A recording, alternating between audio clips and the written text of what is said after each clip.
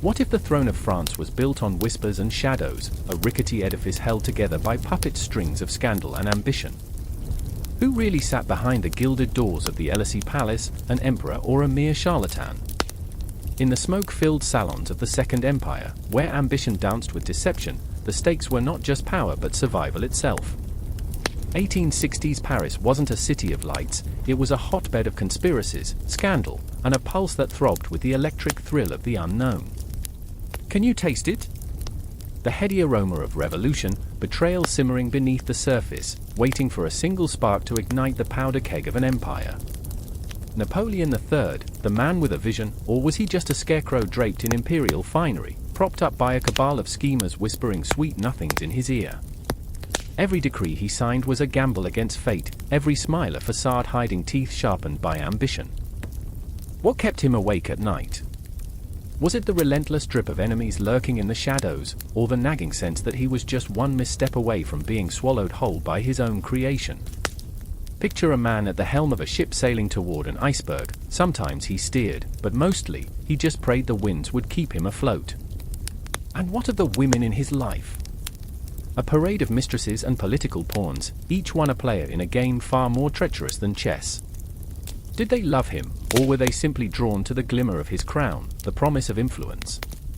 The laughter echoing from lavish soirees masked a darker truth. Each flirtation, each whispered confession was one more move in a deadly game of chess, each pawn a potential queen in a bid for power. In the background, the specter of war loomed large. How many lives could a single ego cost? Napoleon's empire was crumbling, a house of cards teetering on the edge of oblivion. And yet, the champagne flowed like blood at the banquet tables, as if revelry could drown out the impending doom. Paris was a stage, and every citizen an actor in the grand spectacle of a life lived on the knife's edge. What if every rose he offered hid thorns? What if the glory of an empire was nothing more than a mirage, a smoke and mirrors act orchestrated by a man who played the role of emperor like a child dons a crown made of cardboard? How long can an illusion last before it snaps? How many will fall when it does? Secrets simmered beneath the surface, a cauldron of treachery threatening to boil over. The laughter of the elite echoed through the narrow streets, a sinister melody warning all who dared to listen, nothing is ever what it seems. Are you brave enough to peel back the layers and face the truth? The clock is ticking, the shadows lengthen, step carefully, or you might find the ground beneath your feet is already crumbling. The clock struck midnight, the sound echoing through the dimly lit corridors of the Bonaparte residence, a heartbeat in the silence, heavy with the weight of unspoken tensions. In that moment, the air crackled with an electric urgency, a foreboding that settled in the bones of every soul living within those walls. Shadows danced on the walls, drawing thick lines of despair and hope alike, as the future loomed, unseen yet undeniably close. I remember my mother, Letizia, her silhouette framed by the flickering candlelight, a queen encased in a shroud of uncertainty. Her face, a canvas of fierce determination, bore the lines of a woman who had weathered storms yet felt the winds of change howl ominously in the distance. The quiet chaos of her heart echoed louder than the clock's toll, a persistent reminder that the very blood in our veins was a mix of ambition and fear, an intoxicating brew that could either lift us to the heavens or drag us into the abyss. And then there was my father, Carlo Bonaparte, a man caught in the grasp of double-edged loyalty. The faint scent of tobacco clung to him, mingling with the musty aroma of the bookshelves that quietly harbored secrets. I remember how he wore his noble title like a heavy cloak, one that chafed at his shoulders yet brought a sense of pride that kept him upright in the face of adversity. But beneath that facade lay a man riddled with doubts, shrouded in the anxiety of a lineage that demanded greatness, a burden far too heavy for his slender frame. It was a legacy he both longed for and feared, a dichotomy that twisted his soul into knots. As I came into being, the night split open with the wrenching cries of my entrance into the world, a sound that shattered the stillness like a thunderclap. I remember the cold air, biting and crisp, as if the heavens themselves had conspired to mark my arrival. The room, thick with the scent of sweat and desperation, pulsed with the frantic rhythm of my mother's heart, a heartbeat that echoed my own.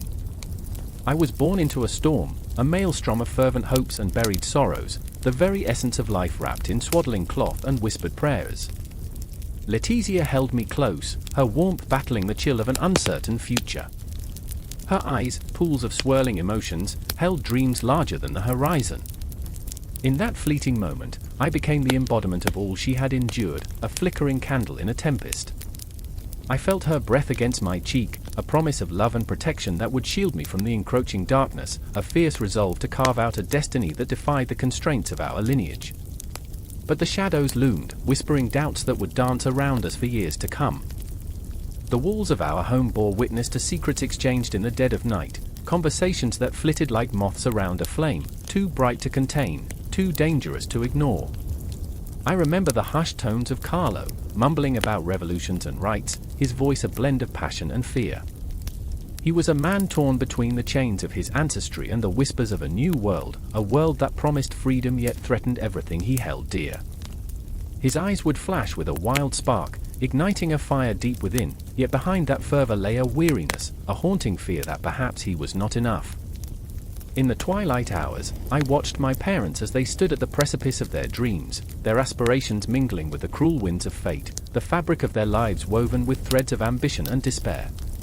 They were flawed, they were human, and within their imperfections lay the raw, unfiltered essence of life itself.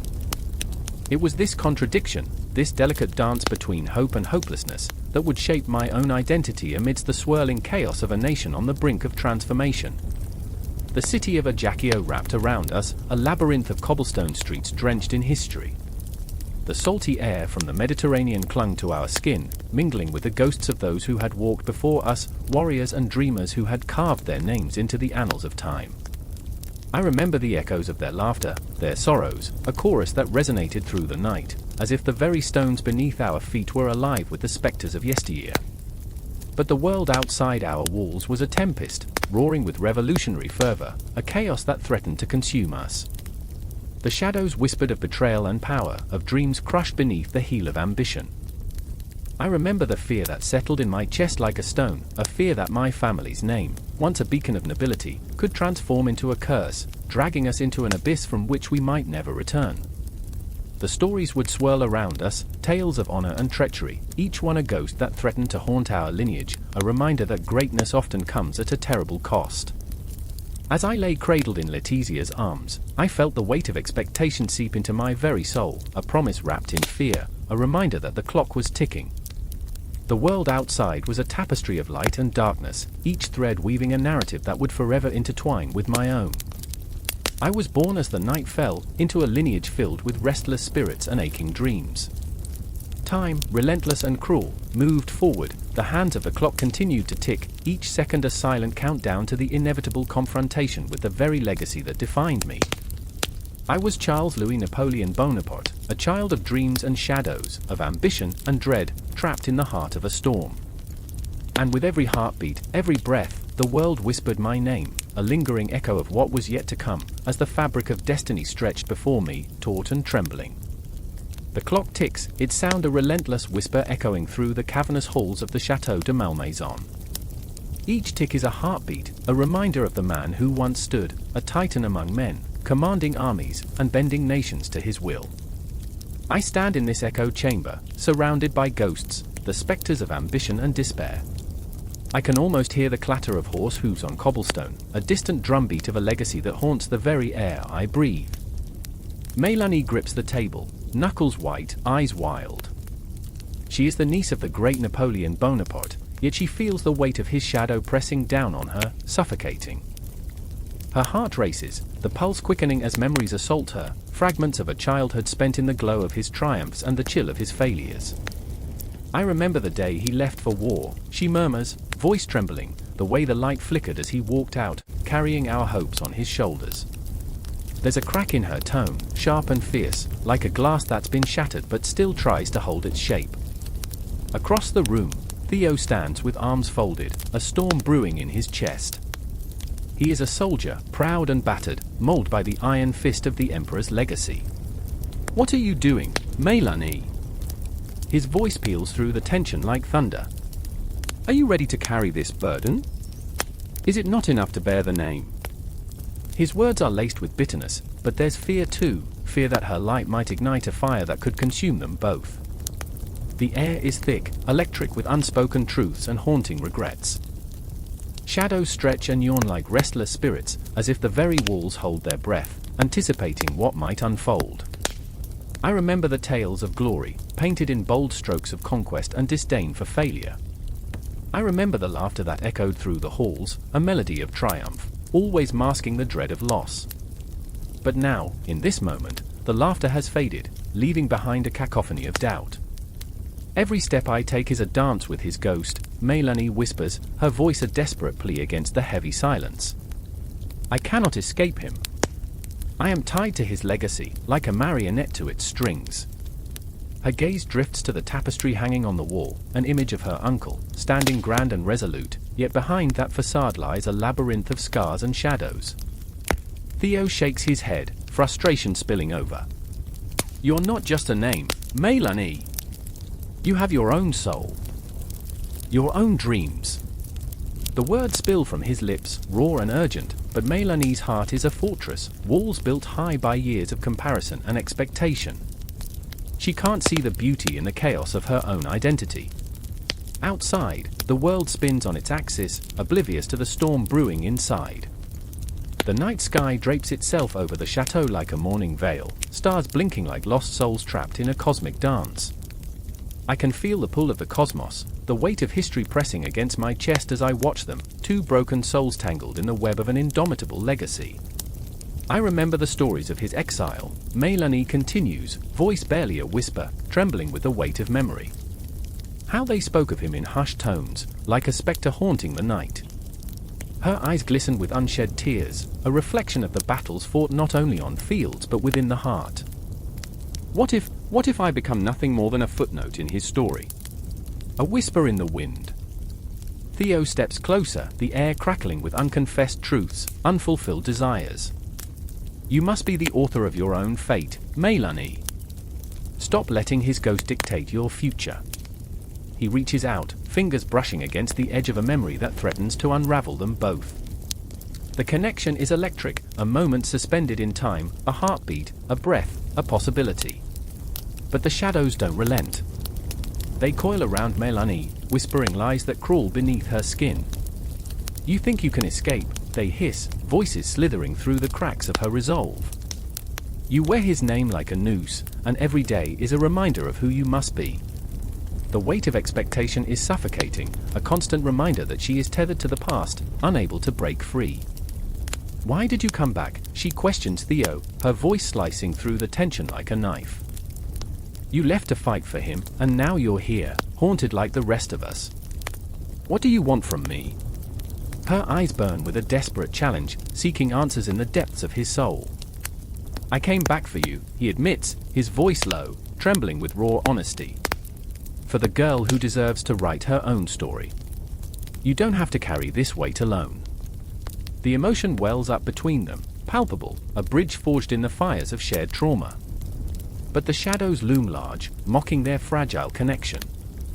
And then, silence. The kind that seeps deep into the bones, heavy and foreboding. The clock ticks on, a heartbeat in a world growing colder. I can feel the walls closing in, the shadows stretching as if to consume the very air they breathe. The confrontation is imminent, yet it hangs in a delicate balance, like a glass teetering on the edge of a table. Will it shatter, or will it hold? Mélanie's breath hitches, a rising tide of emotion swirling within her. I don't know how to break free, she confesses, and in those words lies a universe of despair, a longing for liberation from chains forged in the fires of history. What if I fail? Then we will fail together, Theo replies, his voice steady, a lifeline cast into the tempest of her fears. In that moment, the shadows draw closer, but the flicker of hope ignites in the darkness. The clock ticks on, relentless, a reminder that time waits for no one. And as the echoes of the past swirl around them, I stand at the threshold, heart pounding, captivated by the dance of pain and resilience, watching as the legacy of Bonaparte weaves itself into the fabric of their lives, two souls entangled, poised on the brink of revelation. The air crackles with anticipation, a storm brewing beneath the surface, waiting to unleash its fury. And still, the question lingers, who will emerge from the shadows, and at what cost? I remember the sound of the clock ticking in the oppressive silence, a cruel reminder that time was slipping through our fingers like sand. It was a Tuesday evening, the kind where shadows stretched long across the walls and the cold wind outside howled like a wounded animal. I was sitting at the kitchen table, hunched over my homework, trying to decipher equations that felt like a foreign language. My pencil trembled, reflecting the chaos in my mind. Outside, the snow fell, blanketing the world in a deceptive calm, while inside, my heart raced with the weight of exile. Lena was with me, her fingers brushing through the strands of her hair, a nervous habit that always appeared when the silence grew unbearable. She wore an expression that flickered between sorrow and defiance. Her dark eyes, pools of untold stories, begged to be understood, to be seen. "Do you think they're watching us?" she asked, her voice barely a whisper, fragile and uncertain. I looked up, startled, caught in the web of her fear. "They can't see us here," I replied, but even I wasn't convinced. The shadows danced against the walls, twisting and writhing, as if something sinister lurked just out of sight. The walls of our small apartment felt like they were closing in, pressing against us as we struggled to breathe. A ghost of our past haunted these halls, memories of a tumultuous homeland that felt so far away. "Can you remember what it was like?" she probed, her eyes searching mine. I hesitated, an avalanche of memories threatening to engulf me. I remembered the laughter, the vibrancy of our old life, the warmth of sunlit streets filled with familiar faces. I remembered the fear that crept in like a thief in the night, stealing our security, our innocence.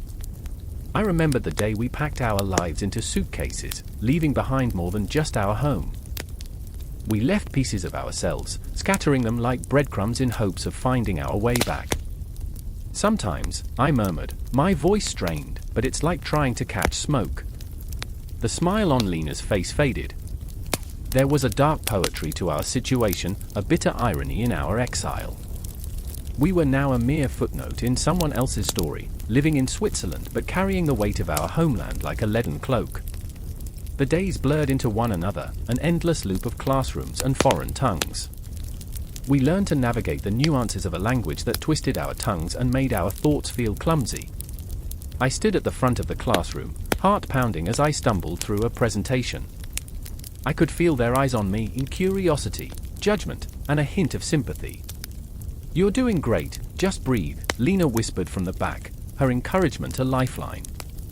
But inside, I was drowning, gasping for a breath of familiarity, of belonging. The schoolyard was a cold battlefield, laughter echoing like shrapnel, reminding us of what we were not. I watched Lena smile, her laughter ringing out, yet it felt like a fragile facade. I could see the shadows lurking behind her eyes, the fear and longing that clung to her like a second skin. Do they even know how we feel? I pondered, feeling a mix of envy and resentment. They had never tasted the bitter fruit of loss. They were blissfully unaware of the ghosts that haunted our every step, that whispered in our ears at night. One afternoon, as the sun began its descent, casting long shadows across the schoolyard, I saw Lena sitting alone on a swing, her legs dangling in the air, a lost bird among the laughter. I approached, feeling the weight of the world pressing down on my shoulders. "What's wrong?" I asked, my voice trembling. She looked at me, tears shimmering in her eyes, and suddenly I felt the dam burst within me. We were more than just exiles, we were two souls tethered by the invisible strings of shared pain. "What if we never belong?" she whispered, her voice a fragile thread. I felt her words sink into me, digging deep into the wounds of my heart. "What if we're just ghosts here?" "Then we haunt them," I said, surprising myself with the fierceness of my response. Lena's eyes widened, and a spark ignited in her gaze. "We'll be the best ghosts they've ever seen," I added, a smile creeping onto my face. It felt almost rebellious, an act of defiance against the weight of our circumstances. But later that night, as I lay in bed, the laughter and camaraderie of the day faded into the shadows of my room. I couldn't shake the feeling of despair. The clock ticked on, and I felt time slipping away again, like the fragments of my childhood scattered across the sea. I recalled the stories of our homeland, tales of ancestors who had fought and bled for a place to call home. Would we forget? Would we lose ourselves entirely? I closed my eyes, seeking refuge in dreams, where the lines between past and present blurred. I wandered the streets of my childhood, feeling the warmth of the sun on my skin, the faces of friends surrounding me, their laughter a melody that soothed my soul. But then the shadows crept in, dark and ominous, reminding me of the darkness we fled. I jolted awake, breathless, the walls of my room feeling even closer now, suffocating. I turned to Lena, who had fallen asleep on the floor, her notebook clutched in her hands, the weight of our dreams resting on fragile paper. I wanted to tell her that we would find our way home again, that we would stitch together the pieces of our broken lives. But the words lodged in my throat, heavy and unspoken. Outside, the snow continued to fall, a relentless cycle of white that seemed to mock our struggle. I felt the world closing in, the shadows whispering their secrets, taunting our every attempt to reclaim our lives. Time was a thief, and we were its unwilling victims, trapped in a web of uncertainty. The silence pressed down, thick and palpable, as the clock ticked on. In that moment, I understood, we were not just exiles. We were survivors. With every heartbeat, every breath, I realized we were the stories we carried within us. And perhaps, just perhaps, those stories would lead us back to a place we could call home. The air crackled with tension as the clock struck midnight, each chime echoing through the empty streets like a heartbeat, a pulse of impending chaos. Shadows danced under the flickering lamplight, twisting and writhing in a macabre ballet of anticipation. I remember the way the damp cobblestones felt beneath my boots, slick and foreboding, as I hurried through the dark, the whispers of revolution curling around me like smoke. There was a promise in the night, a temptation that pulled at my very soul. Then there was Lydia, her heart fierce and untamed, standing at the edge of the dim-lit alley, like a flame refusing to be snuffed out. I'd watched her since the days when political dreams lit her eyes with a fiery determination. Her courage was raw, a wildflower blooming defiantly amid the concrete and corruption. But tonight, fear shadowed her features, and I could see the doubt clawing at her resolve. It made my heart ache. "John," she whispered, her voice trembling, "are we really doing this?"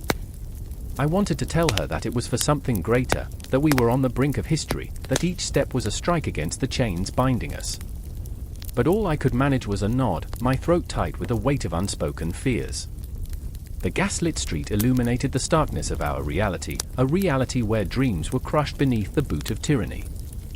And then there was Charles, the idealist turned pragmatist, his brow furrowed in the throes of doubt. I could see him pacing, his hands clenched into fists, the tremor of anxiety betraying his outward calm. "Do you even know what's at stake?" he barked, his voice rising above the rustle of the night. "We could lose everything. Our lives, our names, our families." His words hung heavy, like a cloak of dread settling over us. For a moment, I felt the weight of the world on my shoulders, a crushing inevitability that threatened to swallow us whole. But how could we turn back? How could we abandon a fight that had ignited our spirits? I took a step forward, grounding myself in the electric air. We can't let fear dictate our future. They have taken too much already. Each word ignited a flicker of resolve in Lydia's eyes, a small, fragile flame against the oppressive darkness. As if summoned by our defiance, the night seemed to shift. A distant roar echoed, a sound that sent chills racing down my spine. The crowd was gathering, voices rising in a tumultuous wave, a symphony of hope and rage that crashed against the walls of our despair. I felt it in my bones, that electric hum of possibility, and it made my skin prickle. I glanced at Lydia, and in that instant, our dreams collided, bursting like fireworks against the backdrop of a moonless sky. But dreams come at a price. The shadows of the alley seemed to stretch, looming over us with an ominous weight. It was then that I heard the footsteps, heavy, deliberate, echoing the march of fate. My heart leaped into my throat, and I turned to Charles, his face as pale as the moonlight filtering through the clouds. "They're coming," I breathed, terror gripping me with icy hands. In a flash, everything unraveled. The night exploded with chaos. I remember the shouts, the clash of bodies, the frantic rush of escape. I felt the world spinning, like a carousel gone mad, and then, the sharp crack of a baton against flesh. Lydia screamed. My heart shattered into 1,000 pieces, each one piercing my chest like a dagger. I lunged forward, but the tide of the crowd surged against me, an unyielding wave of fear and desperation. I lost sight of her in the chaos as the guards bore down, their faces twisted with the righteousness of power, eyes glinting with a cruel hunger. They were phantoms of authority, and I was just a flickering candle in the wind, struggling against the storm. "Lydia!" I cried, but my voice was swallowed by the cacophony. I fought against tendrils of despair wrapping around my throat, squeezing tighter with every passing heartbeat. And then, as if scripted by some cruel playwright, I felt cold hands grasp me, dragging me backward, each jerk of my body a reminder of my fragile humanity. I was nothing but a pawn in a game far larger than myself. I remember the chill of the iron bars as they slammed shut behind me, the finality of it, the echo of a dream snuffed out like a candle. The darkness enveloped me, filling the void with despair and haunting whispers of what could have been. In that dank cell, I could hear the distant sounds of the world outside, voices crying out for justice, for hope, for change. But here, in this cocoon of shadows, time stretched and warped, each second a lifetime of regret, each heartbeat a reminder of everything I had lost. I closed my eyes and let the memories wash over me, hear the laughter, the dreams, the fire of revolution, each one both a blessing and a curse, a reminder of a life that might never be. But there was a flicker of light, fighting its way through the darkness, the dream still alive, pulsing with an intensity that refused to be extinguished. I could feel it in my heart, thrumming with every breath, whispering promises of defiance, of resilience. I didn't know what tomorrow would bring, but deep down, I felt that we would not be silenced. The world was turning, and we were part of that revolution. I clenched my fists, the iron bars cold against my skin. I was scared, yes, terrified, even, but a fire smoldered within me, a defiance that would not be quenched. The gears of fate were shifting, and I was not done yet. The echoes of the night pulsed around me, and I knew this was only the beginning. The air is thick with smoke, the acrid scent of despair mingling with the sweet, suffocating promise of freedom. I can hear the distant clang of metal on metal, each jarring crash a heartbeat in the throbbing pulse of revolution. Paris, in the grips of chaos, is a living organism, thrumming with the energy of its people, a cacophony of voices, of dreams, of nightmares. It's February 1848, and the streets are alive with a hunger that is palpable, a hunger that gnaws at the very bones of this city. I remember the cold biting at my cheeks, the numbness creeping in as I gripped the tattered edges of my coat. My heart raced, a wild drumbeat against the silence of my fears. They called me Adrian, a mere painter, yet here I stood, splattered with the colors of 100 ambitions unfulfilled. I remember the moment the barricades went up, the clang of wood against stone, the fervor in the eyes of Louis, my closest ally, lit with the fire of rebellion. "Can you feel it?" he had shouted, his voice cutting through the din. The air is electric. "We are on the brink of something magnificent." His eyes gleamed with a mad fervor, a mix of hope and the intoxicating scent of danger that made my stomach churn. Louis, the dreamer, the poet, with words that could rally the hearts of the disillusioned. But beneath that bravado, a flicker of doubt danced across his features, a palpable fear lurking behind the bravado. And then there was Elodie. Daring Elodie, with hair like a tempest and a spirit that defied the very chains that bound us. She stood on the barricade, urging the crowd forward, a silhouette against the dimming light of day, her voice a clarion call that resonated deep within. "They cannot silence us," she cried, her hands raised high, fingers curling like vines reaching for the sun. But those hands were trembling, I could see it, could feel the tremor in my bones. "Do you believe it, Adrian? Do you believe we can change the world?" she asked, scanning the faces in the crowd as if searching for an answer that danced beyond us. I wanted to believe, wanted to scream out yes. But the doubt coiled around my throat, choking the words before they could escape. We were but pawns in a game played by men in shadowed rooms, where deals were struck in whispers, where blood could be the price of progress. A gust of wind swept through, carrying with it the scent of rain, but it was soon drowned out by the stench of sweat and fear. The sky darkened, shadows creeping through the streets, swallowing the hope whole, reminding us that even in rebellion, darkness lurked just beneath the surface. I remember the moment it all changed. A single gunshot, sharp and sudden, slicing through the cries of passion and the fervor of revolt. It rang like a death knell, and the crowd froze, a collective gasp echoing through the night. My heart pounded in my chest like a caged bird desperate for freedom. Louis! I reached for him, but he was already moving, rushing toward the sound, defiance etched in every line of his face.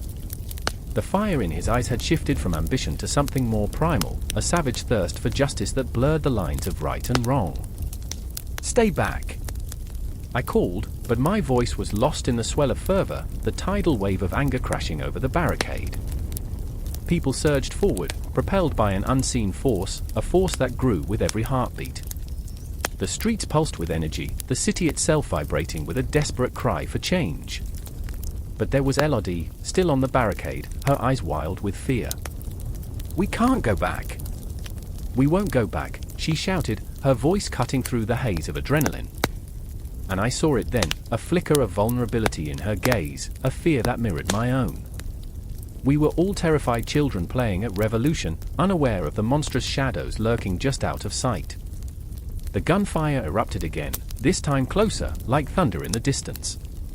The crowd froze in horror, then surged forward once more, propelled by a primal urge that was both terrifying and exhilarating. I was swept up in it, feeling the surge of bodies around me, the weight of hope and despair crashing against my chest. "Forward!"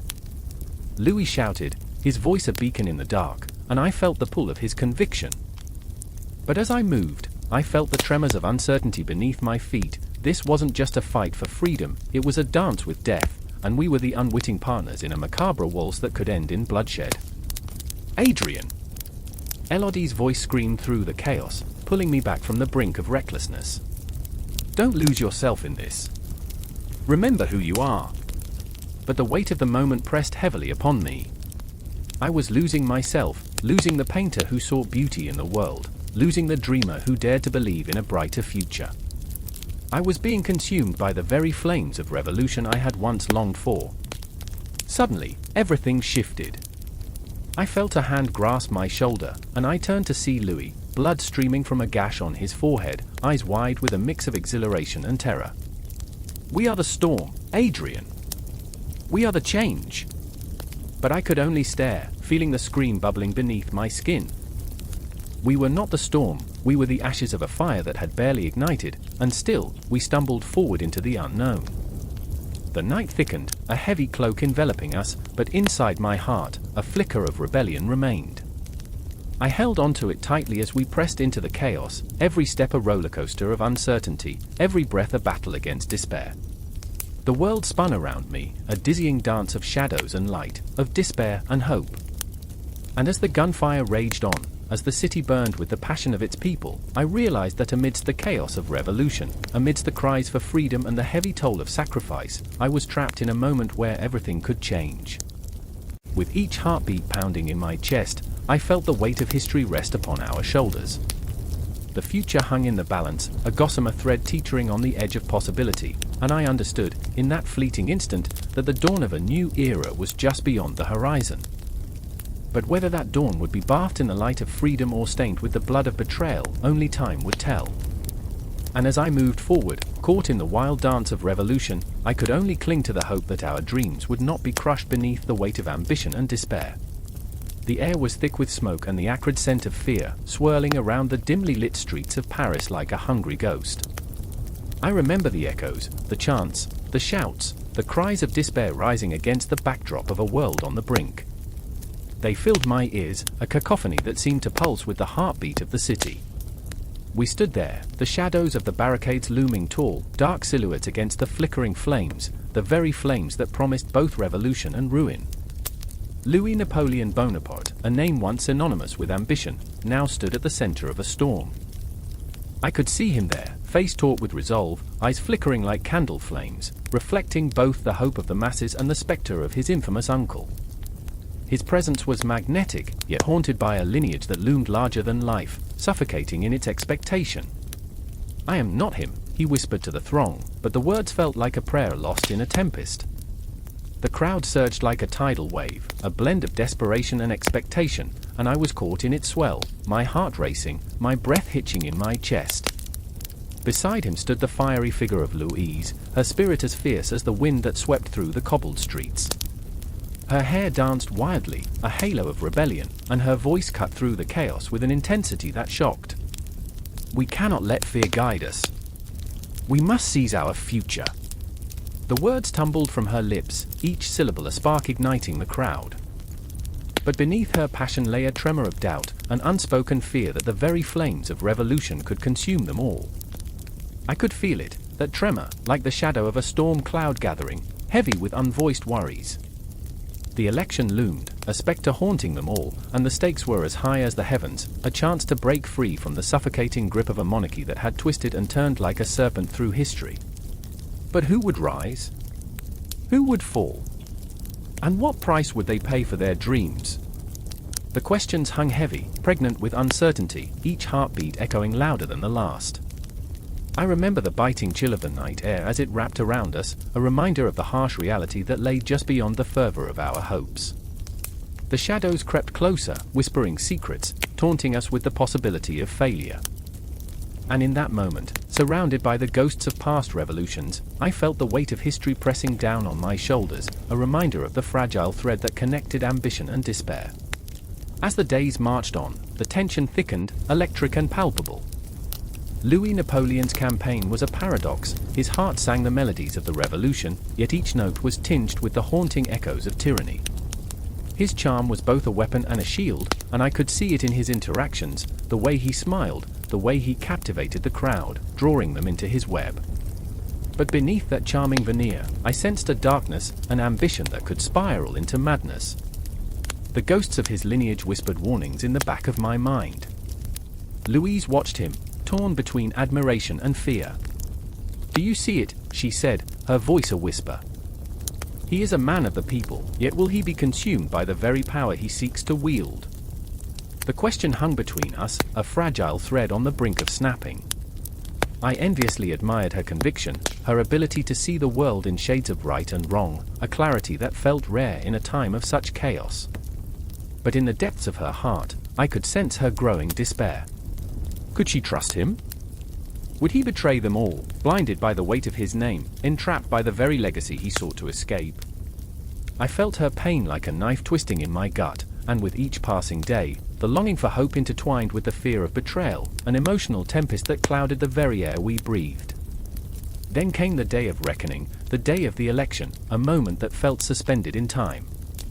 Paris held its breath, a collective gasp that echoed through the cobbled streets. The city was a cauldron, bubbling with expectation and dread, each citizen a mere flicker in the vast tapestry of history.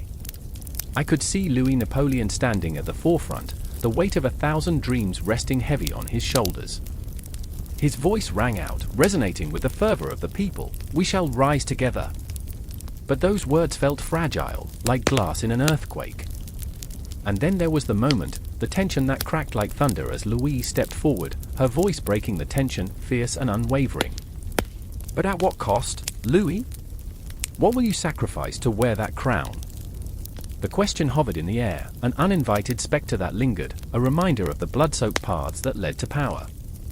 Silence fell, thick and suffocating, and I could see the flicker of doubt in Louis's eyes, a crack in his facade. In that heart-stopping moment, the city seemed to hold its breath, a collective pause in a narrative wrought with conflict. Would he embrace the darkness, or would he rise to the light? The answer danced in the air, a ghostly echo of choices yet to be made. And in the shadows, I felt the weight of history, the inevitability of the march of time, pressing down upon us all. Yet the election was not merely a contest of power, it was a crucible, a test of the human spirit. In the faces around me, I saw reflection, mirrored hopes and fears, dreams trembling on the precipice of despair. The city, my city, was alive with stories, each heartbeat a thread weaving us together, binding us in this moment, in this struggle. The tension was electric, the air crackling with the promise of change, but the shadows loomed larger, whispering secrets of betrayal and ambition. And then, the moment shattered like glass. Louis Napoleon, caught in the throes of ambition, took a step forward, toward the light, toward the office of President of France. The crowd erupted, a wave of voices rising in celebration, but I could feel the undercurrent of something darker, something lurking just beneath the surface. The shadows danced, and I was left standing there, breathless, heart racing, caught caught in the whirlwind of history, the echoes of his name repeating in my mind, like a haunting melody reverberating through the ages. In that crowded square, I felt alive, caught between the hopes and dreams of a nation and the relentless march of time. The clock ticked, a reminder that moments like these are fleeting, yet the weight of this one would linger, shaping our futures in ways we could scarcely imagine. I remember, as the winds of change swept through Paris, and a new chapter began to unfold, leaving us all on the edge, suspended between what was and what might be. The sirens blare, piercing the icy night air, cutting through the dense fog that clings to the cobblestone streets like a shroud. I stand there, frozen, heart pounding in my chest, as shadows move in chaotic patterns across the buildings, some cast by the flickering street lamps, others by the restless spirits of the city. I remember the faces. I remember the cries. Each anguished voice a drop of blood, pooling at my feet, desperate for acknowledgement. Marie, her hair wild like a tempest, stands with fists clenched, fury radiating from her very core as she stares into the abyss of unyielding bureaucracy. Her eyes, usually warm and inviting, now blaze with an intensity that could ignite the very air around her, a rebellion brewing beneath the surface.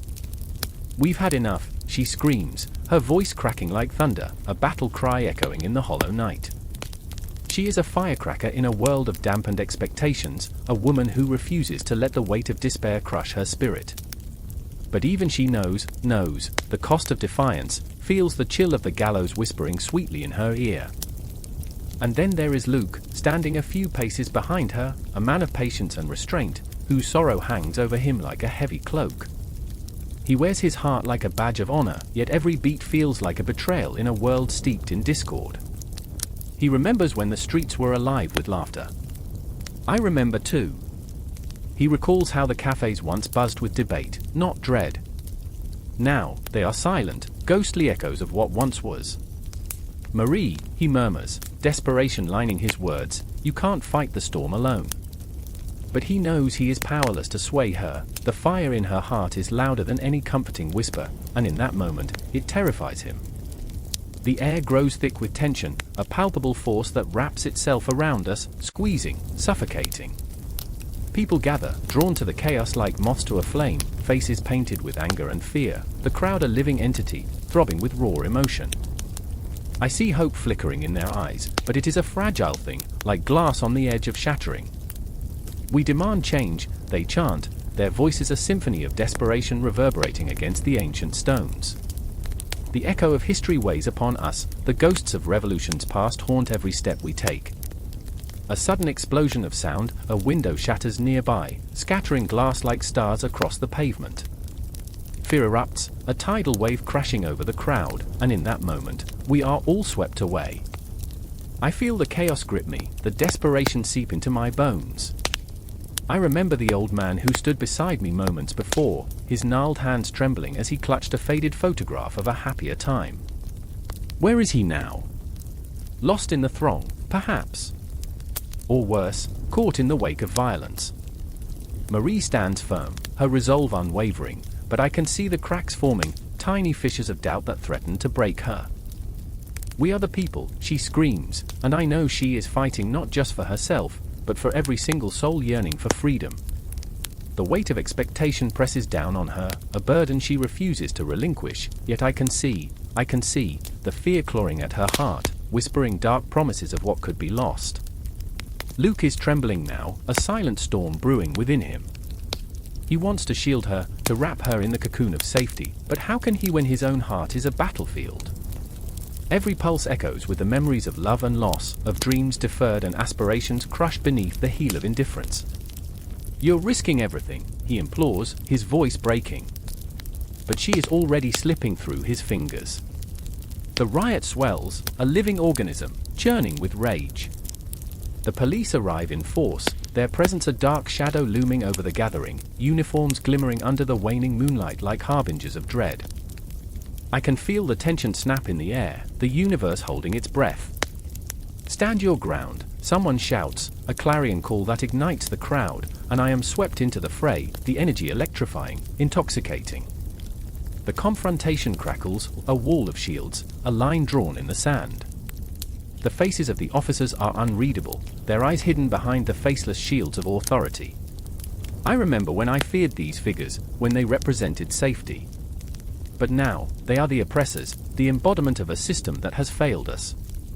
And as Marie charges forward, I see the determination etched into her features, a warrior ready to take on the world. She raises her voice, a melody of defiance cutting through the noise. "You will not silence us." And in that moment, I see the past flash before me, the echoes of revolution, the weight of history, the voices of those who fought before us. They are here, among us, urging us onward.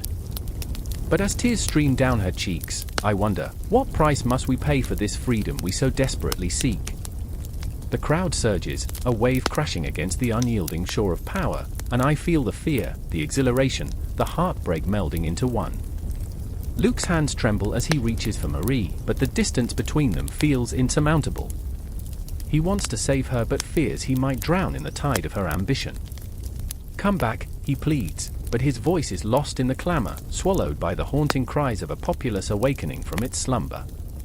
And then, in an instant, it happens, a clash, a moment that stretches into eternity. The world tilts, the ground shakes beneath us, and I am drawn into the eye of the storm.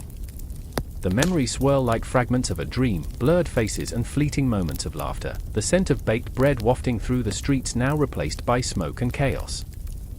The clock ticks ominously, marking each heartbeat, each breath as we stand on the precipice of change, teetering between hope and despair. The air is charged, electric with possibility, yet suffused with an undercurrent of fear. I can feel the pulse of the city, its heartbeat syncopated with my own. The night is pregnant with uncertainty, where every shadow hides a reminder of what is at stake. The clock ticks louder, ominous, relentless. The battle for the soul of France brews, swirling like the smoke that chokes the air, and we are all caught in its tempest. The clock struck 2, a sound that reverberated through the narrow streets of Paris like a gunshot. An icy wind swept through the alleyways, carrying with it the faintest whispers of betrayal, rustling the fallen leaves like secrets too dangerous to be spoken aloud. The sky hung low, a heavy grey shroud that pressed down on the city, making the air thick with foreboding. I remember the taste of fear on my tongue, bitter, metallic, all-consuming. In the heart of this storm stood Emile, a man carved from desperation.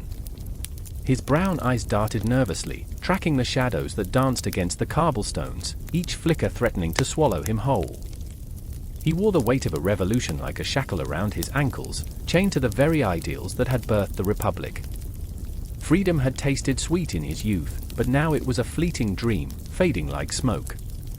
"I fought for this," he murmured, the words catching in his throat, a choking regret that felt like betrayal to his own heart.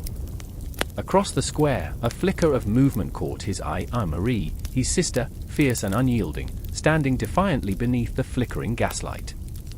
Her auburn hair was aflame against the dreary backdrop, a stark reminder of the passion that had once ignited the streets. But her spirit was crumbling into ashes. "You can't hide forever, Emile," she shouted, voice trembling with a mix of anger and fear. "They will come for us, for all of us." The urgency in her voice sliced through the tension, a raw plea that drove a dagger into his chest. Each heartbeat echoed like a war drum, the distant sound of booted feet marching in unison toward their fate. Soldiers, loyal to Louis Napoleon, the emperor who wore a crown of thorns and a smile of deceit. The man who had promised a return to glory but now wielded power with an iron fist, silencing dissent with the force of his will. "You don't understand," Emile replied, his voice heavy, as if each word carried the weight of the world. "We cannot win against an empire built on fear." But Marie's spirit was a tempest. "And what will you do?" "Stand here and watch as they tear apart everything we fought for."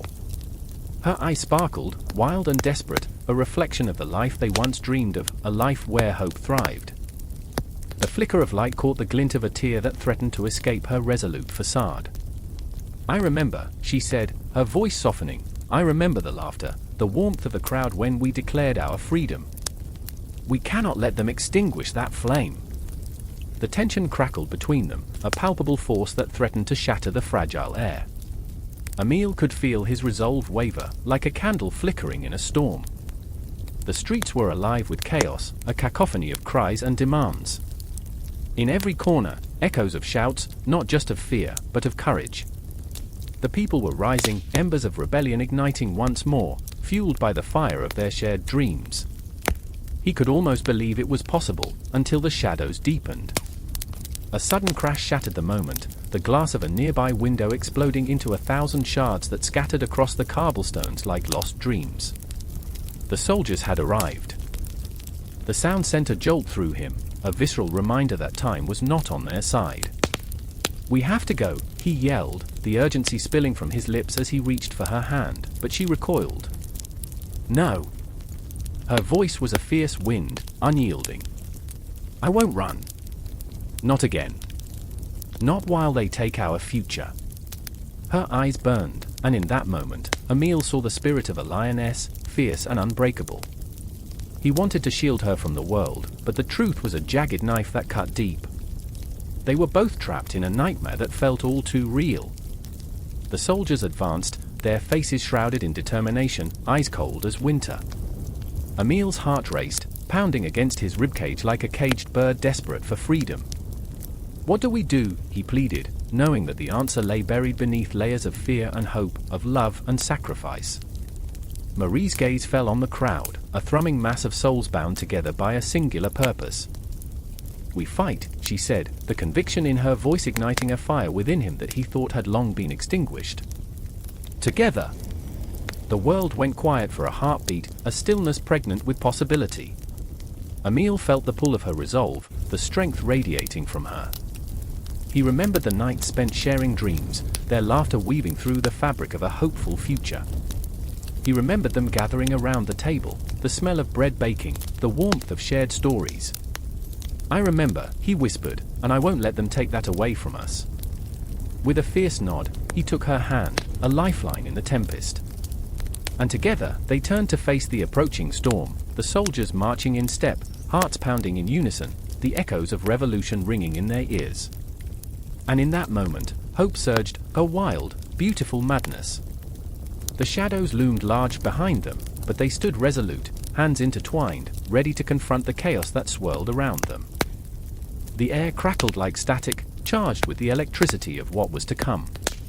Each heartbeat thrummed with the promise of defiance, a shared dream igniting between them, the flicker of freedom unyielding against the darkness. As the soldiers advanced, fear and courage melded into a singular force, a tidal wave of emotion crashing over them. The clash between hope and despair resounded like thunder, a symphony of lives on the brink, a moment suspended in time, where dreams hung in the balance, fragile and fierce. Emile knew that this was just the beginning. The fight was far from over, and the night was alive with the specters of history, each breath a reminder of what was at stake. The clock kept ticking, the march of time relentless, but they would not succumb. They would rise, together, against the shadows that threatened to swallow them whole. And beneath the heavy sky, in the heart of a city trembling with uncertainty, they found their resolve. For freedom was not simply a word, but a heartbeat, echoing through the ages, a whisper that could not be silenced. The night was dark, but the dawn would come. The fight had begun, and the spirit of revolution burned bright. The clock struck midnight, its chime echoing like a death knell through the empty streets of Paris, a city dressed in shadows. Beneath the pallid glow of gas lamps, the air crackled with tension, a silent witness to the restless hearts that thumped in the darkness. I stood there, paralyzed, a mere spectator in the theater of ambition and despair, as the void of history whispered promises of glory and ruin. I remember the weight of that night, thick as fog. My fingers trembled, not from the chill, but from the electric pulse of revolution coursing through the veins of the city. I was there, on the precipice of something monumental and terrifying. A man named Louis, his face a mask of determination marred by doubt, paced near me. His brow was furrowed, and I could feel the internal battle he fought, glory begging him to seize it, yet fear gripping his heart. "Can we really do this?" he murmured, more to himself than to me, his voice a fragile thread in the cacophony of impending chaos.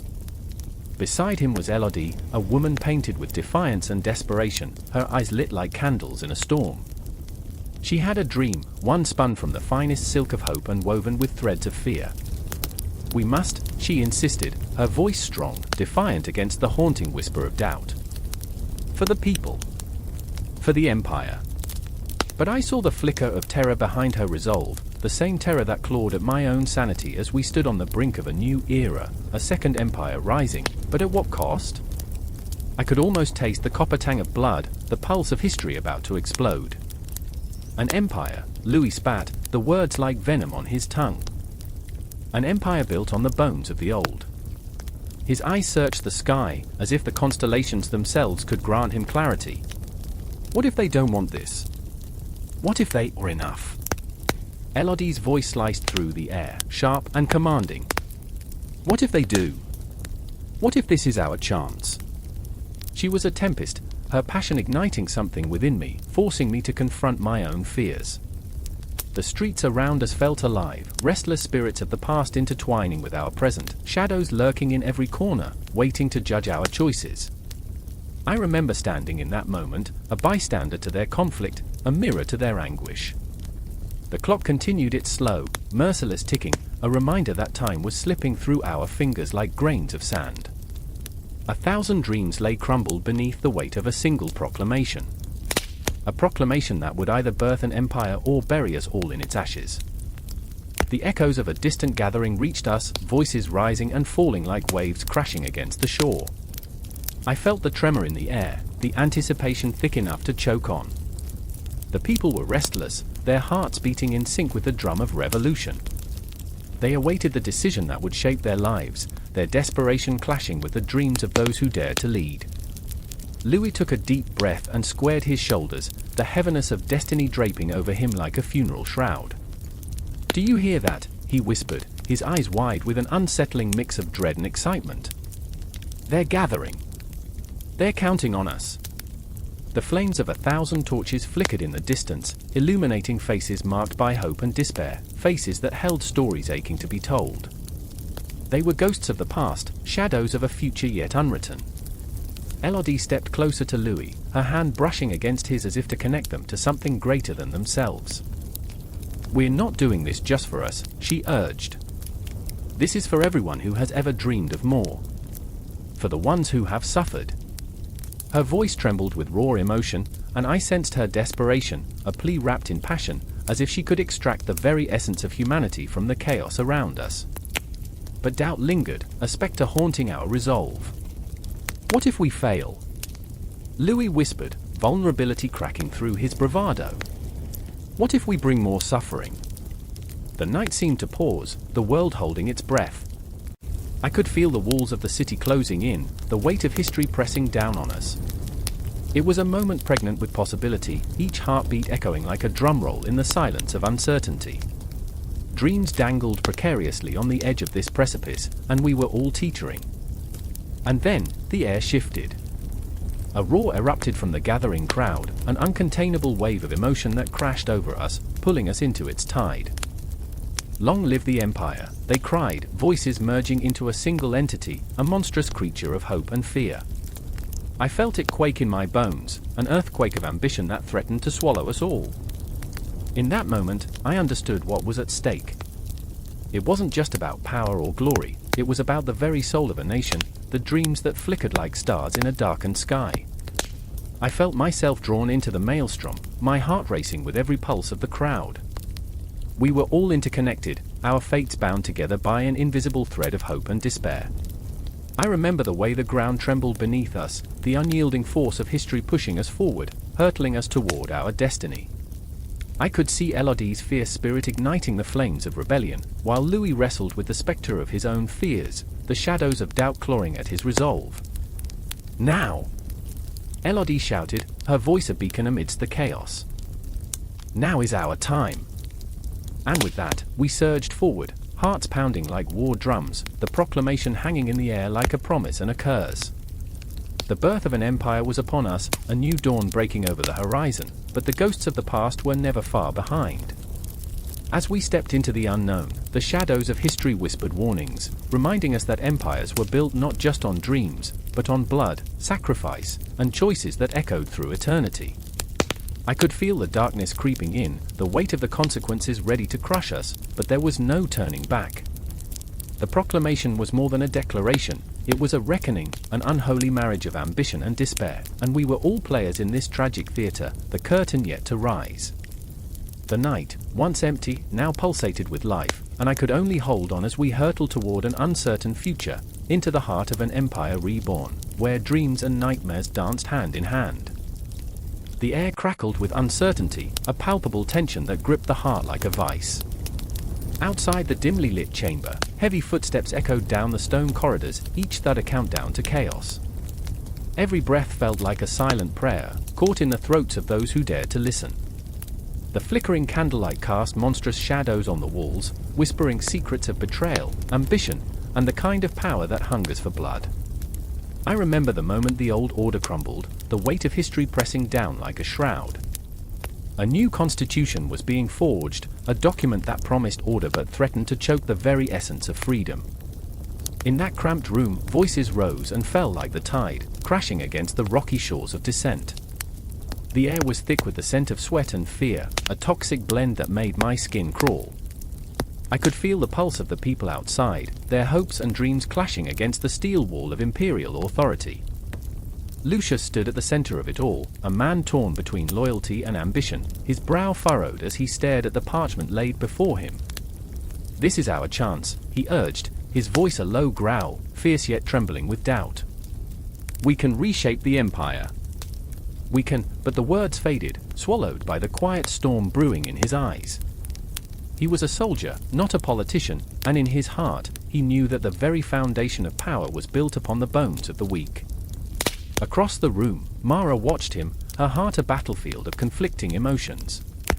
She had loved him once, when hope had danced in their eyes like stars. But love is a fickle mistress, and now it felt like a shackle, binding her to a man caught in the throes of a desperate ambition. "Lucius, you can't trust them," she implored, her voice a tremor beneath the weight of their past. "They'll use you, just like they use everyone else." The truth hung between them, sharp and cutting, but he refused to see it. The shadows lengthened as the night deepened, and the tension in the room thickened, choking off the air. Each tick of the clock punctuated the silence, a haunting reminder that time was not on their side. The old guard was gathering, and with them came whispers of retribution, of darkness that would consume anyone who dared challenge the throne. It was a game of chess, but the stakes were life and death. "Change is painful," Lucius said, almost to himself, his eyes glistening with a feverish light. "But it's necessary. We can't keep living in the shadow of the past." His voice rose again, filled with a fervor that bordered on madness. "The people deserve better. We can give them hope." But in his desperation, he didn't see the ghosts that followed his every word, shadows of those who had fallen before him, their cries echoing in the silence. Mara shook her head, feeling the weight of his ambition like a noose tightening around her throat. Hope? Or tyranny in a shiny new package? Her words dripped with sarcasm, an attempt to pierce the veil of delusion that surrounded him. She remembered the stories, the executions, the families torn apart by the very power he sought. "Do you want to be one of them? A pawn in a game that will never end?" But Lucius's resolve was unyielding, his dreams of glory blinding him to the truth. He had seen too much suffering to turn back now. "I remember," he paused, his voice cracking under the weight of his memories. "I remember the faces of the fallen. We can honor them, Mara. Don't you see?" And in that moment, something shifted within her. The love she once felt for him twisted into something darker, a profound fear of losing him to the very thing he sought to change. "Lucius, listen to me. The new constitution isn't freedom, it's a chain. They'll use you and break you, just like they've done to so many before." Her hands trembled, the weight of their shared past heavy upon her. Outside, the world held its breath, the people restless, unaware of the tempest brewing within. The fire of revolution flickered in their eyes, but would they ignite it, or would they become the ashes of another failed dream? Mara felt the walls closing in, every heartbeat a countdown to the inevitable clash of ideals, the old versus the new, hope versus despair. As the footsteps grew louder, she felt a shiver race down her spine. The council had arrived, cloaked in authority, faces set like stone. They would offer promises wrapped in silk but wield daggers beneath the table. This was their moment, and in the fragile silence that followed, the chamber seemed to hold its breath, teetering on the edge of catastrophe. Lucius turned, the weight of his decision heavy upon him, caught in the storm of his own making. "I won't let fear dictate my actions," he declared, but his voice wavered, and in that moment, he appeared more boy than man, lost in a world where shadows danced with malevolence. Behind them, the door swung open, and the council members entered, a cadre of cold smiles and sharp tongues, each step a thunderclap in the stillness. Mara braced herself, feeling the electric tension in the air, a spark that threatened to ignite the powder keg of ambition and despair. "Welcome, Lucius," the leader intoned, voice smooth as silk, yet edged with something darker. "We have much to discuss." And in that instant, with the weight of their fates hanging precariously in the balance, the room spun into chaos. Every emotion ignited, the hope, the fear, the love turned to desperation, as they faced the abyss of what was to come. I remember the feeling of inevitability as it washed over me, an undercurrent of dread weaving through the fabric of our lives. The world outside rumbled with the promise of change, but change often bears the scars of sacrifice. With each heartbeat, the chamber echoed with the tension of lives on the precipice, caught between the chains of history and the fragility of dreams. And so the dance began, a macabre waltz of power and ambition, an exquisite nightmare that would leave no soul untouched, no heart unscathed. In the darkness, they moved toward destiny, unaware that every choice would seal their fates, binding them to the very shadows they sought to escape. The siren screamed through the night, a howl that clawed at the edges of sleep, pulling everyone from their dreams into the biting chill of reality. I stood on the balcony, breathless, watching the shadows dance across the crumbling buildings below. The city, once a proud tapestry of ambition, now lay marred by neglect, its veins pulsing with the urgency of change that seemed perpetually out of reach. I could see them, figures in the dark, gathering, whispering what felt like both hope and despair. Their silhouettes were the ghosts of a once vibrant society, yearning for light. Amira was down there too, her heart beating like a war drum, caught between courage and the suffocating fear that gripped us all. I had watched her transform from a spirited dreamer into a guardian of those dreams, her eyes burning with a relentless fire. She was the first to step forward when the call for modernization rang through the streets, her voice a clarion, echoing through the night like a promise. But now, the weight of her choices hung heavy in the air. She had stirred the pot, igniting a revolution that threatened to consume us all. "Do you hear them?" she asked, her voice trembling with fervor and doubt as she turned her gaze to me. "They want a future, but what will it cost us?" I remembered standing in the old market, the scent of spices swirling like the memories of laughter that had once filled the air. Those days felt like lifetimes ago, as if the sun had set on our joy and risen on our fears. Now, the market was a battleground, the cries of vendors drowned out by the roars of those seeking change. At her side was Malik, a man burdened by the shadows of his past, haunted by decisions that had left him teetering on the brink of destruction. He was a reluctant participant in this chaotic dance, his heart a storm of anger and regret. He had witnessed too much, friends turned enemies, hope turned to ash. And yet, he stood with Amira, torn between his loyalty to her vision and the gnawing doubt that their pursuit could lead to ruin. "Change isn't a fairy tale," he muttered, gripping the railing, his knuckles white. "It's a beast that devours everything in its path." His words were daggers, slicing through Amira's resolve. But there was a flicker of something in his eyes. Was it hope? Or was it fear? In the flickering streetlights, I caught sight of a clock tower, its hands frozen in time, a symbol of the stagnation that had seeped into our bones. Time slipped away, an unyielding specter that loomed over us, reminding us of the urgency to act, to rebuild, to heal, or else be buried beneath the rubble of our own making. I looked back at Amira, her determination shining brighter than the flickering flames of discontent. "We have to fight for them," she breathed, and I felt the weight of her words settle deep in my chest.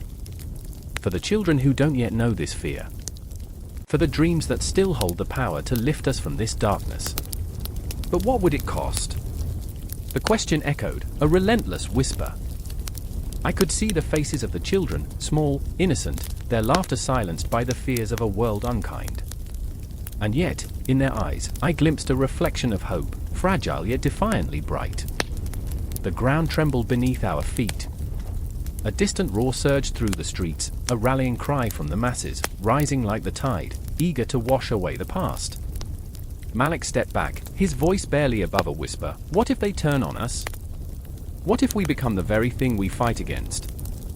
His words hung in the air, heavy with the weight of unspoken fears.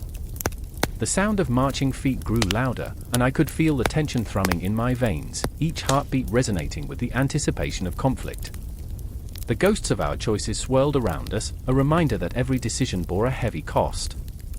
Amira stepped forward, the embodiment of resolve, her heart pounding like a war drum. "We can't back down now," she declared, the fire in her eyes igniting something within me. "The time for whispers is over. We must seize this moment, we must transform this city. If we don't, we risk becoming the ghosts of our own dreams." I could see the shadows behind her, the audience waiting for a signal, ready to leap into the unknown. I felt an electric charge, a sense of urgency that coursed through us all, binding us together in this tumultuous sea of change. We were standing on the precipice of something monumental, a chasm that either led to rebirth or destruction. The weight of it was unbearable. A sudden explosion of light erupted in the distance, illuminating the night sky, a stark reminder of the chaos that lay ahead. I could feel the fear, the anger, and the desperation coiling in the air, a living thing that gripped our hearts with icy fingers. "Promise me," Malik's voice broke through the din, raw and unsteady, "promise me we will not lose ourselves in this fight. Promise." Amira reached for his hand, squeezing it tightly, their connection a fragile lifeline amid the storm. I felt the electric pull between them, a desperate attempt to anchor themselves in this maelstrom of uncertainty. And I stood there, a witness to their struggle, feeling the cameras of our lives turn toward us, narrowing in on this moment where everything could change or shatter into a million pieces. The sirens faded into a haunting lullaby, and as the dawn began to creep over the horizon, it felt as if the city held its breath, waiting, wanting, yearning for something to break free from the shackles of the past.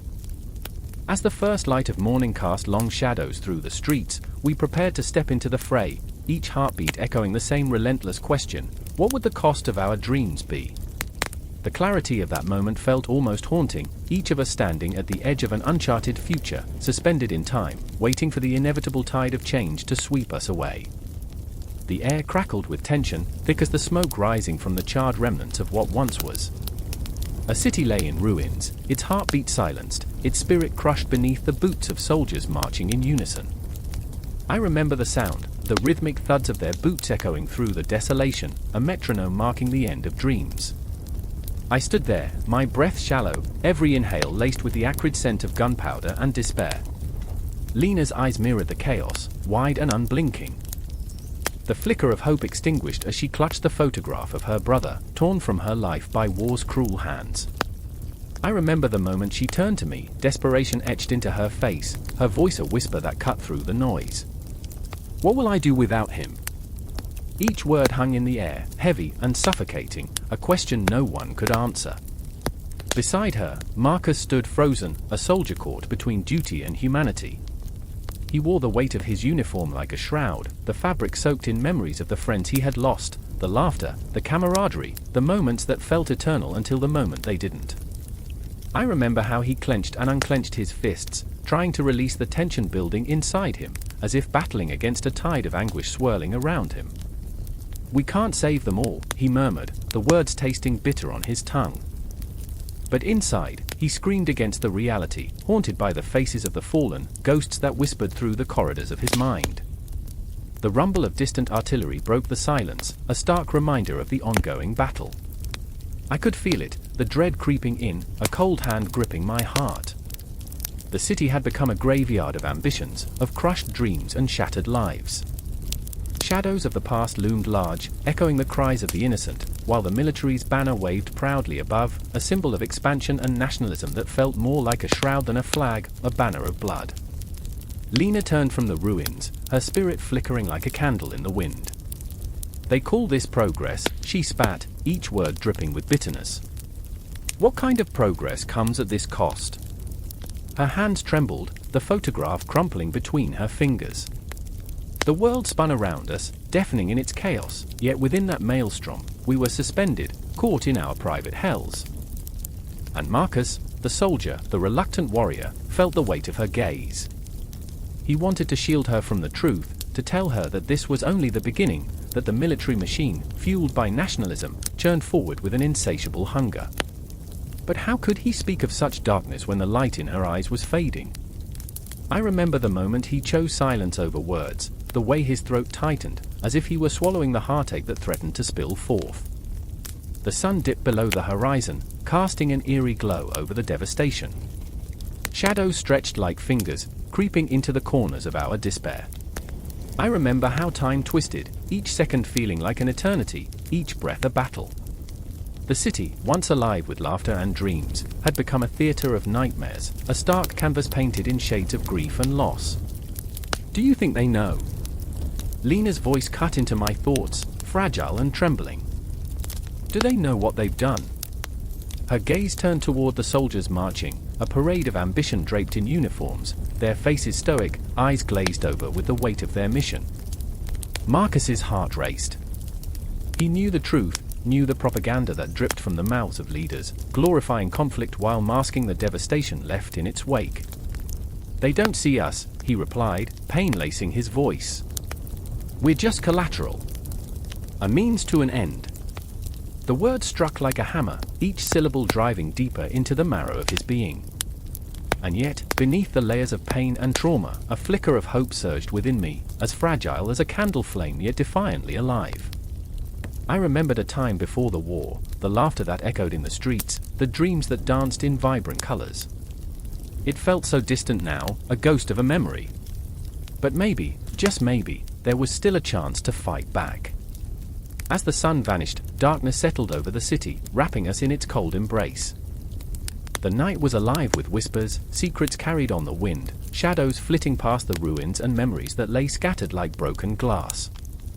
I turned to Marcus and Lena, their faces illuminated by the dim light of the dying sun, a constellation of sorrow and resilience. We have to remember, I insisted, a fierce determination igniting within me. For every life lost, we must fight for the ones still here. We can't let their stories fade. Lena nodded, the fire of resolve sparking in her eyes. Marcus looked on, uncertainty battling with something deeper, something raw and primal that surged through him. The ghosts of the past reached out, their fingers curling around our hearts, urging us to act, to resist. The military, the expansion, the nationalism, it felt like a monstrous beast, an insatiable entity that devoured everything in its path.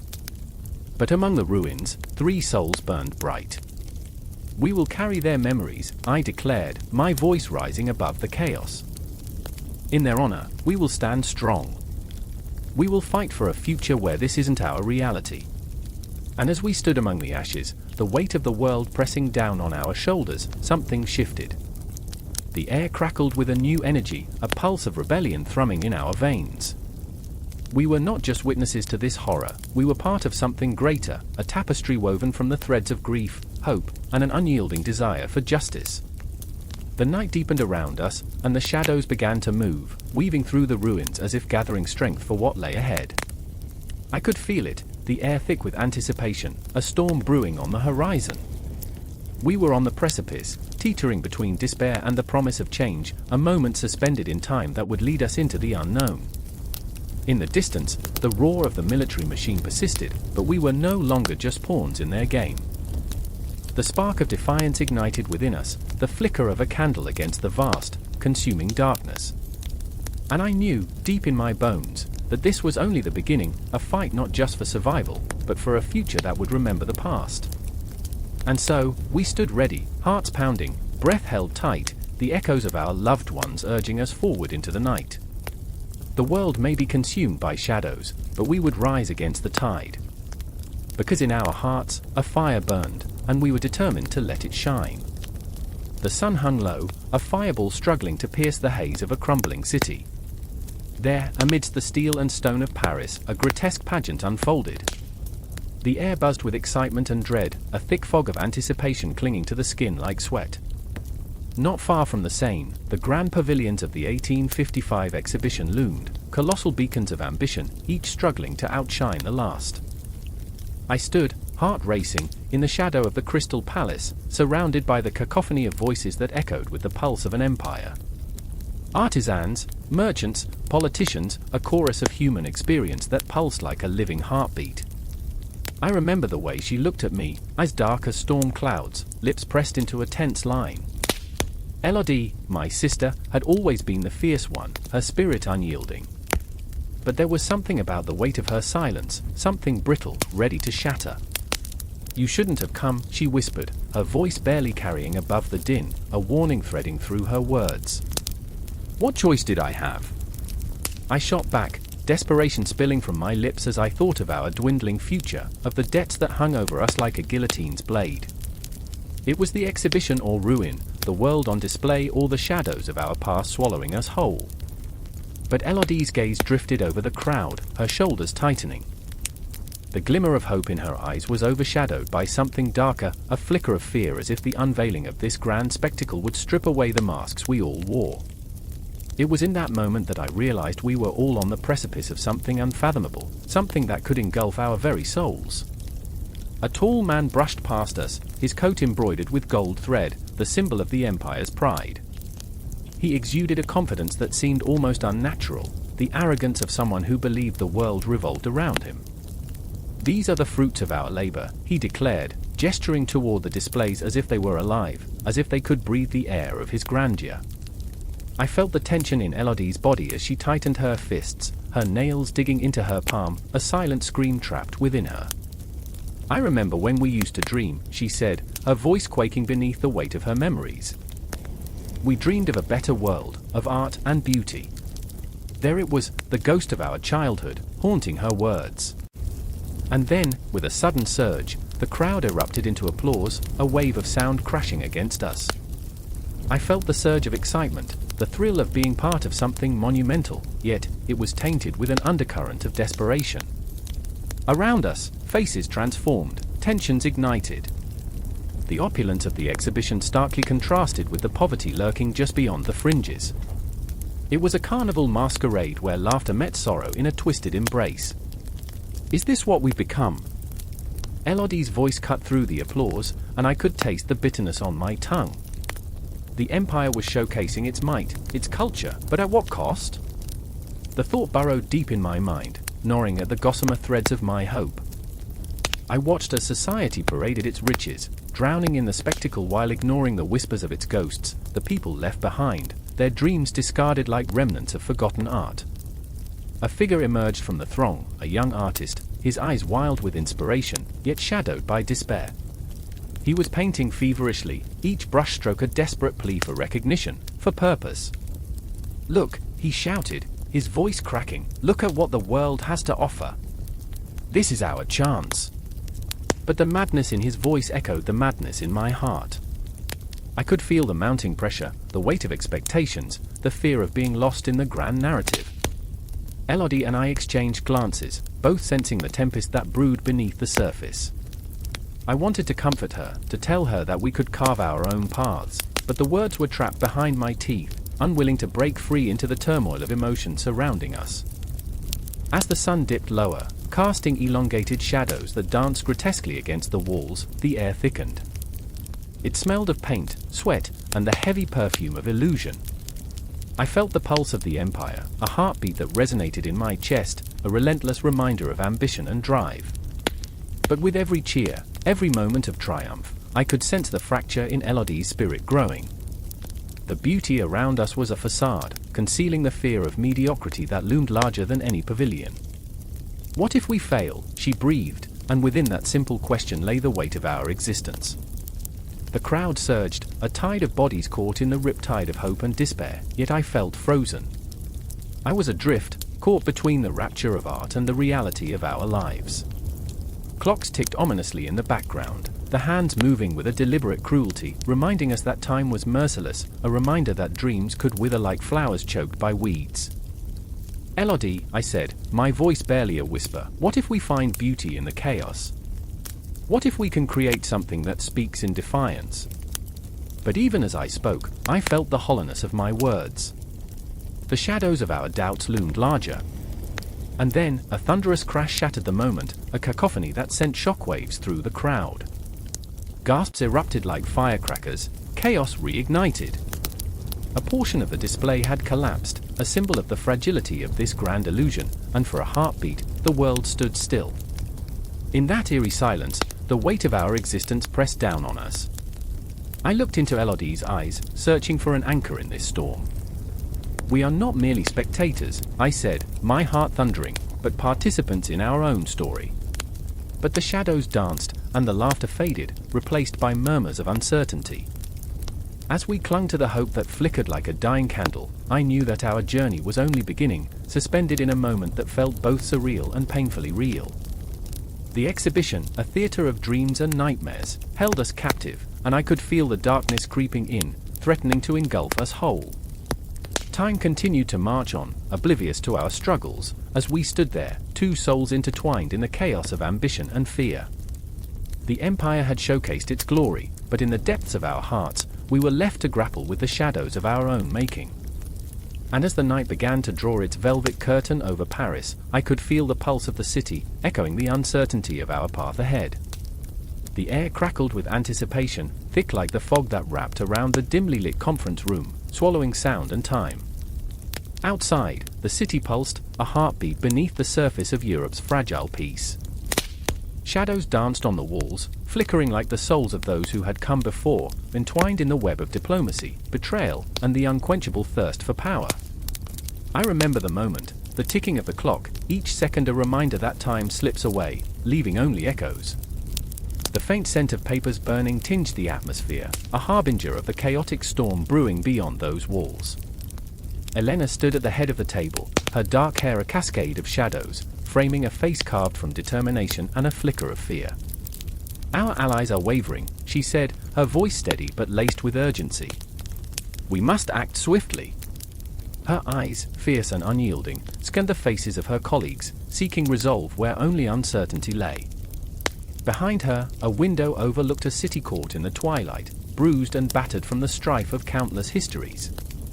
Every heartbeat echoed like a drum, like a call to arms. Then there was Nathan, a man of contradictions, a diplomat haunted by ghosts of his past. He leaned back in his chair, the weight of 1,000 decisions etched on his brow. And what if we lose them? What if our moves push them further away? His voice trembled, revealing a vulnerability that shattered the facade of confidence he wore like armor. He was stuck in a labyrinth of his own making, every corner a reminder of choices that could not be undone. The sharp edge of regret sliced through him, leaving a raw wound that refused to heal. "Trust is a delicate dance," Elena replied, her tone softer now, a gentle hand against his turmoil. "We can't afford to waver. This isn't just our future, it's theirs too." The tension in the room thickened, a taut string about to snap. I could feel it, the electric jolt of uncertainty, of desperation, the fight against forces larger than themselves. They were two warriors in a battle of words, their fates intertwined, yet so painfully alone in their burdens. The walls closed in, shadows merging with their doubts, whispers of history taunting them. I remember a night, years ago, when the world had seemed so fragile, so easily shattered. There were dreams then, promises exchanged under starlit skies, an understanding that every choice rippled through time. But here, in this moment, all that remained was the chilling weight of what could be lost. I could see it in Nathan's eyes, the flicker of a dream extinguished, the ghost of a family torn apart by the ravages of war. Suddenly, the door burst open, and in rushed Victor, a storm in human form, brimming with urgency. "The Chancellor is wavering. We've lost France's support." His words landed like daggers, slicing through the tension, unleashing an avalanche of anxiety.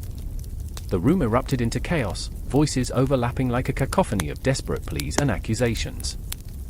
It was a spiral of panic, the tremor of a world on the brink of collapse.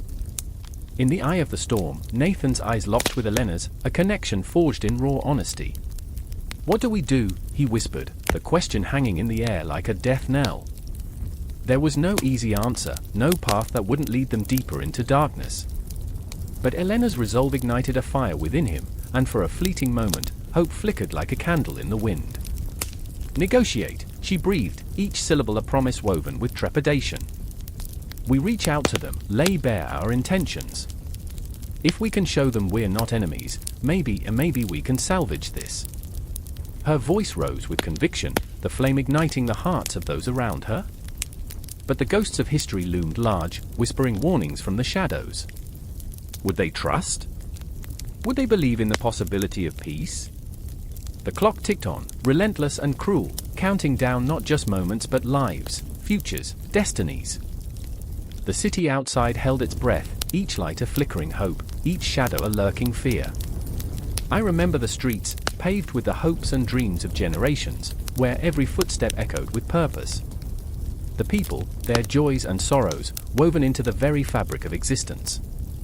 Amidst the turmoil, the struggle for understanding, a single truth emerged: to choose diplomacy meant to choose vulnerability, to lay bare the soul of a nation, to risk the very foundations of trust. The meeting unfolded like a tapestry, thread by thread, each moment a stitching of fate. They spoke not just of alliances, but of human hearts, of the ties that bind us even in our most desperate hours. I watched as Nathan's resolve hardened, the fear dissipating like morning mist beneath the rising sun. He was a man reborn, a phoenix rising from the ashes of despair. He stood then, a silhouette against the window, a warrior ready to face the tempest. "Let us reach beyond borders," he declared, his voice a clarion call against the chaos. "Let us remind them that we are stronger together, that our dreams are intertwined."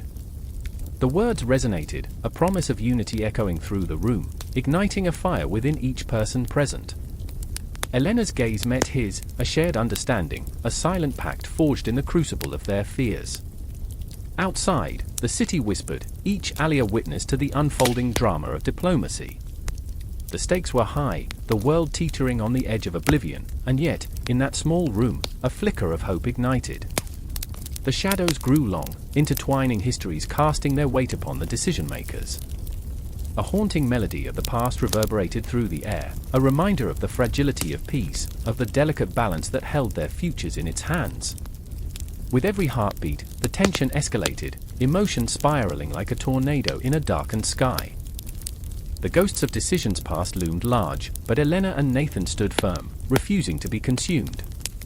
The clock ticked on, a relentless march toward an uncertain destiny.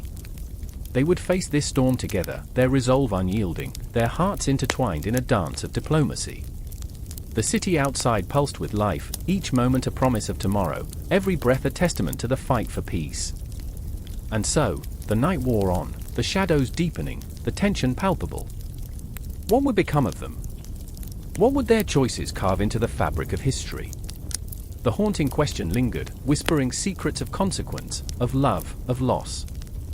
And as the clock struck midnight, the world held its breath, waiting for the dawn of a new day, a new hope. The air was thick, suffocating with the stench of gunpowder and the metallic tang of blood as a howl ripped through the night. A cry, raw and unfiltered, echoed against the canvas tents under a sky that seemed to bleed stars. They were soldiers, twisted souls caught in the crossfire of empires, each heartbeat a reminder of the stakes at hand. The Crimean War raged on, a cacophony of chaos, where life and death danced a grotesque waltz. In the flickering light of a single candle, Pierre stood, his hands trembling as he clutched a letter stained with the ink of despair. "My love," it began, but the words fell heavy on his heart, choking him with the weight of longing. He could feel the loneliness creeping in, wrapping around him like a shroud. His eyes darted across the page, searching for hope, yet finding only shadows. "I remember," he whispered, his voice barely audible, "before this madness, when laughter filled the air, and the world was painted in colors, not blood." Across the camp, Marie, a nurse with eyes like storm clouds, struggled to keep her composure. Each groan, each cry of agony, pierced her soul. She moved through the wounded like a spectre, a guardian of forgotten dreams, her hand steady even as her heart shattered. "I remember," she murmured to herself, hoping that the repetition would shield her from the darkness lurking in the corners of her mind. "I remember the sun on the Seine, laughter echoing through the streets of Paris, before this war turned men into ghosts. The battlefield was a graveyard where dreams went to die." Pierre's heart raced. He was supposed to be fighting for glory, for France, his homeland, and yet all he felt was despair. The weight of the French flag felt like a yoke around his neck, dragging him down into a pit of despair. What have we become? He thought, anger bubbling within him. The banners waved high, yet it seemed they were merely cloaks for the ugly truths hidden beneath. The glory was a mirage, a promise of fame that faded with every fallen comrade. Somewhere in the dark, the shadows shifted, revealing a familiar face. Julien, Pierre's childhood friend, stumbled forward, a grimace etched across his features, blood dripping from a wound on his brow. "Pierre," he gasped, the urgency in his voice shattering the surreal calm of the night. "We must push forward. For France. For honor." But Pierre saw it differently. Honor was a farce when it demanded the lives of those you loved. "I cannot," he replied, the words clawing their way out. "I cannot fight for a cause that feels like a shroud over our hearts." The conflict roared within him, a tempest of loyalty and doubt. Did Julien not see the ghosts that haunted their steps? The faces of the fallen whispering into the wind, begging for justice? The night deepened, an abyss swallowing their hope, and Marie found herself at the crossroads of anguish. She looked into the eyes of the dying, searching for a flicker of humanity, a spark that reminded her why she fought amidst the chaos. "Hold on," she whispered to a young soldier, his skin ghostly pale, his breath shallow. "You're not alone." But as she spoke, she could feel her own resolve slipping away, the weight of their suffering threatening to drown her. "I remember," she gasped, the laughter, the warmth of life untouched by this horror. They were three souls intertwined, spiraling deeper into the abyss of war, each heartbeat echoing the same desperate plea for something greater. Pierre felt the pull of the flag, of duty, but it was Marie's cries for help that anchored him. Through the haze of gunpowder and grief, he saw her, a beacon of light flickering against the storm. I must protect her, he thought, but how could he muster the strength when darkness loomed so close? The first light of dawn crept over the horizon, a soft glow that felt like a cruel joke. The battlefield lay silent, a haunting stillness that wrapped around them like a shroud. Marie knelt by the injured, her hands trembling, yet she pressed on. I will not be a ghost, she vowed silently, her spirit ignited by the warmth of the rising sun. I will fight for them, for their dreams left unfinished. The tension hung thick as Pierre turned toward Julien, desperation mingling with fervor. Can we not fight for a different cause? He implored, his voice rising above the silence. Can we not save those who remain? What glory lies in bloodshed? The words tumbled from his lips, a raw wound exposed for all to see. But Julien's eyes were hollow, reflecting a loyalty that bordered on madness. To turn back is to betray everything we stand for, he roared, the fervor in his voice igniting a fire of defiance. Are we not soldiers? And there it was, the collision of ideals. The three of them stood at the precipice of choice, trembling like the leaves in the wind. Each breath felt like a countdown to chaos, the world tightening around them until the only sound was the thunder of their own hearts. The sun broke fully over the horizon, and with it came the screams of battle, the clash of swords, the cries of men meeting their fate. Marie, daring to defy the shadows, stood tall, her heart a fortress in the storm. I will not be a ghost, she declared, and in that moment, she became something more, a warrior of compassion, fighting for the living amidst the ruins. Pierre's heart raced. He could no longer ignore the call to action. For honor, for friendship, for love, he shouted, the words bursting forth like a dam breaking under pressure. Julien met his eyes, and for a heartbeat, they understood, they were bound by more than duty, they were bound by a shared resolve to carve hope from despair. As the first shots rang out, piercing the fragile dawn, a new chapter unfolded, a story woven with threads of fear and courage, of ghosts and the living, where the line between glory and despair blurred into an indistinguishable haze. The Crimean War raged on, a tempest of ambition fighting for the soul of nations, and the shadows that danced around them whispered of a destiny never fully grasped. The fight had only just begun. The air was thick, electric, heavy with the scent of gunpowder and betrayal. I remember standing in the shadow of the old stone walls, the sun dipping low, casting long fingers of twilight across the battlefield strewn with fallen dreams and broken alliances. The whispers of the past echoed in my ears, a chorus of voices that had woven through the fabric of my life, love, ambition, and the odious spectre of war.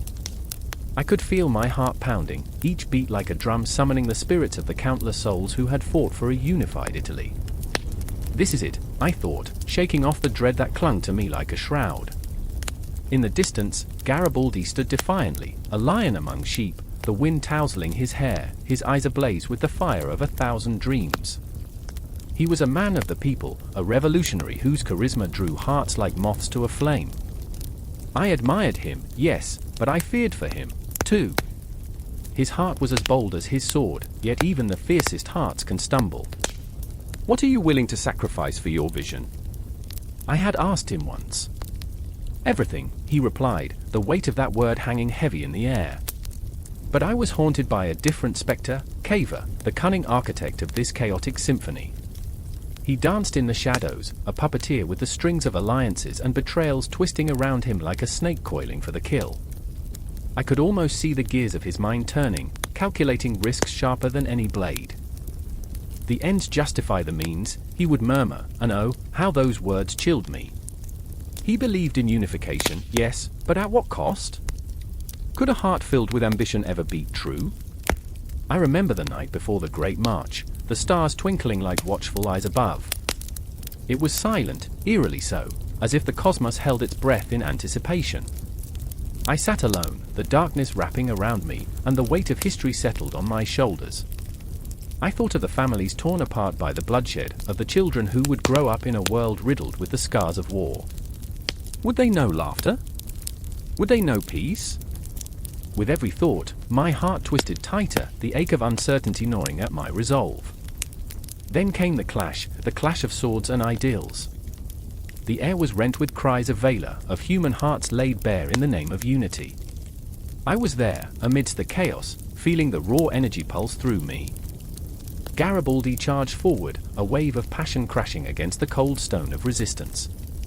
The thrill, the terror, it was intoxicating. I felt alive, a part of something greater, yet the fear gripped me tighter. Would we emerge victorious, or would we be swallowed by the shadows of our ambitions? Moments of terror flashed through my mind like lightning, the cries of the wounded, the sight of men falling like leaves in autumn, their dreams scattered like ashes in the wind. I could taste the iron tang of blood, hear the cries of mothers mourning their lost sons. This was not a romantic struggle, it was a brutal ballet, and we were all unwilling dancers on the stage of fate. In the midst of it all, I saw Cavour, his expression a mask of calculated poise, his eyes flickering with the fire of strategy. He moved among the chaos, directing forces as if they were pieces on a chessboard. "Every pawn has its purpose," he would say, glancing at the fallen, dismissing them like discarded players in his game. But I knew that behind that mask lay a man tormented by the very choices he made. Did he sleep at night? Did he dream of a united Italy, or did he wake, drenched in cold sweat, haunted by the faces of the fallen? As I stood there, caught in the whirlwind of emotions, a voice pulled me from my thoughts. It was Garibaldi, rallying his troops with a fire that could melt the strongest chains. "For Italy," he shouted, and the sound reverberated in my bones, igniting a spark within me. But what did that mean? A united Italy, formed through the crucible of bloodshed? The line between heroism and villainy blurred like the smoke rising from the battlefield, and I could hardly breathe. And then it came, the moment of truth, a visceral clash, bodies colliding like waves crashing against the rocks. I was swept up in the frenzy, my heart racing as men fought and fell around me. The world narrowed to a singular focus, the fight, the honor, the desperate clawing for a dream. Each strike of the sword felt personal, a testament to our collective yearning for identity. But amidst the surge of adrenaline, the memory of the fallen lingered, a ghost whispering, "For what?" In those agonizing seconds, I saw Garibaldi falter, just for a heartbeat, a flicker of doubt in his fierce gaze. Cavour's carefully laid plans began to crack under the weight of human emotion. What if we fail? I dared to think. The thought was a knife, piercing through the turbulent sea of passion, a reminder that blood would stain the ground no matter the outcome. Time stretched, twisted, like a taut string ready to snap. I remember the moment I ran forward, adrenaline surging, my feet pounding against the earth. Would I join the fight? Would I stand with Garibaldi against the tide of despair? The decision was alive within me, a pulsating heartbeat that drowned out the chaos around. But as I reached for my sword, shadows loomed larger, and I felt the icy grip of fear tightening around my throat. For the first time, I questioned everything, the ideals, the passion, the very essence of what it meant to fight for a united Italy. What if unification came at the cost of our souls? The climax approached, a storm building on the horizon, threatening to engulf us all. History was unfolding, a grand tapestry woven with threads of courage and treachery, and I stood at the precipice, caught between the dream of a united Italy and the haunting reminder that dreams often come with a price. Would we rise from the ashes, or would we become mere shadows in the annals of time? And as the first clash of metal rang out, reverberating through the night, one thought echoed through my mind, a chilling whisper as the storm began to break: what comes next? The moon hung like a gossamer ghost in the ink-black sky, illuminating the crumbling facade of a once grand palace. Shadows danced among the ruins, flickering like desperate hopes in the face of an impending storm. Each gust of wind whispered stories of ambition and dread, swirling around the figure standing at the edge of the courtyard. Maximilian, the would-be emperor, his uniform crisp and immaculate, looked lost. In the distance, cannon fire shattered the stillness, a haunting reminder that his dream was being ripped apart piece by piece. I remember the weight of that night, the grit of the cobblestones beneath my feet, the way the air crackled with tension. A silhouette emerged from the shadows, Charlotte, his steadfast wife, her blue eyes luminous with unshed tears, her heart a battlefield of loyalty and fear. "It's not too late," she urged, her voice trembling like a fragile leaf caught in a tempest. But Maximilian was already drowning in the currents of fate, pulled down by the very ambition that had once surged through his veins like wildfire. "I remember," he said, his words barely above a whisper, "when this land was filled with promise. When I thought," he paused, the weight of his own delusions crashing down on him. "I thought I could make a difference." The walls echoed with memories, dreams once woven into the fabric of a nation now unraveling in real time. Outside the palace, the sun had long set on the aspirations of a foreign ruler. The Mexican people were restless, their hopes, like thunderclouds, threatened to burst, drowning Maximilian in a deluge of discontent. In a separate corner of the palace, the haunting notes of a piano drifted through the air, a soft lament for a world teetering on the brink. It was Augustin, the soldier, a man whose heart had hardened in the fires of war but was now softened by the echo of that music. He could hear the notes as they cut through the chaos, reminding him of a simpler time when love had felt possible, before he was scarred by the brutality of conflict. He had pledged allegiance to Maximilian, yet doubts gnawed at him like rats at decaying wood.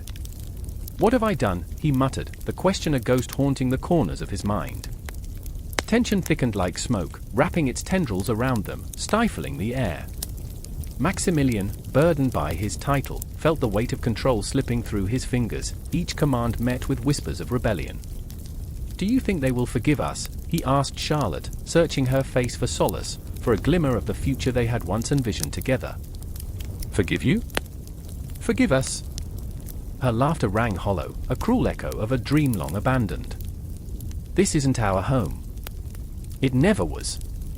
Every heartbeat echoed the reality of their isolation, the realization of their disconnection from the very land they sought to govern. The palace was their gilded cage, and outside, the people were rising, hungry, desperate, fueled by a shared pain that knew no bounds. It was as if the earth itself trembled beneath the weight of their unresolved grievances, the stone walls around them vibrating with fear. In that moment, Augustin stood at an impossible crossroads, torn between duty and conscience. He was a soldier, yes, but he was also a man, and every day he felt the blood of his countrymen stain his uniform. "Do I fight for a man who is not one of us?" The question clawed at his insides, raw and unrelenting. Maximilian turned to him, eyes fierce yet reflective. "What would you have me do?" It was a plea shrouded in desperation, a longing for camaraderie that felt like a distant memory. "We can create a new future together." But Augustin could see the cracks forming in Maximilian's resolve, the facade of imperial ambition crumbling under pressure. "Can you hear them?" he said, voice barely above a murmur. "They are not with you." Outside, the night erupted. Gunfire lit the horizon in bursts of chaos, illuminating the faces of men and women united against the weight of oppression. The roar of the crowd was palpable, an ominous tide of fury sweeping toward the palace. Maximilian's dream was unraveling, a tapestry of ambition reduced to threads, each one holding the weight of a broken promise. Charlotte stepped forward, a fierce resolve igniting within her. "If they come for us," she said, "we must stand together." But even as she spoke, doubt flickered in her eyes. She was torn between love for her husband and the loyalty owed to a people whose voices had been silenced for far too long. "I remember," Maximilian said again, "the moment we arrived. We were heroes, destined to build a new empire." But the truth, sharp and bitter, pierced through the nostalgia. They were now ghosts in a land of promise, specters of a dream that had turned to ash. The pounding at the door grew louder, a relentless drumbeat of impending doom.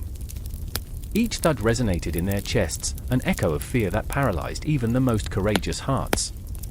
With every heartbeat, the air thickened, choked with the scent of despair and desperation. The moon watched, a silent witness to their unraveling, its light casting eerie shadows that danced with uncertainty. In that moment, the past collided with the present, memories swirling like autumn leaves caught in a tempest. The three stood at the precipice of their choices, fear and ambition intermingling, threads of fate woven tighter with each passing second. Would they confront the storm together, or would the aspirations of an emperor fade into the annals of history, swallowed by the earth and forgotten like whispers in the wind? The door trembled, a harbinger of the storm, and as the world outside surged forward, a single truth remained: in the heart of empire, the limits of ambition were about to be tested, and the echoes of their choices would resonate through time, unanswered and haunting. The air is thick with the scent of smoke and betrayal, curling around the alleyways of a city on the edge of madness. I stand there, heart racing, an echo of footsteps clattering against cobblestones, the sound muffled by the oppressive night. Shadows loom, each one a reminder of the ghosts who haunt this land, the ones who lived and died for something greater than themselves. I remember the stories that tangled with the light of dawn, the faces of men and women who dared to dream of unity in a world splintered into chaos. But dreams are fickle, aren't they?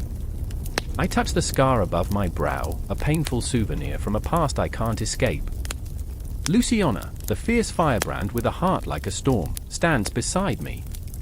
I can see the glint of her determination, her dark hair tousled by the wind. She's always been the bravest of us, ready to charge into the fray as if the world owed her a debt. I remember the way her laughter used to fill the emptiness of our lives, how she would spin tales of a united Italy while the fires of revolution crackled around us.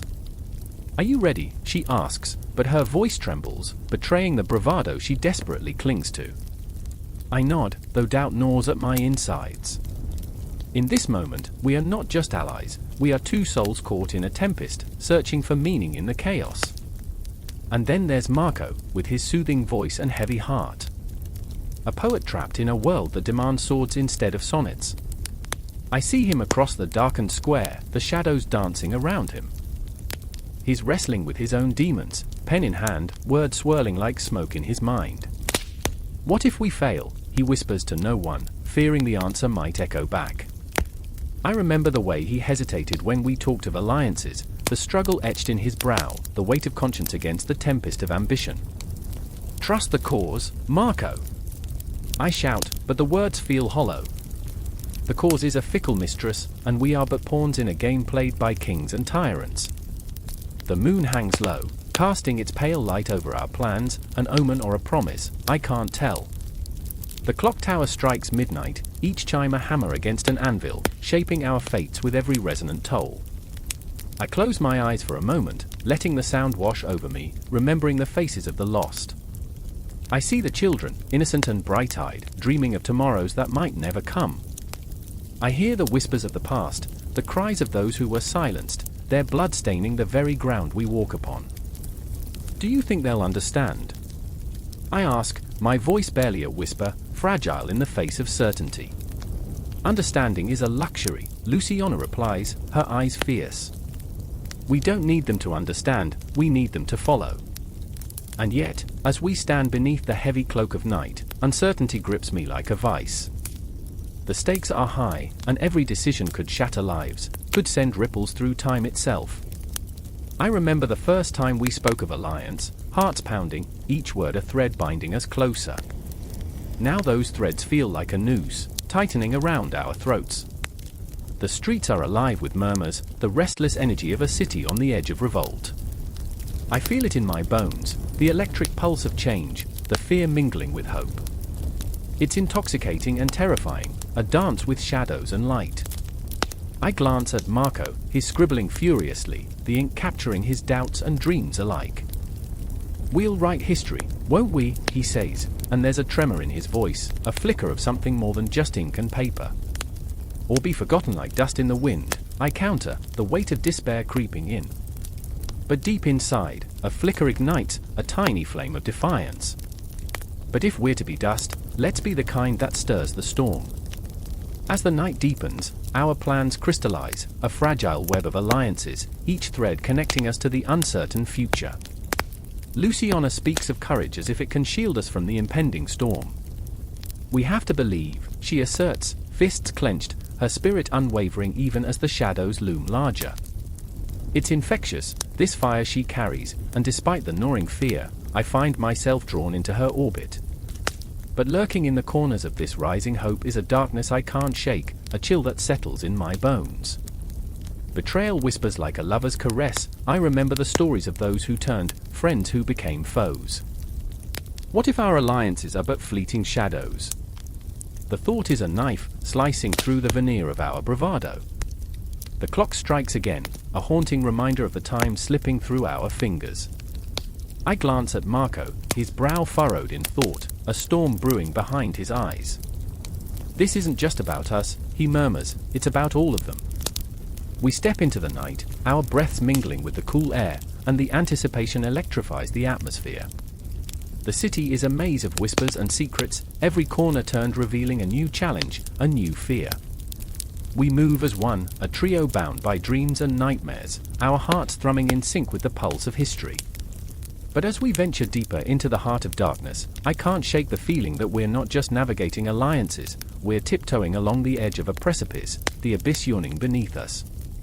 I remember the weight of history pressing down, the echoes of those who dared to dream before us.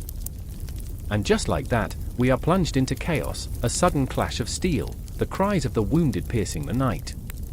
The world erupts around us, and in that moment, every heartbeat feels like a countdown to something inevitable. The confrontation looms, a specter of what's to come, and the question lingers in the air: will we rise, or will we fall? The answer hangs heavy, like the smoke that shrouds the city, an intoxicating blend of fear and hope, of dreams yet unfulfilled. And as we plunge into the maelstrom, I realize that this is what it means to be alive, to dance on the knife's edge of history, to feel every heartbeat resonate with the pulse of a nation. We are not just players in a game, we are the very essence of a struggle that will echo through time.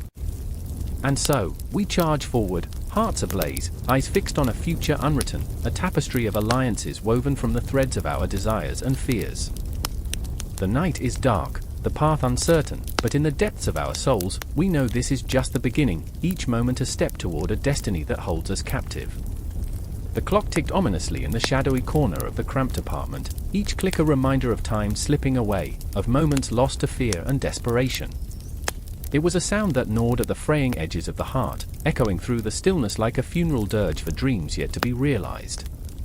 The flickering light bulb swung precariously from its ceiling fixture, illuminating the faces of three souls bound by dissent, but shackled by their own haunting doubts. Maya clenched her fists, knuckles white against the faded fabric of her jeans, her breath shallow and fast. The words she had scribbled on crumpled paper felt heavy in her pocket, a lead weight urging her to remain silent. What if they find out?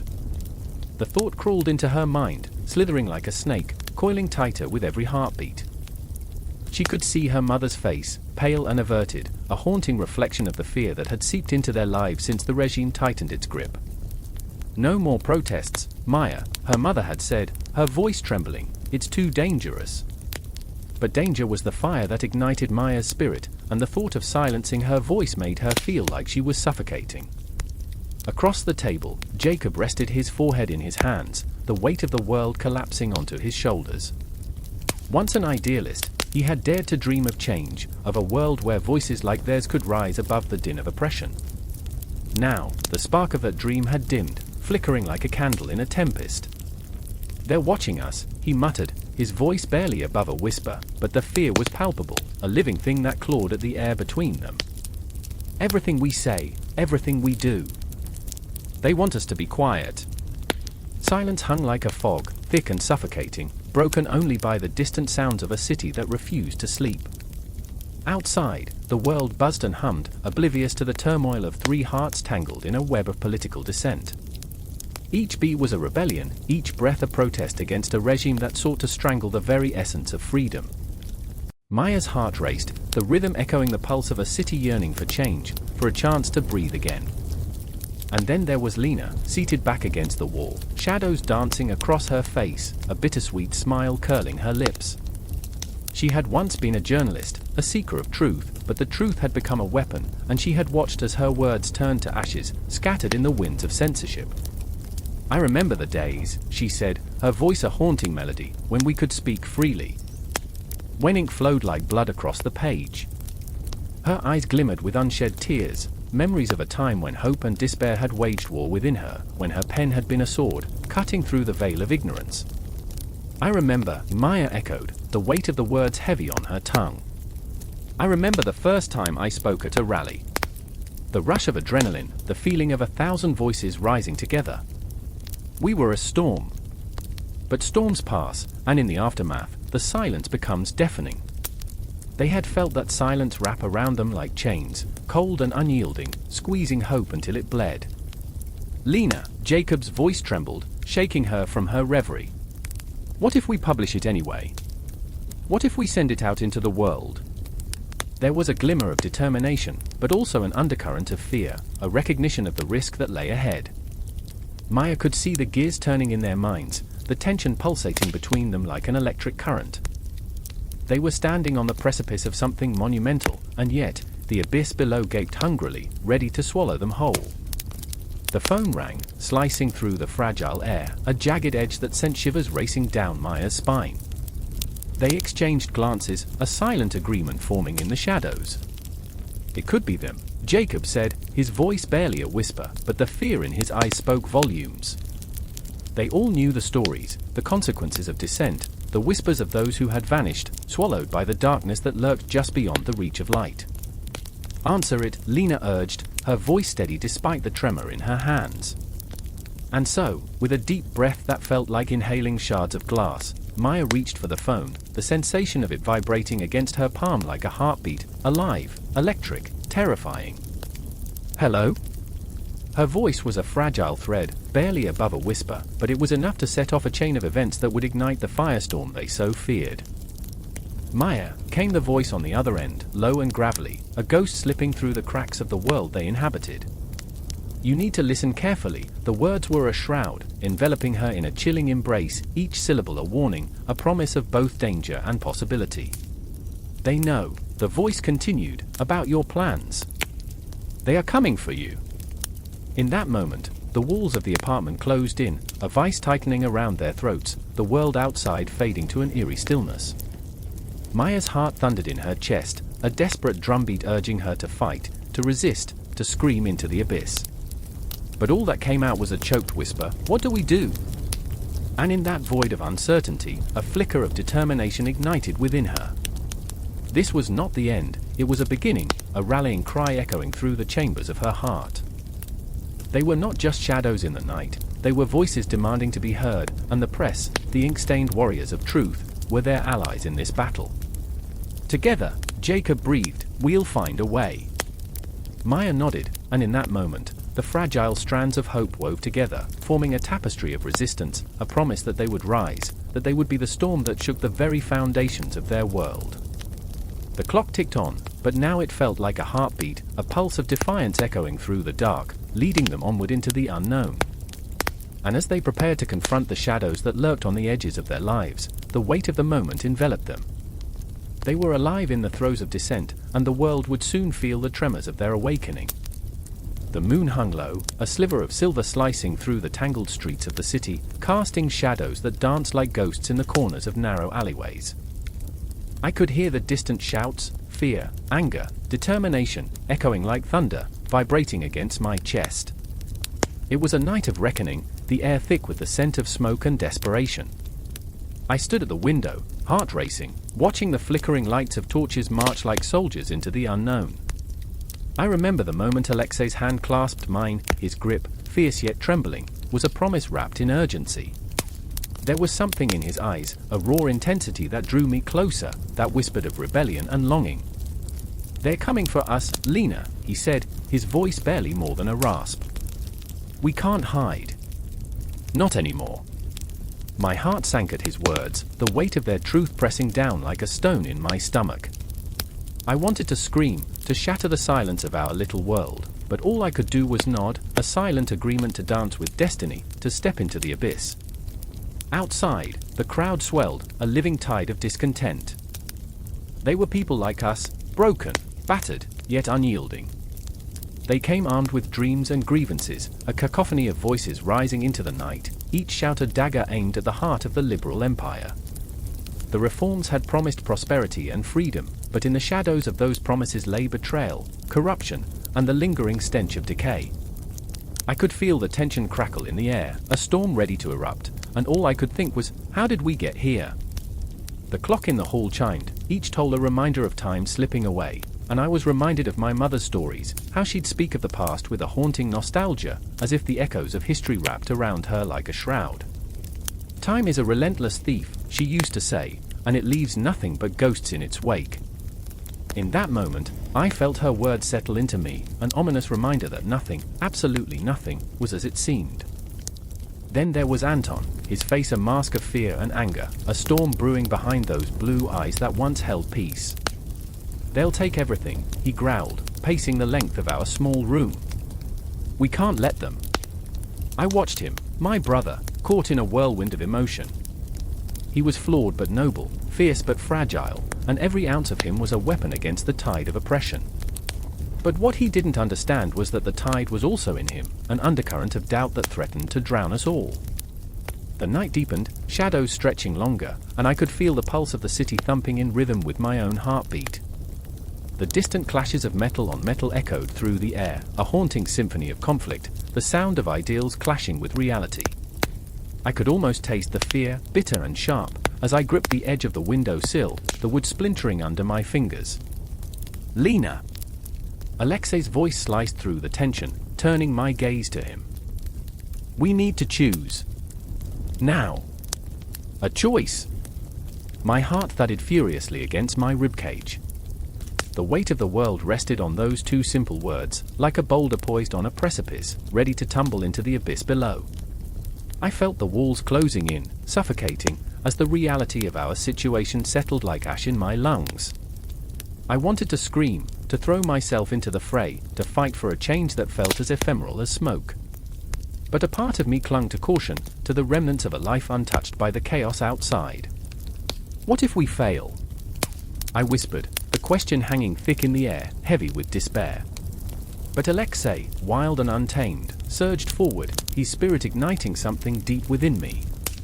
"What if we don't?" he countered, and in that moment, I saw the flame of hope flicker between us, a fragile light in a sea of darkness. I took a step toward him, feeling the warmth radiate from his body, a stark contrast to the chill that swept through the room. And then the door burst open, slamming against the wall with a force that sent a shiver down my spine. Shadows flooded in, guards, their faces obscured by helmets, eyes glinting like shards of glass. They were the embodiment of the Empire's wrath, and in that instant, I knew we were no longer just bystanders in this unfolding tragedy, we were part of it, a thread woven tightly into the fabric of rebellion. "Lena! Anton! Alexei!" one of them shouted, a bark that sent tremors through my bones. I could feel the world narrowing, the air growing thick and stale, as if time itself held its breath. The moment stretched, a taut string ready to snap, and chaos erupted. I remember the flash of metal, the clash of bodies, the wild cries of defiance mingling with the screams of fear. I was swept up in a whirlwind of movement, caught between the visceral reality of battle and the haunting echoes of my mother's words. Ghosts danced in the periphery, memories of laughter and love now tainted by the specter of conflict. And then, through the cacophony, I caught a glimpse of Anton, his expression fierce, his flaws morphing into strengths as he fought for our freedom. In that moment, I felt the strings of loyalty tighten, binding us together in a way that transcended the chaos. I had a choice, to succumb to fear or to embrace the uncertainty, to become the very thing that had haunted us.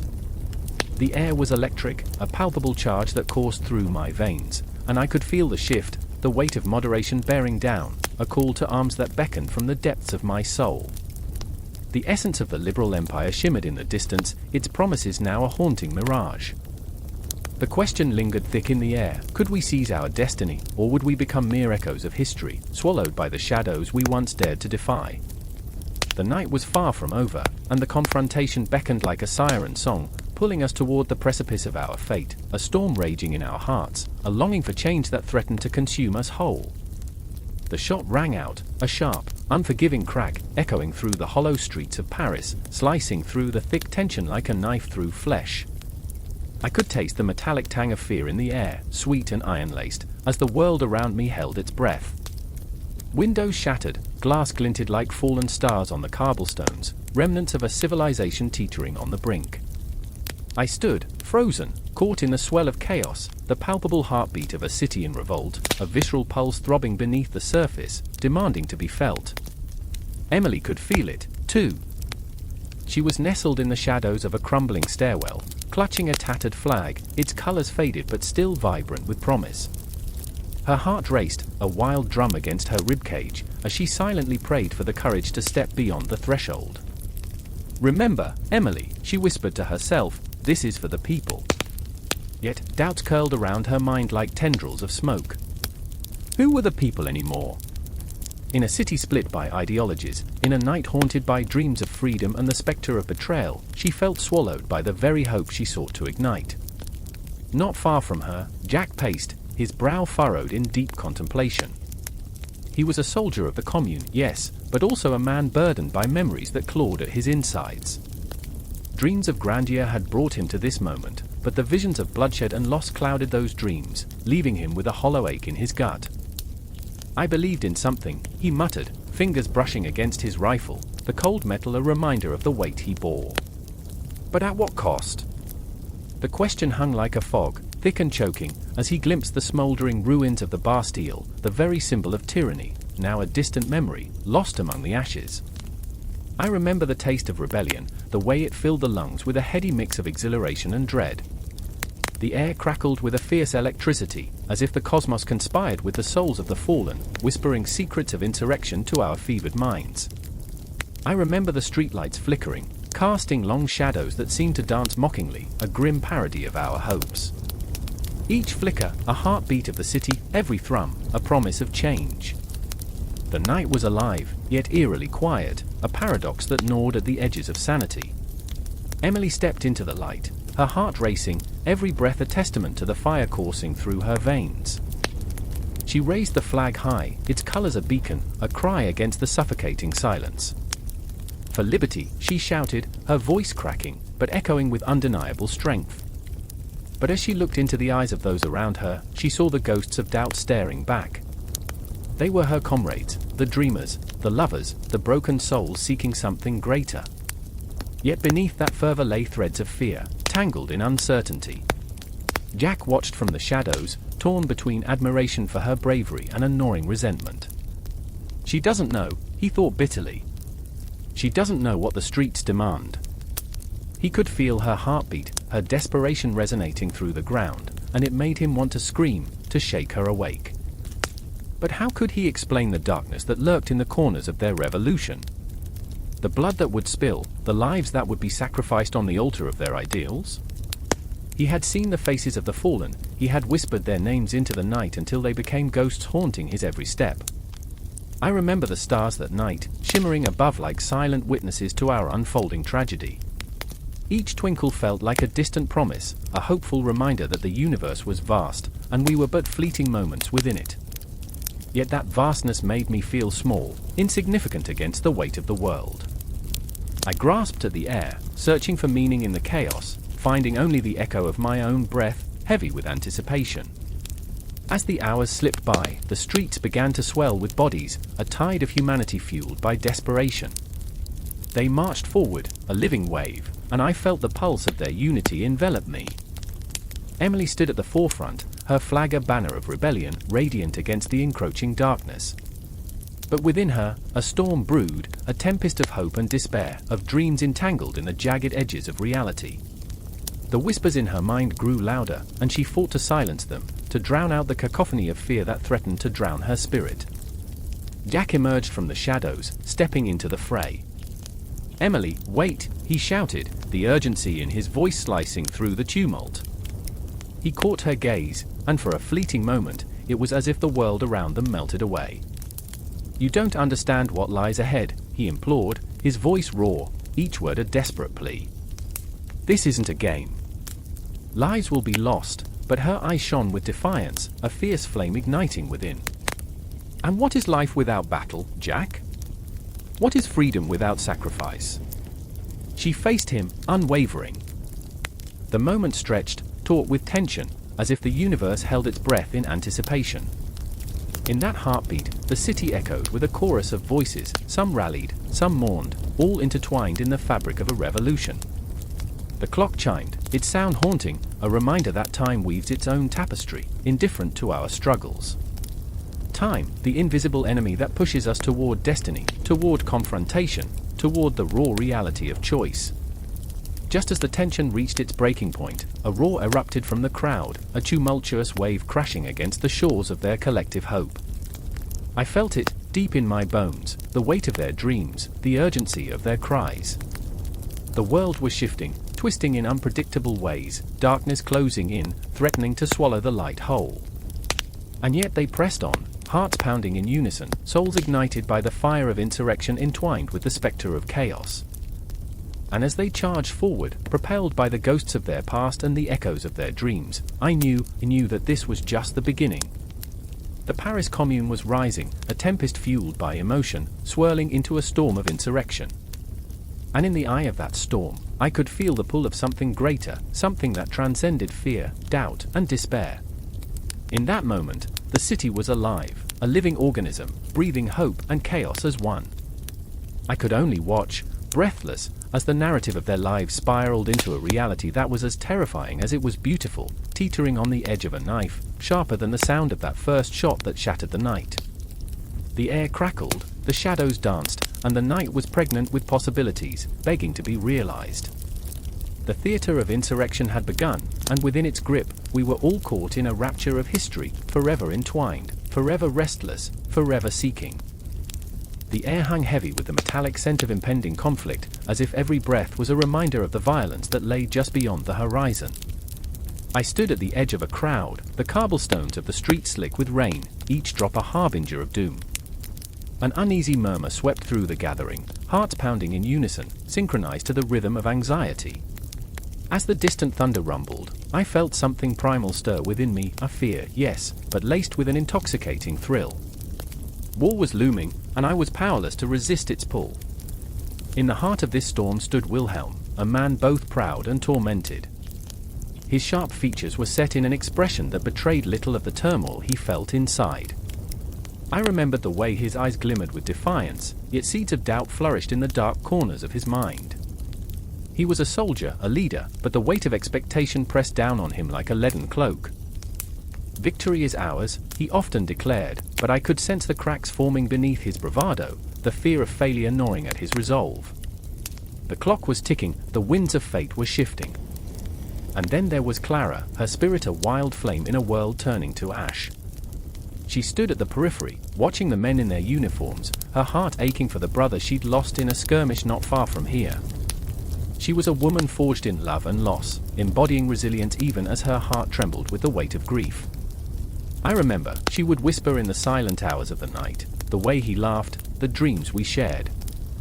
And those dreams had been snuffed out, leaving only shadows in their wake. She wanted to fight, to stand against the tide, but how could one battle against fate itself?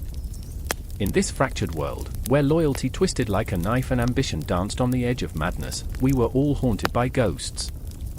The spectre of Bismarck loomed large, his machinations weaving a tapestry of manipulation that ensnared even the most unsuspecting. Each strategic miscalculation was a thread pulled taut, ready to snap. I could almost hear his voice, smooth and persuasive, a siren's call echoing through the halls of power, promising glory while concealing the abyss that awaited. He had played his cards well, but I wondered, had he seen the hand dealt to him by destiny?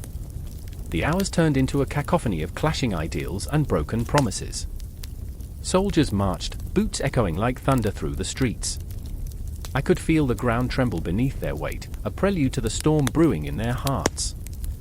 They were young, hopeful, believing in a cause greater than themselves, yet deep within, doubt lingered like a dark shadow, whispering that glory is often just a facade for death's cruel embrace. I remember the day the telegram arrived, shattering the fragile calm. Clara's face turned pale, hope dissipating like mist under the sun. "They want me to go," she said, her voice trembling. It was a choice between duty and despair, a chasm that threatened to pull her under. I watched her struggle, the fire in her eyes flickering with uncertainty. "What if I can't come back?" she breathed, her hands trembling. "What if they take my life and leave my heart in tatters?" I wished I could ease her burden, could promise her that everything would be all right, but the truth was as slippery as a fish in water. And Wilhelm, he stood at a precipice, torn between the fervor of duty and the weight of the crown. His dreams of unification had been painted in broad strokes, yet here in the shadows, the details were hauntingly clear. He clutched his sword, knuckles white against the hilt, the blade a reflection of his own inner turmoil. "I must lead them," he murmured, but I saw the flicker of fear in his eyes. "What if I lead them to ruin?" The question hung heavy in the air, a ghost that refused to be silenced. In the days that followed, whispers of war filled the taverns and homes, the air thick with tension and unresolved dreams. The cities felt alive, pulsating with a dark energy, each corner hiding the echoes of past laughter now replaced with cries for vengeance. I watched as alliances were forged and broken, as men believed themselves invincible while overlooking the fragility of life. The night before the first shots rang out, Clara stood at the edge of the river, the water swirling like the chaos in her heart. "I wanted to be a poet," she said, her voice barely above a whisper. "Now I'm just a soldier." It was a confession tinged with sorrow, a realization that dreams can be eclipsed by the harsh light of reality. The stars above twinkled coldly, and I wondered if they, too, mourned the loss of what could have been. And then the dawn arrived, cloaked in blood-red hues, as though the universe itself had foreseen the horrors that awaited. The first shots echoed through the valley, a sound that ripped through the fabric of our lives, a harbinger of chaos. I felt the ground shake beneath me, the shockwave reverberating through my bones. This was it, the moment we had all dreaded yet could not escape. Wilhelm's voice rang through the air, rallying the men, but his words were drowned out by the roar of cannon fire. Clara's hands trembled against her weapon, she was ready yet terrified, caught between the desire to fight and the fear of losing herself. I could see the struggle in her eyes, the raw emotion threatening to spill over.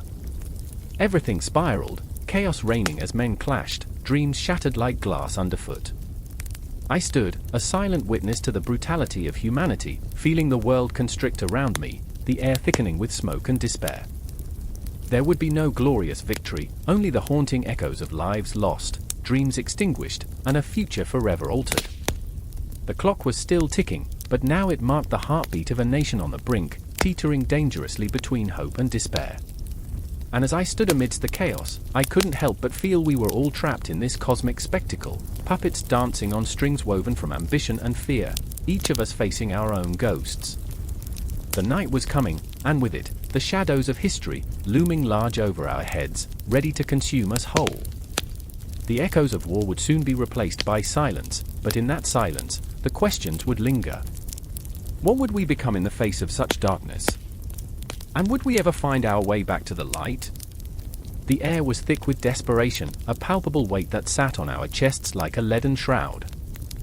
Rations were down to crumbs, and the once bustling streets of Paris were now spectral, the shadows of its grandeur flickering like dying candles. I remember the sound, the hollow echo of boots on cobblestone, the whispers of hunger that crept like ghosts through the alleys. I remember the sky, a bruised canvas of grey, heavy and oppressive, as if it too was mourning the fate of a city trembling on the brink. Mireille stood at the window of their crumbling apartment, her fingers trembling as they traced the cracked glass, a barrier now more symbolic than functional. Outside, the distant thunder of cannon fire rumbled like a warning to the unwary, a reminder that freedom was now a bitter joke, and hope lay bleeding in the streets. "They say the Prussians are just over the hill," she murmured, her voice a threadbare whisper. Her husband, Etienne, leaned against the wall, arms crossed, an embodiment of defiance draped in mourning. "I won't let them in," he replied, though his voice faltered, and inside, his heart screamed a different truth. The echoes of laughter from their children seemed so far away, lost in the fog of war that thickened like soup, suffocating dreams. "We'll find a way," he said, but the words felt like stones in his throat, heavy and stifling. Mireille turned from the window, eyes glistening with unshed tears. "What way? When the bread lines stretch for miles, and the baker's oven is cold. When we are but dust in the eyes of an empire collapsing." Her frustration was a wildfire, threatening to consume them both. Yet, within that fire lay a spark of something raw, a tenacity that came from having nothing left to lose. Outside, the world was a fever dream of chaos. The once vibrant cafes had surrendered to silence, the laughter that once danced through the air was replaced by the clamor of despair. The only music now was the symphony of destruction, the sound of cannonballs hurling through the air, the cries of the wounded, the sharp crack of rifles echoing against the hollowed walls. I remember standing in the midst of it, feeling the ground tremble beneath my feet, the earth itself groaning under the weight of grief and loss. Etienne clenched his fists, the muscle in his jaw tightening as he swallowed the fear that clawed at him. "I will fight," he declared, igniting a spark of rebellion that flickered in his chest. "I will not bow to tyranny. We cannot let them take what little is left." He was flawed, driven by pride, but in the marrow of his bones, he felt the weight of responsibility, the aching desire to protect his family, to shield them from the encroaching darkness. Mireille's heart clenched at his words, torn between the love that coursed through her veins and the fear that gripped her soul. "And what of our children? What if you don't come back?" She could feel the shadows closing in, the specter of loss looming just outside their door, a wolf waiting to devour them whole. He stepped closer, the intensity in his gaze igniting a fire within her as he brushed a strand of hair from her face. "I'll come back.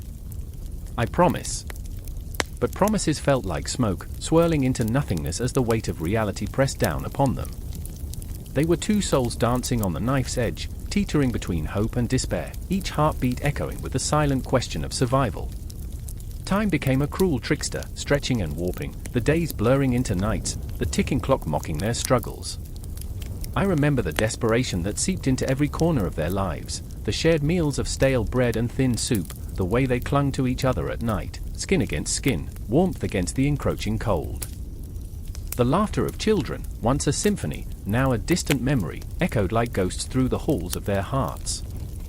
Mireille found herself wandering the streets, the weight of her emotions pulling her down, a heavy stone lodged in her throat. She watched as neighbors bartered scraps, exchanging what little remained of their dignity for a few morsels of food. She saw mothers cradle their infants, their eyes hollow, searching for answers in the faces of strangers. The city was a tapestry of suffering, each thread woven with despair, yet somehow, in that tapestry, there flickered a quiet resilience, a testament to the human spirit, even in its darkest moments. But the walls were closing in. The sound of cannon fire grew louder, reverberating through the streets, shaking the very fabric of their existence. Etienne had joined the ranks of the resistance, drawn by the fire of rebellion that burned in his chest. He wore his determination like armor, but inside, he was fraught with doubt. What if he was just a pawn in a game far beyond his understanding? What if his fight was meaningless, a scream lost in the void? As the days passed, the realization settled like a fog. This was not just a siege of the city, it was a siege of their very souls. Each dawn brought with it the weight of mortality, the relentless march of time counting down to an uncertain fate. The streets of Paris became a haunting melody, a dirge sung for those they had lost and those they feared they would lose. I remember the night that shattered the fragile peace they clung to, a night when the darkness seeped into their lives like a thief, stealing away the last remnants of hope. Etienne returned, bloodied and ragged, the fire in his eyes dulled by despair. "They're coming," he gasped, the words tearing from his throat like a battle cry. "They've breached the walls. We must leave." But where could they go? The city was their heart, their home, and yet it felt like a coffin, each corner turned revealing another reminder of their impending doom. Mireille looked into his eyes, seeing not just a husband but a man haunted by the spectre of survival. They were trapped in a nightmare, and every heartbeat echoed the question that loomed over them like a guillotine's blade: what would they sacrifice to save each other?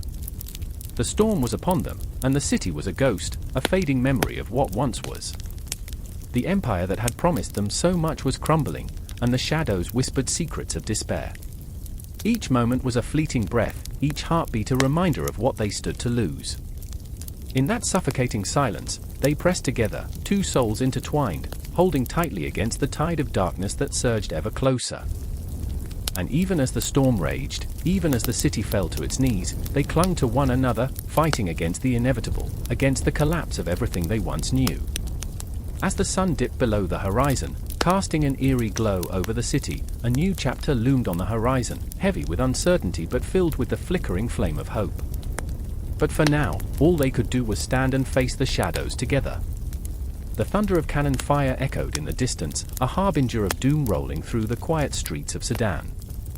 The air was thick with smoke, mingling with the bitter scent of despair. I stood there, heart racing, a mere witness to history unraveling before my eyes. Napoleon III, once the Emperor of France, was now a ghost haunting the ruins of his dreams. How did it come to this? How did a man once wrapped in the silken embrace of power become so utterly shackled by defeat? I remember the silence that followed the chaos, a haunting stillness that wrapped itself around the city like a shroud. Bodies lay strewn in the mud, the faces of men who had fought bravely now twisted in expressions of shock and terror. They were young, old, some still clutching their rifles as if they could squeeze the last breath of courage from them. I felt a strange compulsion to kneel beside them, to whisper apologies for the folly that had brought them here, to the brink of annihilation.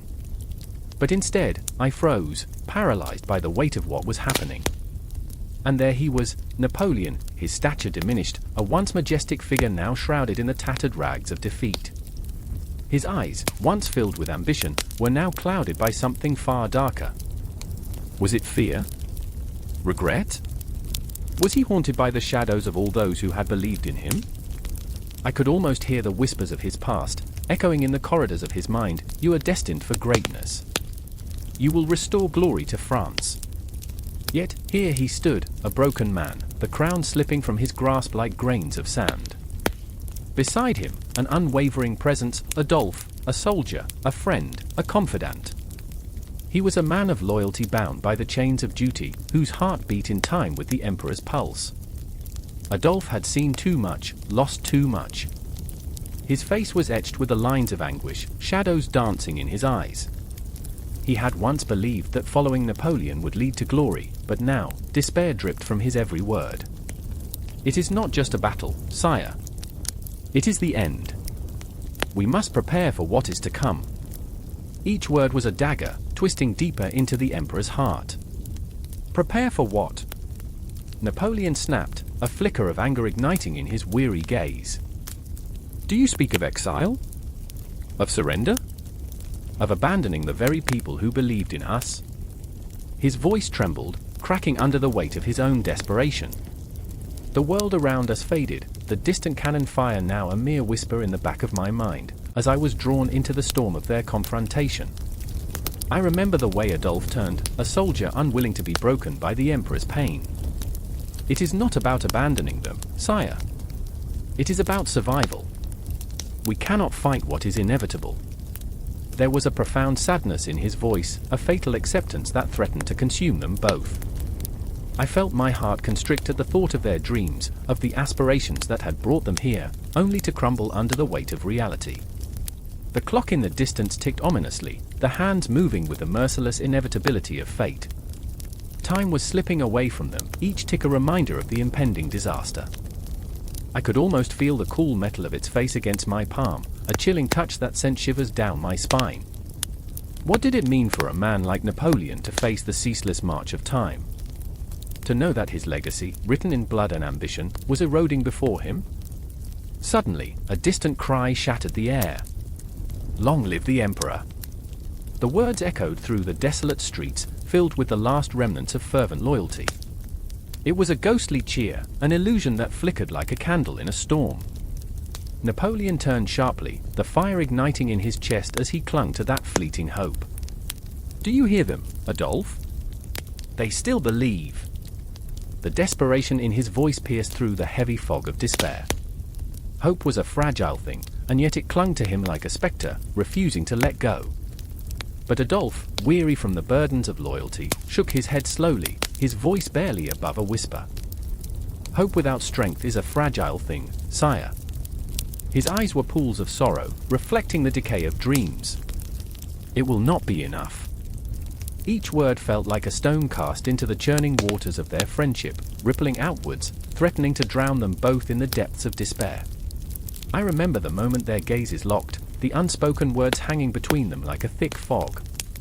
In that brief silence, the world around us fell away, leaving only the weight of shared history, dreams, and agony. I could see it in their eyes, the flicker of understanding, and acceptance of what must come next. It was a heavy burden, this knowledge that they were on the precipice of an irreversible decision. Then, as if pulled by some unseen force, Napoleon broke the spell, the urgency of the moment crashing over him like a tidal wave. "I will not let them take this from us. I will not go quietly into the night." His voice rang out defiantly, echoing against the remnants of crumbling walls, a battle cry against the inevitable surrender. But I could see the cracks in his facade, the trembling hands that betrayed the turmoil within. Adolphe stepped closer, his voice steady yet tinged with sadness. "And if it means your life, sire? You must think of your people, of those who would follow you into the abyss. What will they say of their emperor?" The weight of those words hung heavy, a reminder that the bond between them was not merely of man and soldier, but of a shared journey that spanned the chasms of sacrifice and loyalty. As the darkness began to close in, I felt a chill run through me. The nighttime city was alive with ghosts, shadows lurking around corners, as if the very walls were witnesses to the fall of an empire. I could hear the echoes of history whispering through the streets, a haunting melody of dreams unfulfilled, of lives caught in the web of ambition and defeat.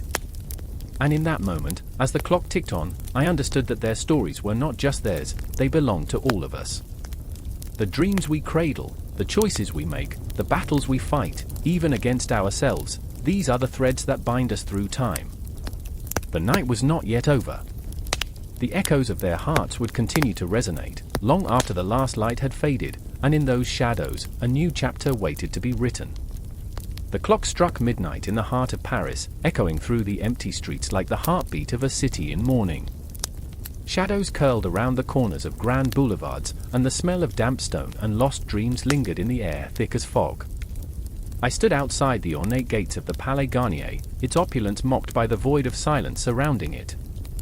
The building loomed like a ghost of its former glory, a monument to ambition now haunted by whispers of the past. I could almost hear the collective sigh of history, an exhale of artistry and ambition, longing for the days when life coursed through its veins.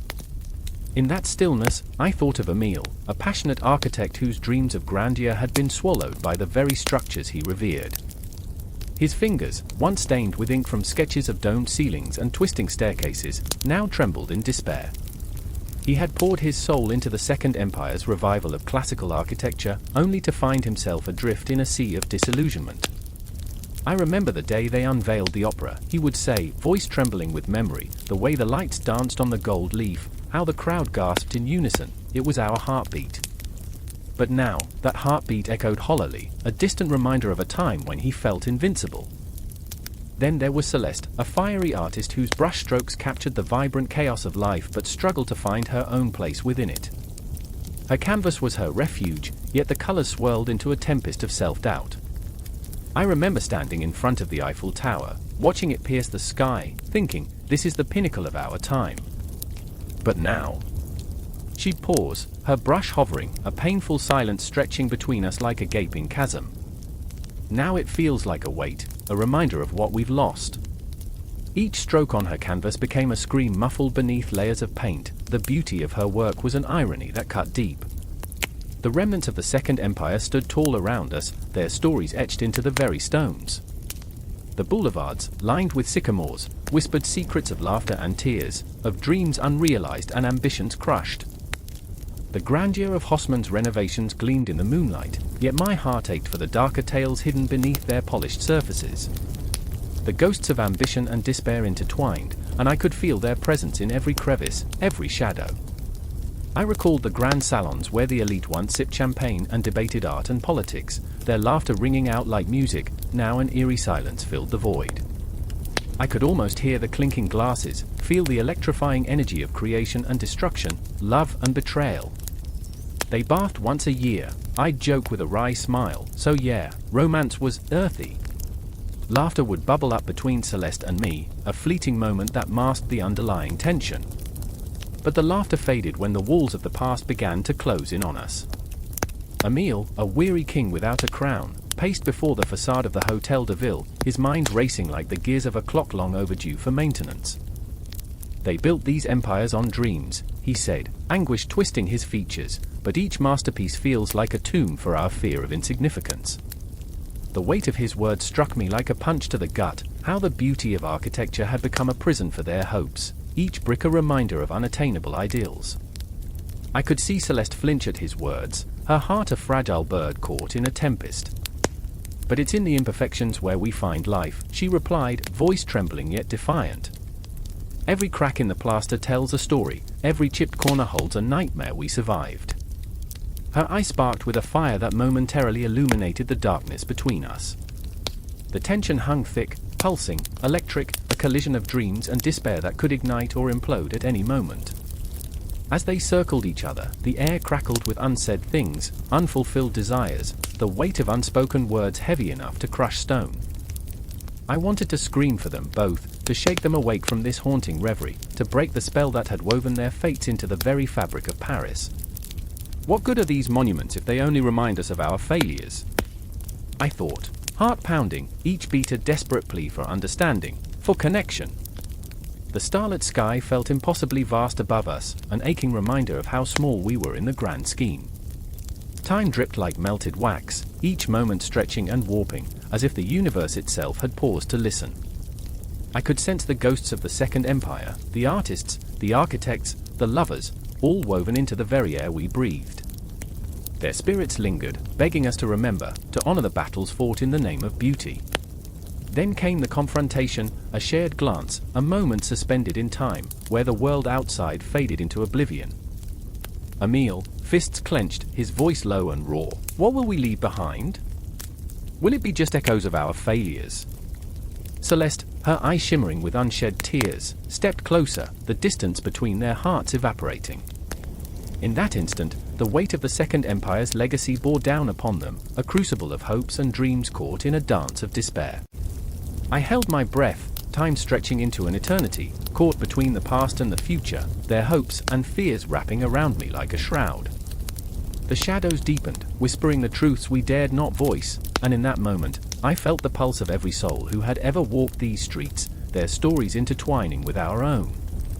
The legacy of the Second Empire wasn't merely stone and marble, it was a living, breathing tapestry of human emotion, a vibrant celebration of ambition and artistry shrouded in the grief of what could never be.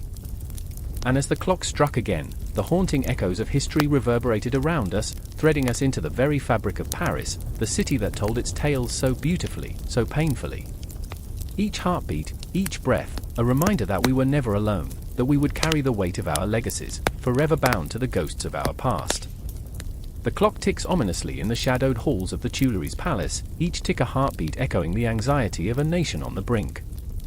Napoleon III stands there, a flicker of candlelight dancing across his furrowed brow, casting shadows that flicker across his face like the ghosts of ambitions long past.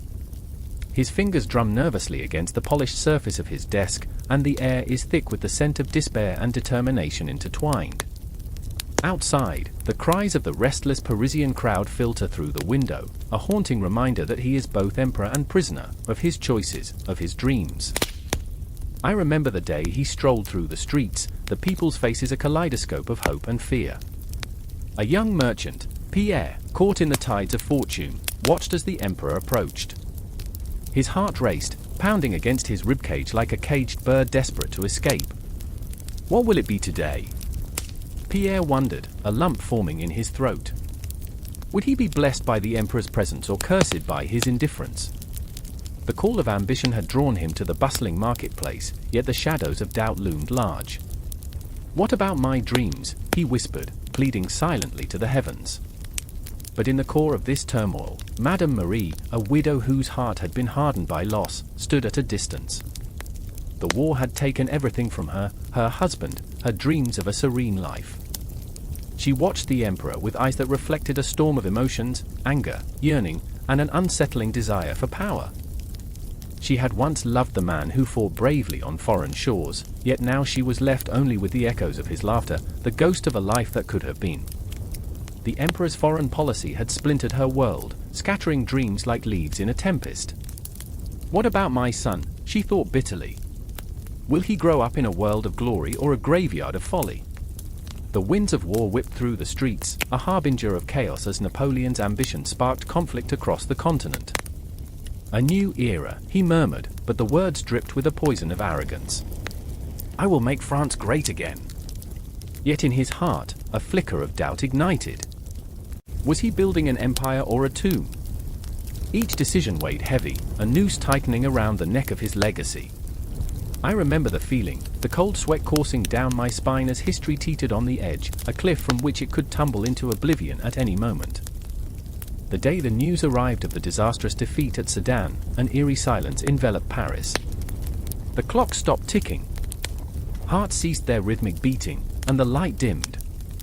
Pierre, who had once dreamed of fortune, now found himself shrouded in darkness. What is a man without his dreams, he thought, the weight of despair pressing down on him like a funeral shroud.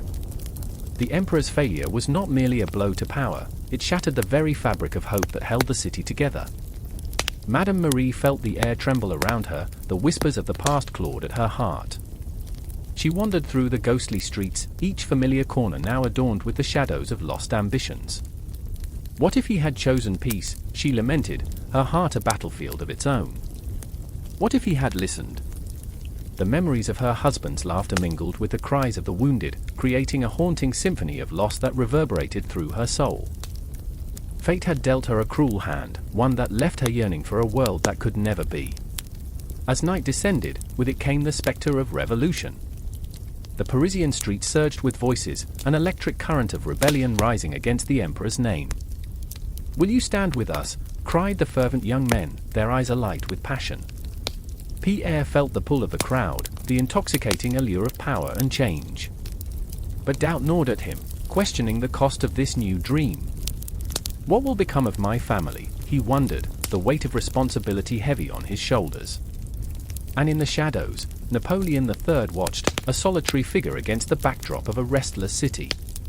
His resolve wavered, doubt creeping into the crevices of his mind.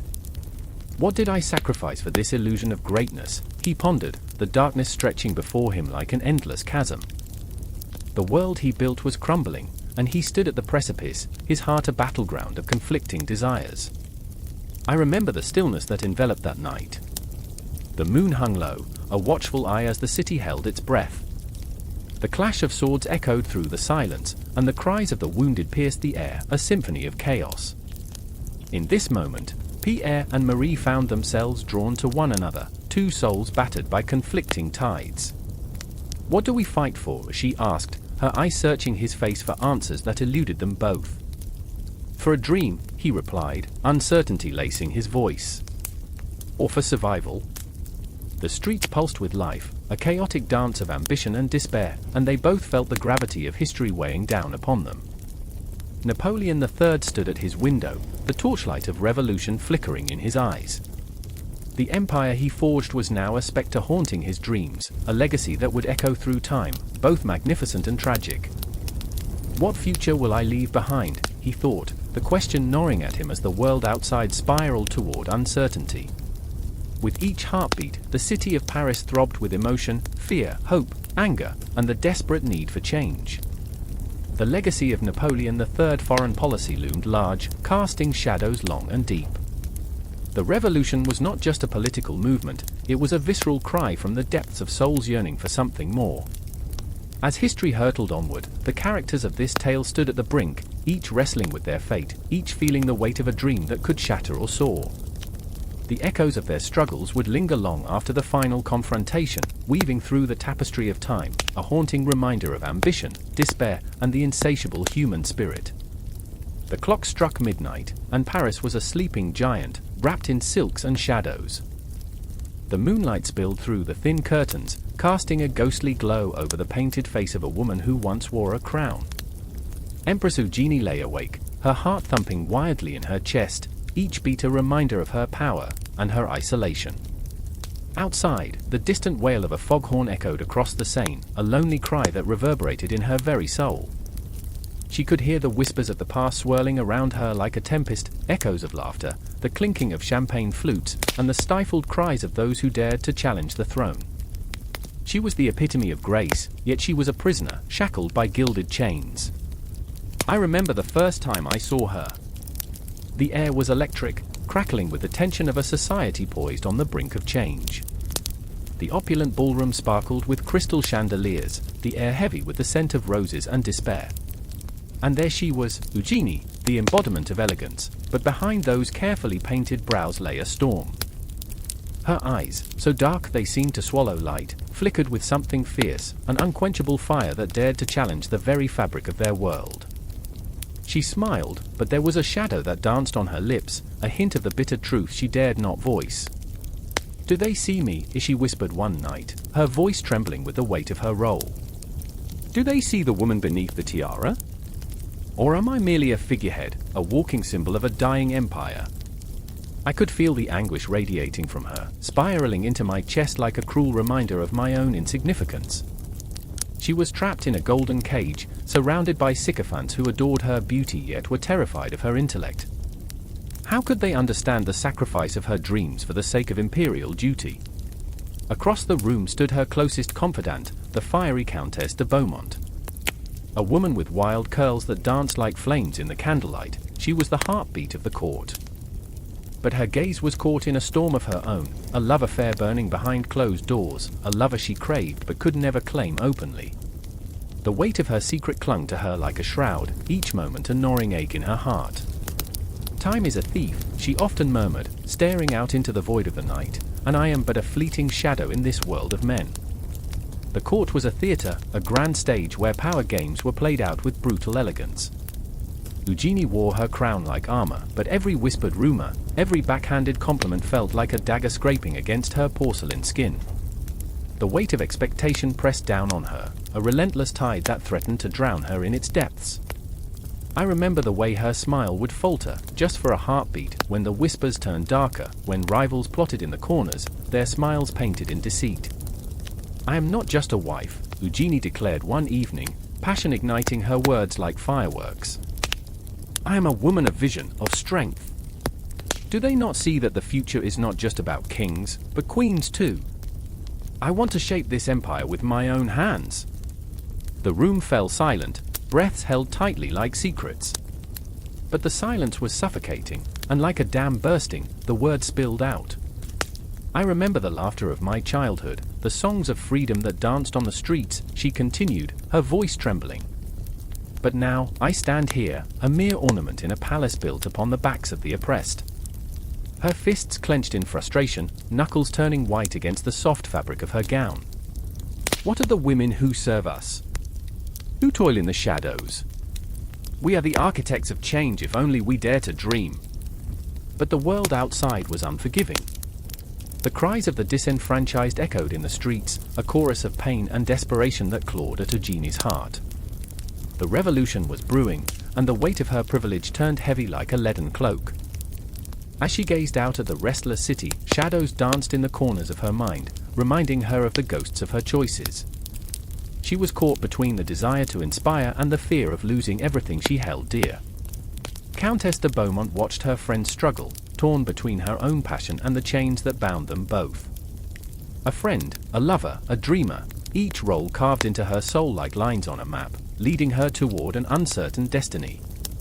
"Eugenie," she whispered one night, "we can be more than this. We can rise, but it will take more than just dreams. It will take sacrifice. Courage. Blood.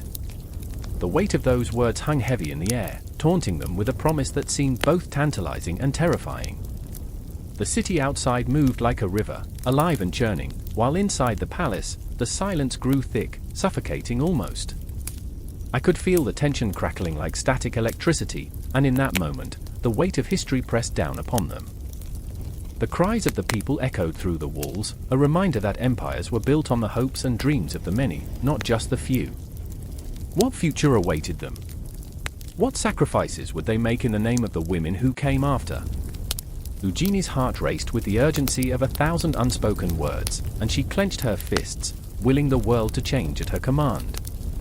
"We must fight," she said, her voice a low growl. "For we are not just women of the Second Empire, we are the architects of tomorrow." Yet, as the moon cast its soft light upon the world, I wondered, would they have the courage to rise? Would their dreams, shimmering like stars against the dark canvas of their lives, ignite the flames of revolution, or would they be snuffed out like candles in a storm? Time slipped through their fingers like grains of sand in an hourglass, and the world outside continued to shift and shake, whispering promises of transformation. And I, a mere observer, felt the thrill of their hearts, the weight of their dreams, and the intensity of their despair. Their story was not just theirs alone, it was a tapestry woven with the threads of every woman's silent struggle. The shadows loomed larger, and the echo of history whispered through the air, urging them forward, toward a confrontation that would reshape their lives forever. And at that moment, I knew, this was just the beginning. I remember the first time the whistle blew. It split the air, a grotesque cry that sliced through the fog of morning like a knife through flesh.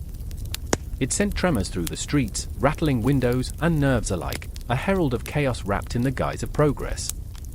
Outside, the smoke twisted into the sky, a heavy blanket that smothered the sun, leaving the city shrouded in a ghostly grey. The air tasted bitter, like iron and despair. Maggie stood there, her hands trembling, clutching a frayed shawl around her shoulders. She had once dreamed of something more than this, of romance, laughter, maybe even a garden filled with roses. But those dreams faded like the daylight, crushed beneath the wheels of industry. The factory loomed behind her, its silhouette dark and ominous. It felt alive, pulsating with a heartbeat that was not her own, and she was but a cog in its relentless machine. Another day, another chance to sell your soul, she muttered to herself, half laughing, half sobbing. The irony tasted bitter. She had been promised a better life, a chance to rise above the muck and mire, yet here she was, chained to the same fate as her mother, her grandmother. The earth they toiled on was unforgiving, each grain of dirt a reminder of their struggle. The noise of machinery roared to life, drowning out her thoughts, as if mocking her aspirations. Then there was James, leaning against the crumbling brick wall, eyes glazed over with the residue of dreams deferred. He was a man haunted by the ghosts of his own choices, the weight of dependence hanging on his shoulders like a noose. Each day, he watched as the world around him was consumed by smoke and fire, the factories rising tall and proud, yet casting long shadows that choked the light out of the streets. He had wanted to be a scholar, to lose himself in the pages of books rather than the drudgery of work. Yet, the clock ticked mercilessly, reminding him that time was not his ally. "I hate this place," he whispered, though the sound felt foreign even to his ears. The factory, with its gnashing teeth and insatiable appetite, had drawn him in like a moth to flame. It was intoxicating, this promise of a paycheck, a meal that didn't come from a scrounged pot. But every paycheck felt like blood money, tainted by the screams of the men who lost their hands to the machines, the women who faltered beneath the weight of their burdens. The sun finally broke through, illuminating the streets with a cruel clarity. The gritty reality came alive, the children scuttled about, faces smudged with dirt, their laughter a stark contrast to the grizzled faces of those who marched to the factory gates. They were the lost ones, the forgotten souls swallowed by the relentless grind of progress. Every smile carried the weight of 1,000 sighs, each giggle an echo of innocence lost in the industrial whirlwind. But it was not just the children who bore the marks of survival. I remember the day I saw old Thomas, hunched and weathered, sitting outside the tavern, clutching a half-empty mug. His hand shook, not just from age, but from the tremors of a life lived on the brink. He watched the world go by, eyes clouded with memories of a time when labor didn't mean suffering, when the fruits of one's toil were sweet instead of sour. Once, I built cathedrals, he said, voice cracking like the cobblestones beneath his feet. Now, I can barely build a meal. It struck me then, the hollow laughter that danced on the lips of the city's dwellers. They were all caught in this twisted play, wearing masks of joy over faces taut with despair. The air was heavy with the scent of coal and sweat, a reminder that with every ounce of steel forged, a piece of humanity was lost. No one could escape the grip of the empire, its tendrils reaching into their very souls, entwining them in a cycle that promised advancement but delivered only stagnation. I looked around, felt the pulse of the city beat through my veins. It was alive, yes, but it was also dying, a paradox that filled the air with an electric tension. Buildings sprouted like weeds, but behind their facades lay decay. Vultures circled above, waiting for the inevitable. I could taste the fear, thick and rancid, as those who toiled day after day slowly came to understand the true cost of their labor. The confrontation loomed closer, an unyielding storm gathering in the distance. Maggie and James would find themselves caught in its eye, betraying their own fears and longings. Their eyes would meet across the chaos, a flicker of recognition amid the despair. They would grasp at the straws of hope, clinging to dreams that felt more like nightmares. But could they rise above the ashes? Could they break free from the chains of an empire that fed on their pain? As the whistles blared again, I felt it in my bones, the relentless call to return to the grind, to succumb once more to the fugue of industry. But even in that moment, a glimmer of defiance sparked within me. I felt the weight of time slip through my fingers, each tick of the clock echoing with the promise of rebellion. The city may have been encased in shadows, but even the darkest night must yield to dawn eventually. In the heart of that cacophony, I knew one thing: there was no escaping the machinations of empire. It would twist and turn, clawing at the very essence of those ensnared within its grasp. But perhaps, just perhaps, amidst the clamor and the sorrow, there lay a flicker of hope that could ignite a revolution, a fire burning bright enough to illuminate the darkest corners of their world. And as the smoke curled into the heavens, I realized that this story was far from over. It was merely a breath, a heartbeat in the eternal dance of progress and pain.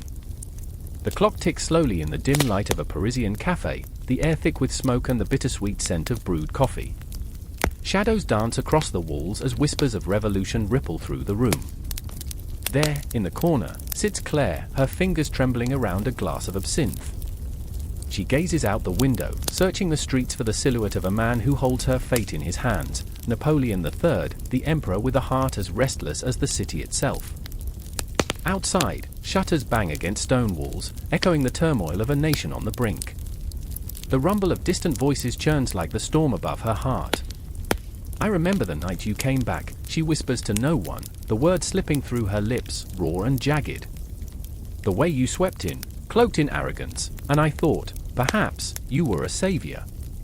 But with every tick of the clock, that thought unravels, fraying at the edges, revealing a darker truth. He was a savior, sure, but also a turning point, an embodiment of contradictions. A liberator and a tyrant. A dreamer and a destroyer. Across the table, Louis, her brother, stares at her, his dark eyes filled with a mixture of concern and anger. He's never been one for hope. It's a fragile thing, easily crushed underfoot like a discarded cigarette. He's a phantom, Claire. You can't let a shadow write your story. His voice is low, but the fire inside him crackles, hungry for justice, for the truth that lies beneath the facade of power. "I remember my heart racing when he promised us empire and glory," she murmurs, lost in a memory that feels like a fantasy. His words painted bright futures, but now, the sentence lingers in the air, heavy with unspoken dread. Now it feels like we are caught in a painting, beautiful but suffocating. A frame that holds us hostage. Outside, the streets pulse with life, yet Claire feels the encroaching darkness, each shout, each cheer, a reminder that the world is spinning out of control. She recalls the paintings that capture Napoleon's image, immortalizing him as a demigod, a figure draped in rich fabrics, golden light glinting off his crown. Yet beneath that gilded surface, she sees the cracks, a symbol of hubris, a mask over a quaking soul. "Do you think he knows the weight of our lives?" Louis interrupts her thoughts, his voice snapping like a twig underfoot. That beneath the gold, beneath the artist's brush, we are flesh and bone, bleeding and broken. Claire leans closer, her heart racing. But what if he does? What if he knows, and yet continues to play God? Her voice trembles, the words a fragile echo of her growing fear. Perhaps he's a prisoner too, caught between the weight of history and the loneliness of power. She shudders, a chill creeping down her spine. A flash of lightning illuminates the cafe, and for a fleeting moment, everything feels suspended in time. Louis's fingers tap anxiously against the table. And what of us? What of the stories that will be told? What stories? Claire's voice sharpens, a sudden intensity rising within her. We are but pawns on his chessboard, mere footnotes in a larger tale. Do you think they will paint us with the same brush? The artist's stroke will only capture the emperor, never the souls he crushes. Her mind races, images of death, of loss, of the many lives entwined in the web of his ambition flooding her thoughts. I remember, she murmurs again, her breath hitching, the sound of the guillotine, the way the crowd cheered like it was a spectacle. The laughter of the painted lords and the blooded pavement beneath us. They bath just once a year, and here we are, bathing in the blood of our own kin, and for what? A fleeting moment of glory. Louis's gaze softens, and for a moment, they are two broken souls adrift, caught in a storm of history. We cannot be forgotten. We must not be mere ghosts in the narrative. I will make sure of that. But fear grips Claire's throat. And at what cost, Louis? I can feel the noose tightening, the world closing in. We are at the mercy of his whims. The room falls silent, the clock continues to tick, each second a reminder of their mortality. Outside, the storm rages, a tempest that resonates within their hearts. The tension mounts, the weight of their words heavy and suffocating. Claire wonders if they are truly alive or if they merely exist in the margins of history, like the shadows cast by the flickering candlelight.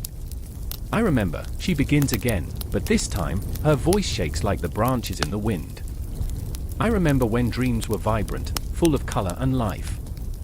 Now they feel like fading echoes in a forgotten room, lost to the ages. The door swings open, and in steps a figure, cloaked in the shadows of the storm outside. Is it him? Is it a spectre, a ghost haunting her thoughts? The air thickens with dread, and in that moment, everything feels amplified, a crescendo of emotion that pulses through her veins. Claire, Louis, the figure calls, voice steady yet chilling, pulling them from their reverie. The atmosphere shifts, a palpable tension sparking like electricity. It is Napoleon III, his presence both magnetic and oppressive. In that instant, Claire feels the world constricting around her, her heart a frantic drumbeat, her thoughts a whirlpool of danger and desire. The man who promised them everything now stands before them, a living embodiment of ambition and betrayal. The artist's brush had painted him as a liberator, but here, in the haunting glow of reality, he felt more like a spectre, a collector of souls bound to history's cruel hand. Do you see? Louis whispers, clutching the edge of the table. We are trapped in a painting of our own making. And as the clock ticks relentlessly on, Claire realizes she is no longer just a witness to history but a part of its haunting narrative. The air hangs heavy with unspoken words, and the storm outside rages on, as if the very cosmos weeps for the lives lost in the whirlpool of ambition. She takes a breath, feeling the weight of the moment, knowing that the story continues beyond the frame, beyond the night, beyond the storm. Every heartbeat echoes, pulling them deeper into the interwoven tapestry of fate, where art and life collide, and history repeats itself in chilling cycles. The clock strikes midnight, and the city breathes a sigh, an exhale of disappointment mixed with fear. Shadows twist around corners like whispers, and the flickering gaslights cast a pallid glow on the cobblestones, the light trembling with the weight of unspoken secrets. Just beyond the alley, a scream pierces the night, raw and haunting, echoing against the crumbling bricks. It is a cry that pulls at the heart, a sound that seeps into the marrow of the bones, a reminder that the truth is often draped in darkness. I remember the dread in Clara's eyes, her hands trembling as she clutched the crumpled newspaper, its headline screaming betrayal. Look, she urged, her voice a frantic whisper. The ink smudged like blood on the page, each word a dagger aimed at the heart of our empire. Propaganda, they called it, an artful manipulation of truth that painted our leaders as gods, while the ghosts of the oppressed writhed in silence beneath the weight of their invisible chains. In the corner of that dimly lit room, William paced, his hands raking through his hair, the tension coiling tighter with every step. "They're lying, Clara. Can't you see this? It's all a facade." His voice cracked, unraveling like the very fabric of our nation. With every accusation, he flung the truth into the abyss, where it hung like a phantom, taunting, teasing, refusing to be grasped. Clara, with her heart worn like armor, stood her ground. "But what can we do?" The vulnerability in her voice wrapped around me, chilling my spine. "We can't fight the tide. They control the narrative, they dictate the story." The fear pooled in her eyes, merging with desperation, as if she were teetering on the edge of a precipice, staring into a void that threatened to swallow her whole. "Fight." William spat the word as if it were poison. "We must expose them. The people deserve to know. They are living in a fairy tale while the kingdom crumbles." His fists clenched, darkening the air. I could see the fire within him, a flame flickering but refusing to die. Every word was a heartbeat, each beat drumming a rhythm of rebellion against the oppressive silence that loomed like a storm cloud. Outside, the city continued its restless slumber, unaware. The streets were filled with shadows, each one a remnant of the lives crushed under the weight of deception. I felt their pain, an aching pulse resonating through the cobbled streets, intertwining with our fears. The moon hung high, a silent witness to our plight, casting a silvery glow on the faces of those who dared to dream. "William," Clara's voice trembled, a delicate thread pulling at the fabric of his resolve. "What if we're wrong? What if we shatter the illusion and the people turn against us? What if we awaken a monster?" Her fear was palpable, a dark fog creeping toward us, threatening to engulf the light. "Then we face it together," he shouted, the sound ricocheting off the walls, a challenge hurled into the void. What is a monster but a reflection of our own cowardice? What if the truth is a monster, and we must wrestle it to liberate ourselves? The intensity in his eyes was electric, sparking hope in the depths of despair. I remember the moment as if it were a dream, or perhaps a nightmare. The air thickened with destiny, stinging our throats with urgency. We were caught in a web of history, where the pen was more dangerous than the sword, and the ink flowed like blood onto the pages of our lives. Clara took a step forward, her resolve hardening like steel beneath the softness of her skin. "Then we will write our own story," she declared, and for a heartbeat, hope soared. In the distance, the rumble of a printing press thrummed like the heartbeat of a giant. It was a symphony of creation, the rhythmic clatter of metal against paper, a clash of ideas spilling forth into the world. Each page that emerged was a weapon in the war against ignorance, a revelation, a revolution. William's fingers twitching like a marionette ready to dance. "We'll gather the voices of the silenced," he murmured, excitement bubbling beneath his skin. "We'll pen the truth like a blade, slicing through the darkness." But the clock ticked ominously, each chime a reminder of the peril that lurked at the edges of our fervor. Time was a beast unyielding, a force that neither Clara nor William nor I could tame. The ghosts of the past loomed over us, murmuring warnings, their words wrapped in echoes of lives lost to the machinations of power. I could almost hear their whispers, a chilling chorus tangled in the fabric of our reality. Yet there was beauty in our despair, an exquisite dance between hope and fear.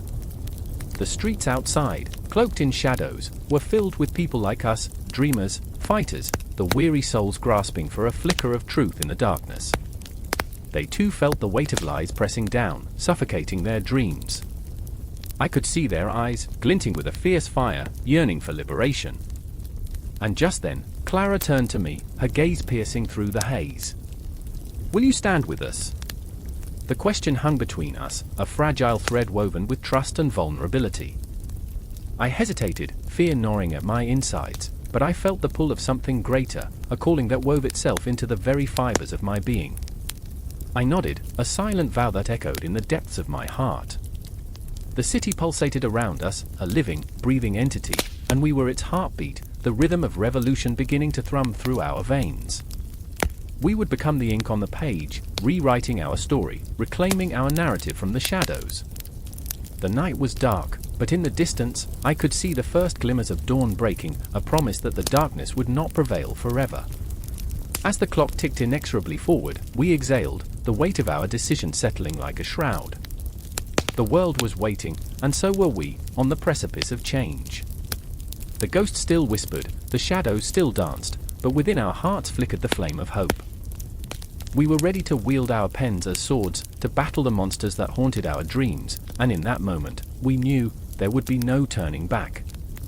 The church bells tolled like a distant heartbeat, echoing through the smoky air of the narrow streets, reverberating with a solemnity that sent shivers down Myra's spine.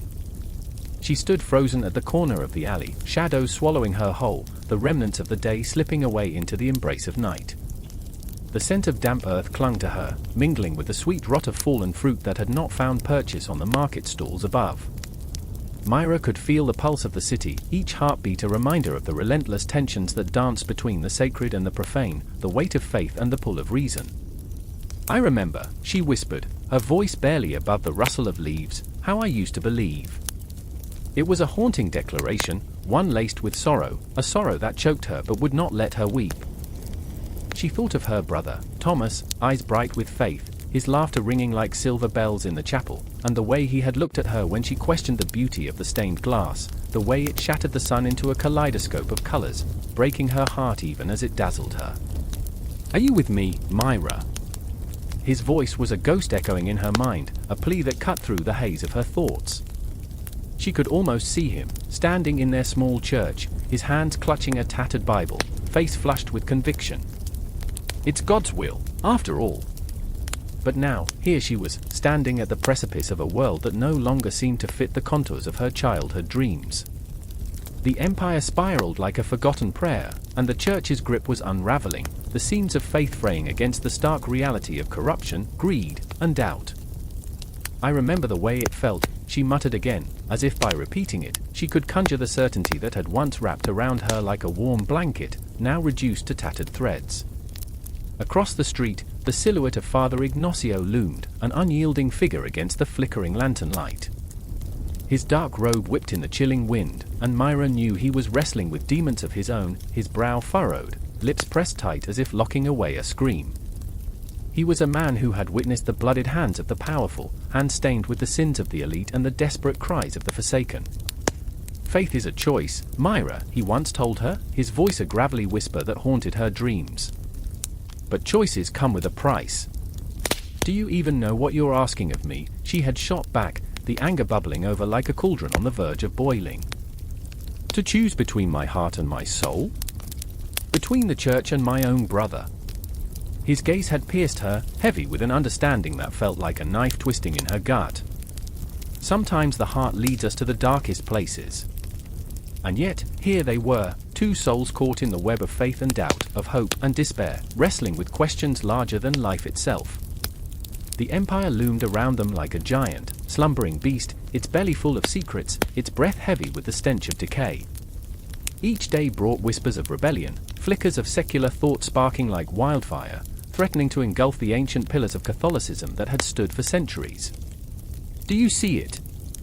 Myra's voice was a tremor now, breaking against the sharpness of her fear. "The shift?" "The people," she pointed into the darkness, where shadows danced like phantoms. "They're waking up. They're questioning everything." Father Ignacio shook his head, the weight of centuries pulling at him like a heavy cloak. "What they don't understand is that nothing is ever truly lost. Faith can bend, but it never breaks. You must hold on, Myra." But could she? The thought gnawed at her insides, a ravenous creature that wouldn't let go.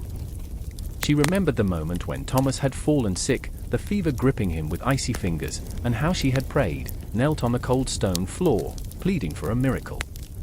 Her faith had felt like a lifeline then, a tether to the divine. But when the fever took him, and silence engulfed their home, she felt the first cracks in her belief. "You promised," she had screamed into the abyss of night, the stars mocking her from above. The sound of footsteps jerked her from her reverie, and her heart leaped. A figure approached, cloaked in shadow, a familiar silhouette that made her blood run cold. It was Marco, a man of many secrets, his allegiance as fluid as the river that cut through the city, his eyes glinting with mischief and shadows. "Myra," he called, his voice smooth as silk, wrapping around her like a vice. "You look like you've seen a ghost." "I've seen worse," she replied, her heart racing, torn between the thrill of their past and the dread of their present. His presence felt electric, a charged current running through her veins, yet danger lurked beneath that charm. "What do you want, Marco?" "Only to remind you of the choices that lay before us," he said, stepping closer, the glow of the lantern painting his features in stark relief, handsome, dangerous, and all too aware of the game they were playing.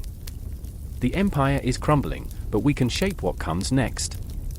His words hung in the air like smoke, intoxicating and suffocating all at once. "And what would that mean for faith?" Myra asked, her voice trembling with a mix of fear and longing.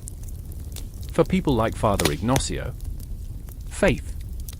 He laughed, a sharp sound that clawed at the silence. "Faith is a tool, Myra. It can be a weapon or a shield, but it's the one wielding it that defines its purpose." In that moment, she felt the gravity of their choices, the weight of the world pressing down on her shoulders like a boulder ready to crush her. The lines between right and wrong blurred, and she found herself teetering on the edge of an abyss, the dark water swirling below, threatening to drown her in uncertainty. "I remember the way the sun sets over the cathedral," she whispered, her heart aching with the loss of innocence. "How it used to feel like a promise." But promises were fragile things, easily shattered in the face of reality. The Empire was on the brink, and amid the chaos, faith and reason were locked in a dance as old as time. What would survive when the music stopped? And as the church bells tolled once more, the heartbeat of the city echoed around them, a symphony of faith and doubt, a cacophony of voices rising to the heavens, or perhaps, fading into the void. The clock ticked loudly, resonating like a heartbeat in the silence of a classroom. A single beam of light cut through the dusty window, illuminating a forgotten world of dreams and despair. In the front row, Claire sat frozen, the weight of her mother's dreams pressing down on her chest, constricting her breath. "You'll be someone," her mother had whispered with fervor, days before the accident. But here she was, a ghost in her own life, lost in the shadows of ambition.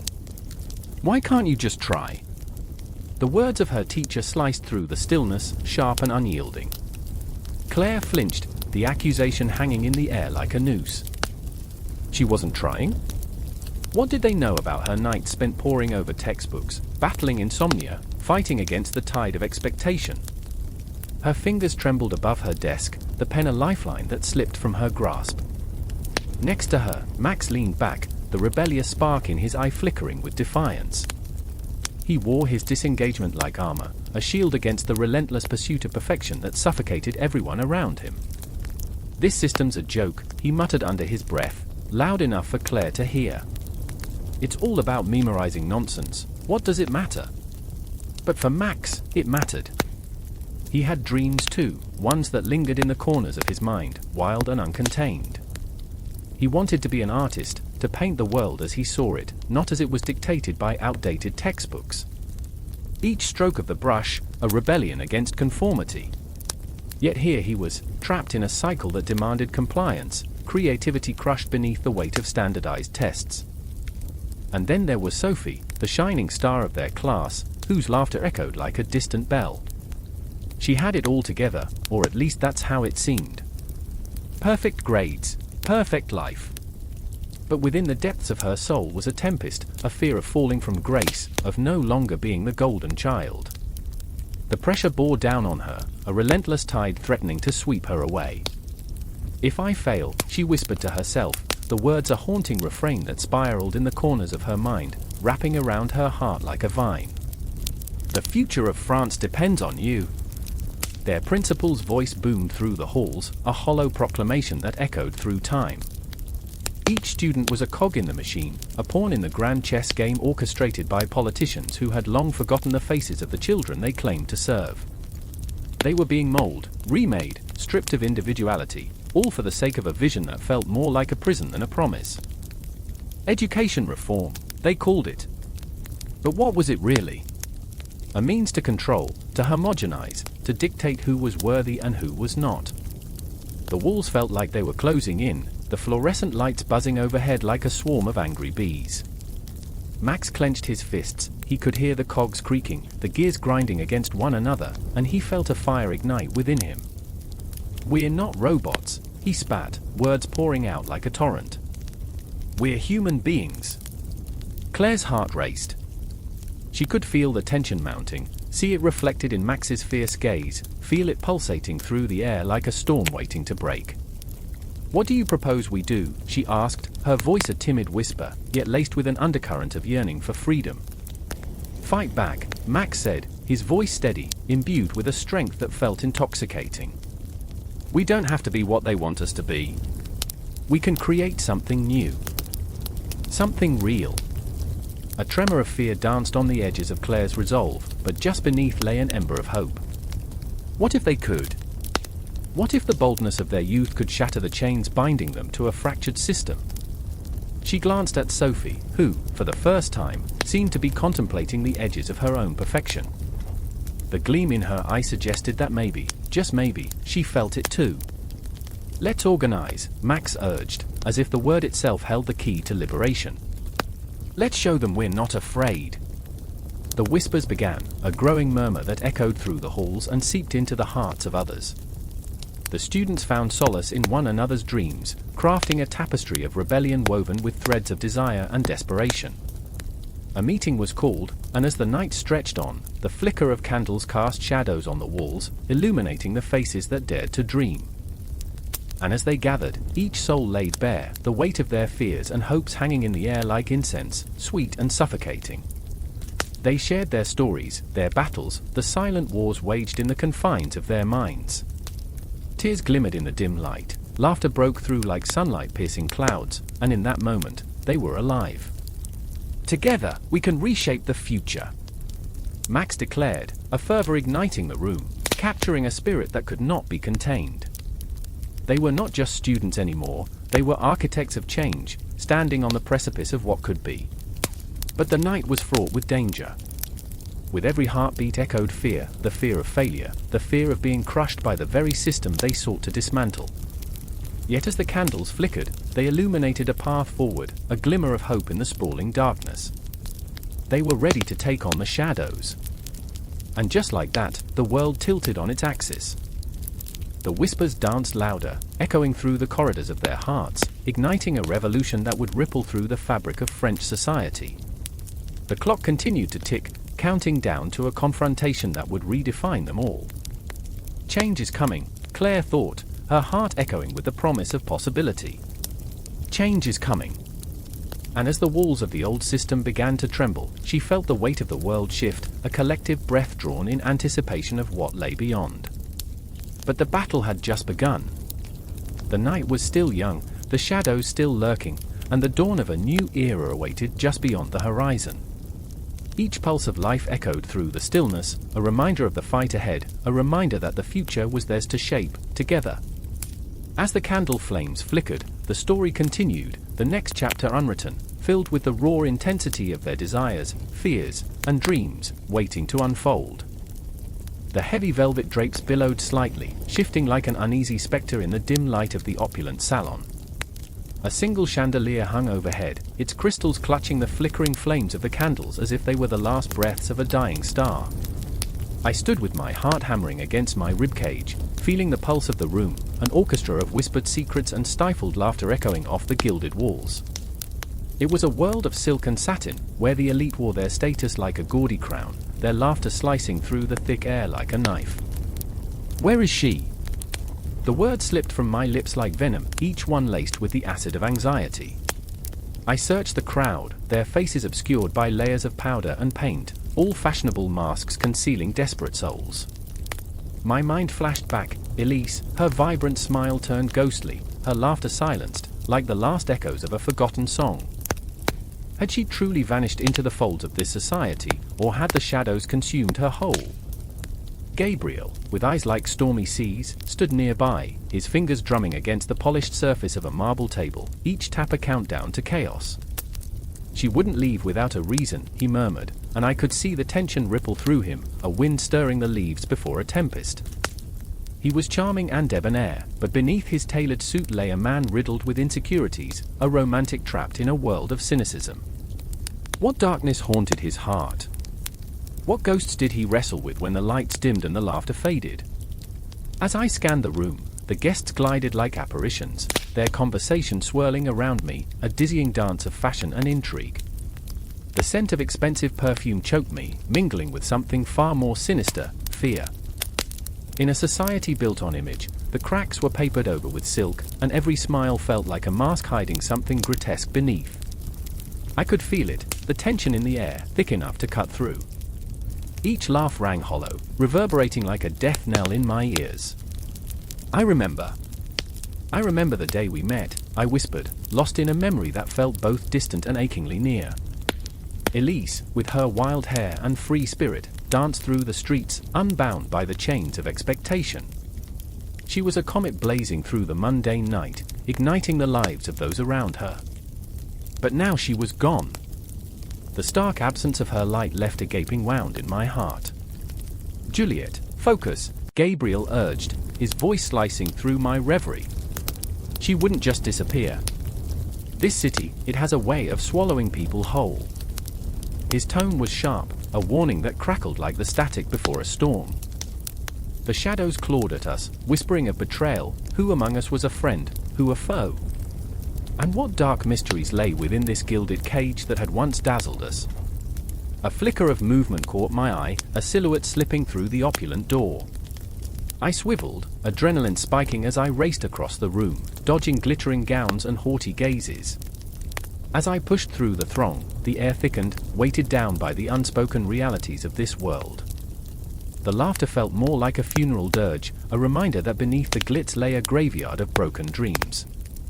The door creaked open, and I was plunged into the night. The city sprawled before me like a vast canvas of shadows and secrets. The moon hung low, a watchful eye, illuminating the cobblestones slick with the evening's rain. Elise? I called out, my voice swallowed by the void. A raw desperation clawed at my throat. What if she was lost to the streets, to the darkness that claimed the careless and the unwary? And then I saw her. Elise, a wraith in a flowing gown, her back turned to me, silhouetted against the flickering gaslight. She stood at the edge of a bridge, the water below swirling like the chaos that churned within me. Elise! I shouted again, my heart a thunderous drum echoing in my ears. She turned slowly, her face illuminated in the soft light, and for a moment, time seemed to freeze. Her eyes, once bright with laughter, were now pools of sorrow, and I felt the breath hitch in my throat. Don't come any closer, she pleaded, her voice a fragile whisper, as if the weight of the world rested upon her shoulders. You don't understand. Gabriel stepped forward, his brow furrowed, a storm brewing behind his gaze. Elise, please, he said, his voice tempered with urgency. Whatever is happening, we can face this together. But the words hung heavy in the air, their promises evaporating like mist in the morning sun. I could see the conflict raging within her, fear and hope intertwined like vines around her heart. I remember the joy, the freedom we felt, she murmured, the memories flooding back like a tidal wave. But I've seen too much, felt the darkness creeping in. The shadows clawed at her heels, and I could see the cracks forming, threatening to engulf her. The moment stretched, taut as a violin string ready to snap. You're not alone, Elise, I cried, feeling the tears well up, blurring my vision. We are here. Don't let them take you. The intensity of the moment pressed against my chest, every heartbeat a plea, every breath a testament to a bond forged in fire. But the city, with its seductive whispers and glimmering facades, lay in wait, its pulse a sinister rhythm beneath our feet. The night was thick with unspoken truths, and I felt the weight of the elite's expectations pressing down like a shroud, stealing breath and spirit. I could almost hear the clock ticking, a countdown to a confrontation that would alter the very fabric of our lives. As I reached out, desperately grasping for her hand, the shadows deepened, promising to drag us into the abyss. Time stretched, and the air crackled with tension. The moment was ripe, pregnant with possibility and dread, and I knew, this was just the beginning, a prelude to a fate we had yet to confront. The city thrummed with life, but in its heart, we were all just ghosts dancing on the edge of oblivion. The empty hall echoed, a vast chasm of silence punctuated only by the distant hum of machinery. Under the weighty gaze of the Eiffel Tower, the air was thick with a tension that felt almost electric, as if the very fabric of innovation was poised to snap. I could feel it in my bones, this sense of something monumental brewing just beneath the surface, a fevered dream of ambition and despair. The Exposition Universal was upon us, a carnival of dreams and nightmares, and I was caught in the twisted vines of its ambition. I remember the first time I saw Leonie, her face lit by the flickering light of a gas lamp, shadows dancing across her features like mischievous spirits. She was a spark of life in this mechanical world, yet her eyes held a storm, an unspoken rebellion against the constraints of her time. She clutched a journal, pages filled with sketches of inventions that could either save or destroy us. The weight of her dreams pressed heavily upon her, and I wondered if she felt the crushing intensity of expectation, just as I did. Across the hall, Auguste stood amidst the crowd, a puppet entangled in strings of commerce and art. He was a visionary, but each glance at the crowd's rapturous faces tightened the knot in his stomach. They adored him, yet each cheer felt like a noose tightening around his neck. The burden of innovation weighed heavy on his shoulders. With every invention unveiled, he felt the darkness creeping closer. He was a man torn between the glory of creation and the haunting specter of failure. I remember the moment it all unraveled. The showcase of the latest steam engine was about to begin, a miracle of modernity poised to change the world. The crowd surged forward, a living, breathing organism, hungry for the next marvel. But as Auguste prepared to present, a flicker of doubt crossed his mind. What if they didn't applaud? What if this was the moment he fell from grace? Auguste! Leonie's voice cut through the chaos, a lifeline thrown in turbulent waters. Do you believe in your creation? Her eyes bore into his, demanding honesty, demanding strength. But the clock was ticking, and the machinery of the world was unforgiving. I don't know, he stammered, his heart racing, pounding like the very pistons he had designed. What if they see through me? What if they see the man behind the machine?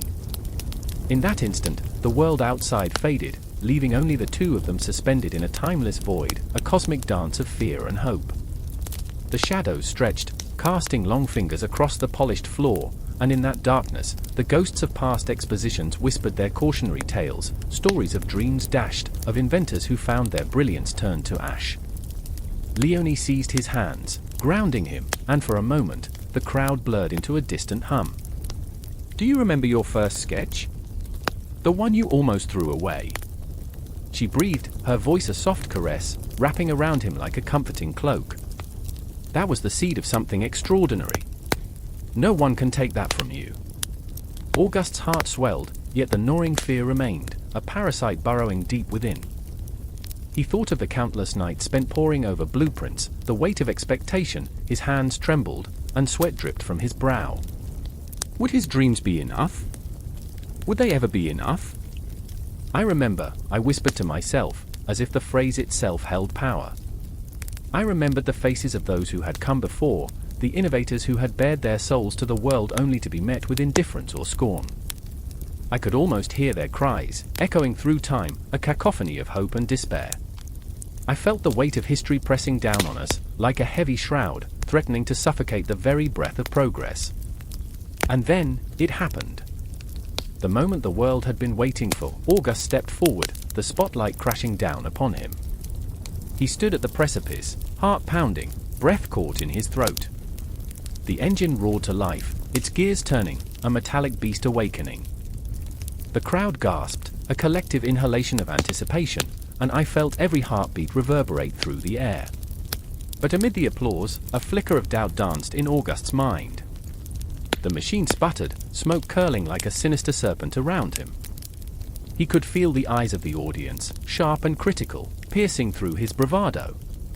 What if this was it? What if this was the moment he became a ghost in his own life?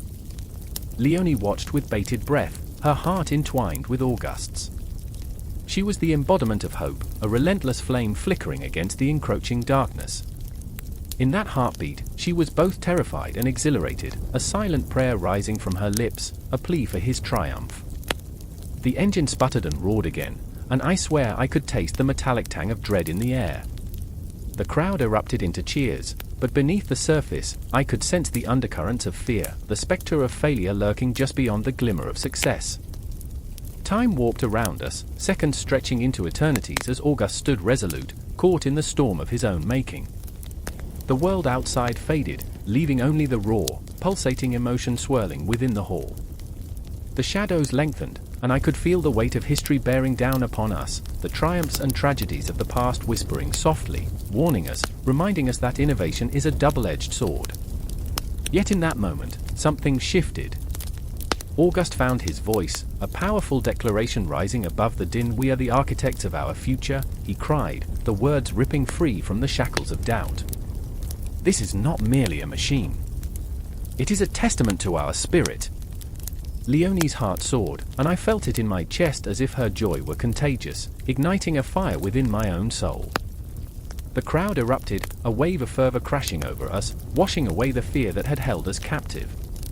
But with every cheer, the shadows loomed larger, whispering ominous secrets. What lay ahead for August and Leonie? In the realm of innovation, the line between success and failure was razor-thin, an ever-present reminder that every dream carried the weight of consequence. As the cheers roared like thunder, I could feel the pulse of history thundering beneath our feet, an echo of what was to come, a battle of dreams, a confrontation with the ghosts of our past.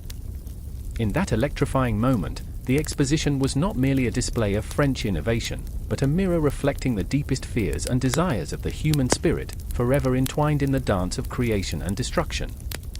And I stood there, caught in the whirlwind of emotions, knowing that this moment was just the beginning of a story that could never truly end.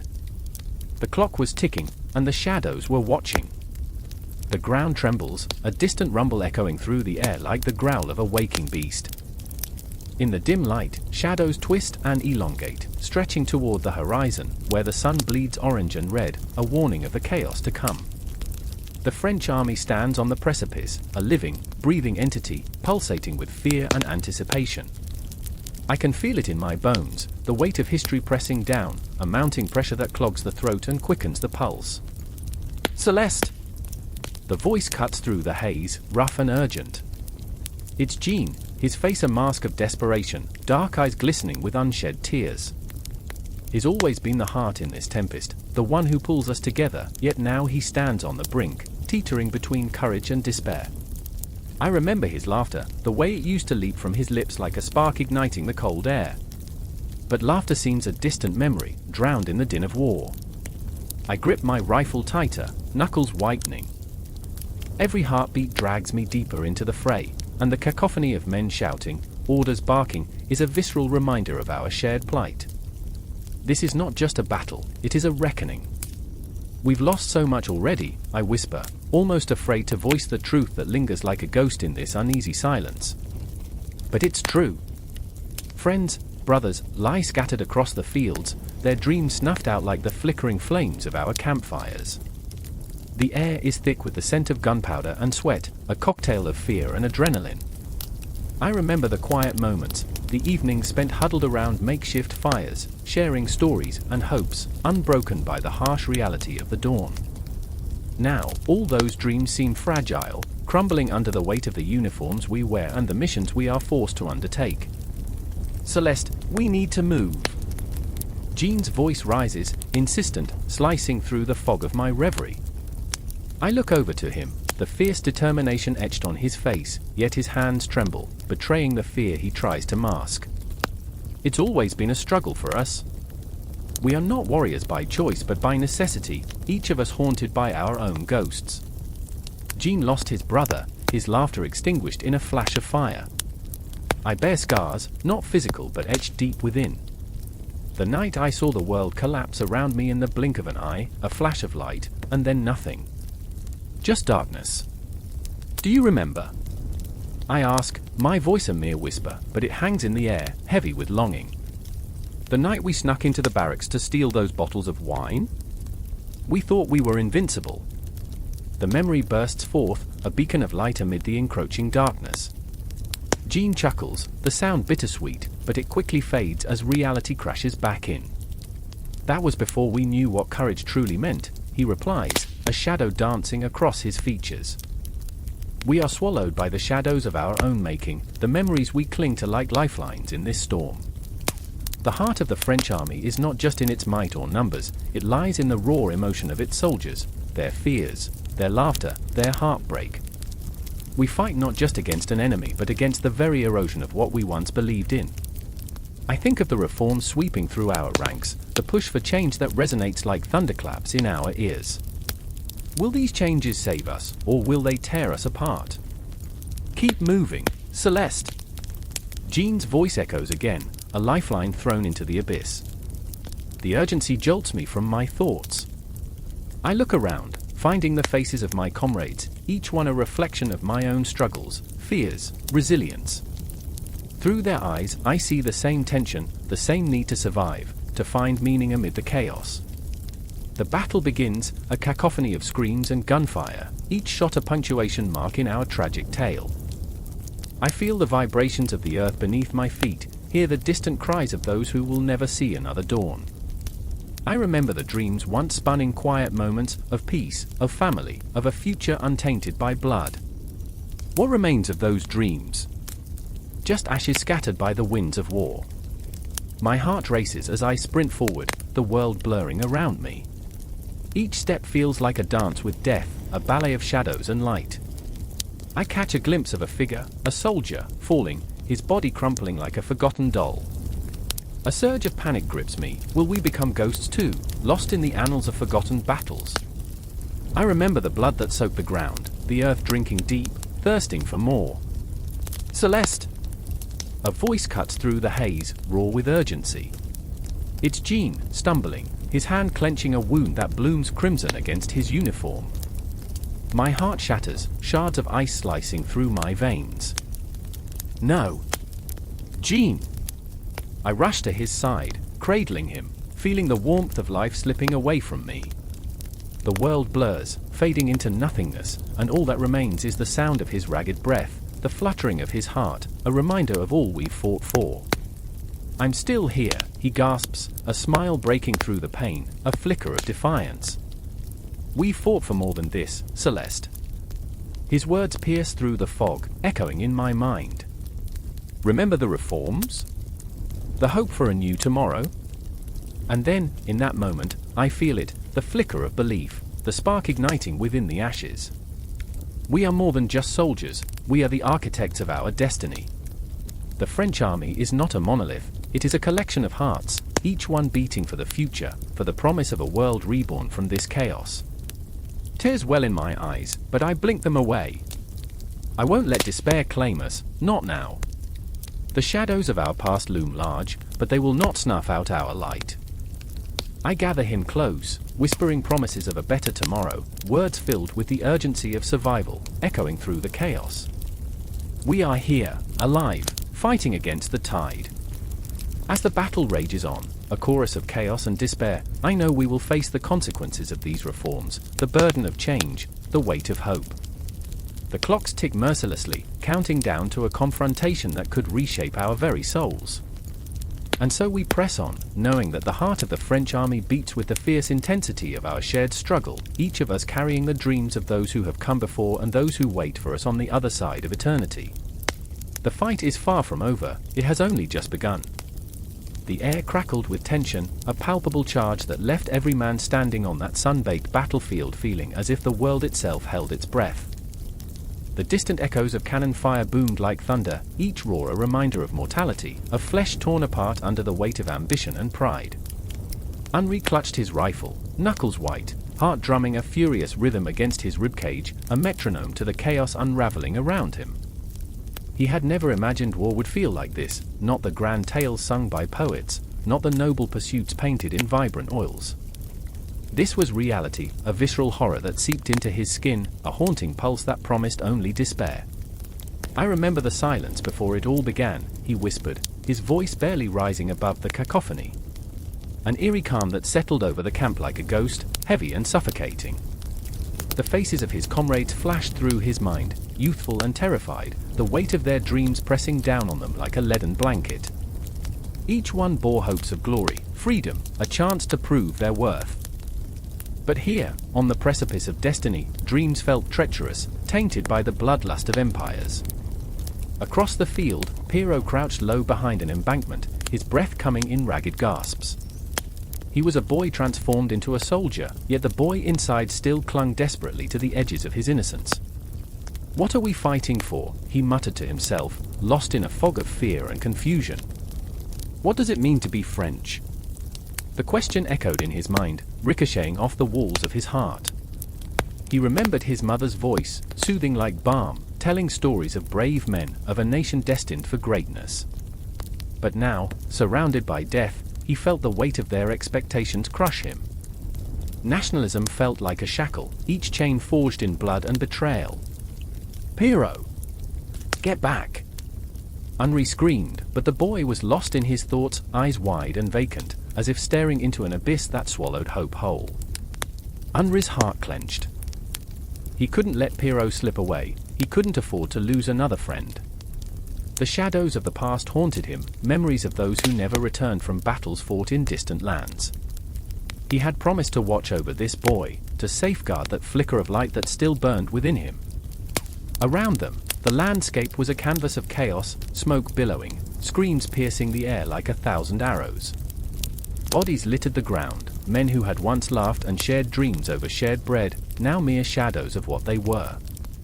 Henri felt bile rise in his throat as he maneuvered forward, each step a battle against the weight of despair pressing down on him. "I remember," the phrase became a mantra, a desperate attempt to cling to sanity in a world turned monstrous.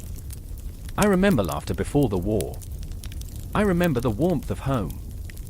Meanwhile, Elodie stood on the outskirts, watching the maelstrom unfold.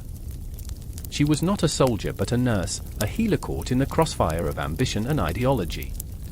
Her heart broke with each moan that reached her ears, each plea for life that hung heavy in the air. "What right do we have to spill blood in the name of identity?" she thought, her hands trembling as she bandaged the wounds of men who had once been brothers, allies united under the tricolour. But now, they were fragmented, each thread of their shared identity fraying under the pressure. "Elodie," a familiar voice called, dragging her back from the depths of her turmoil. It was Jacques, a fellow nurse, his uniform stained with the chaos of the battlefield. He had a wild look in his eyes, a fire that promised both hope and destruction. "We need to help them. They're counting on us." "I can't," she replied, her voice shaking. "How can we help when this war is tearing us apart?" The very essence of France felt like it was unraveling, woven with threads of pride and despair, loyalty and betrayal. She felt the weight of history in her bones, the crushing knowledge that her beloved country was drowning in a tide of nationalism that blurred the lines between courage and madness. Each scream, each gunshot, reverberated through her soul, a constant reminder that in the pursuit of identity, they had sacrificed their humanity.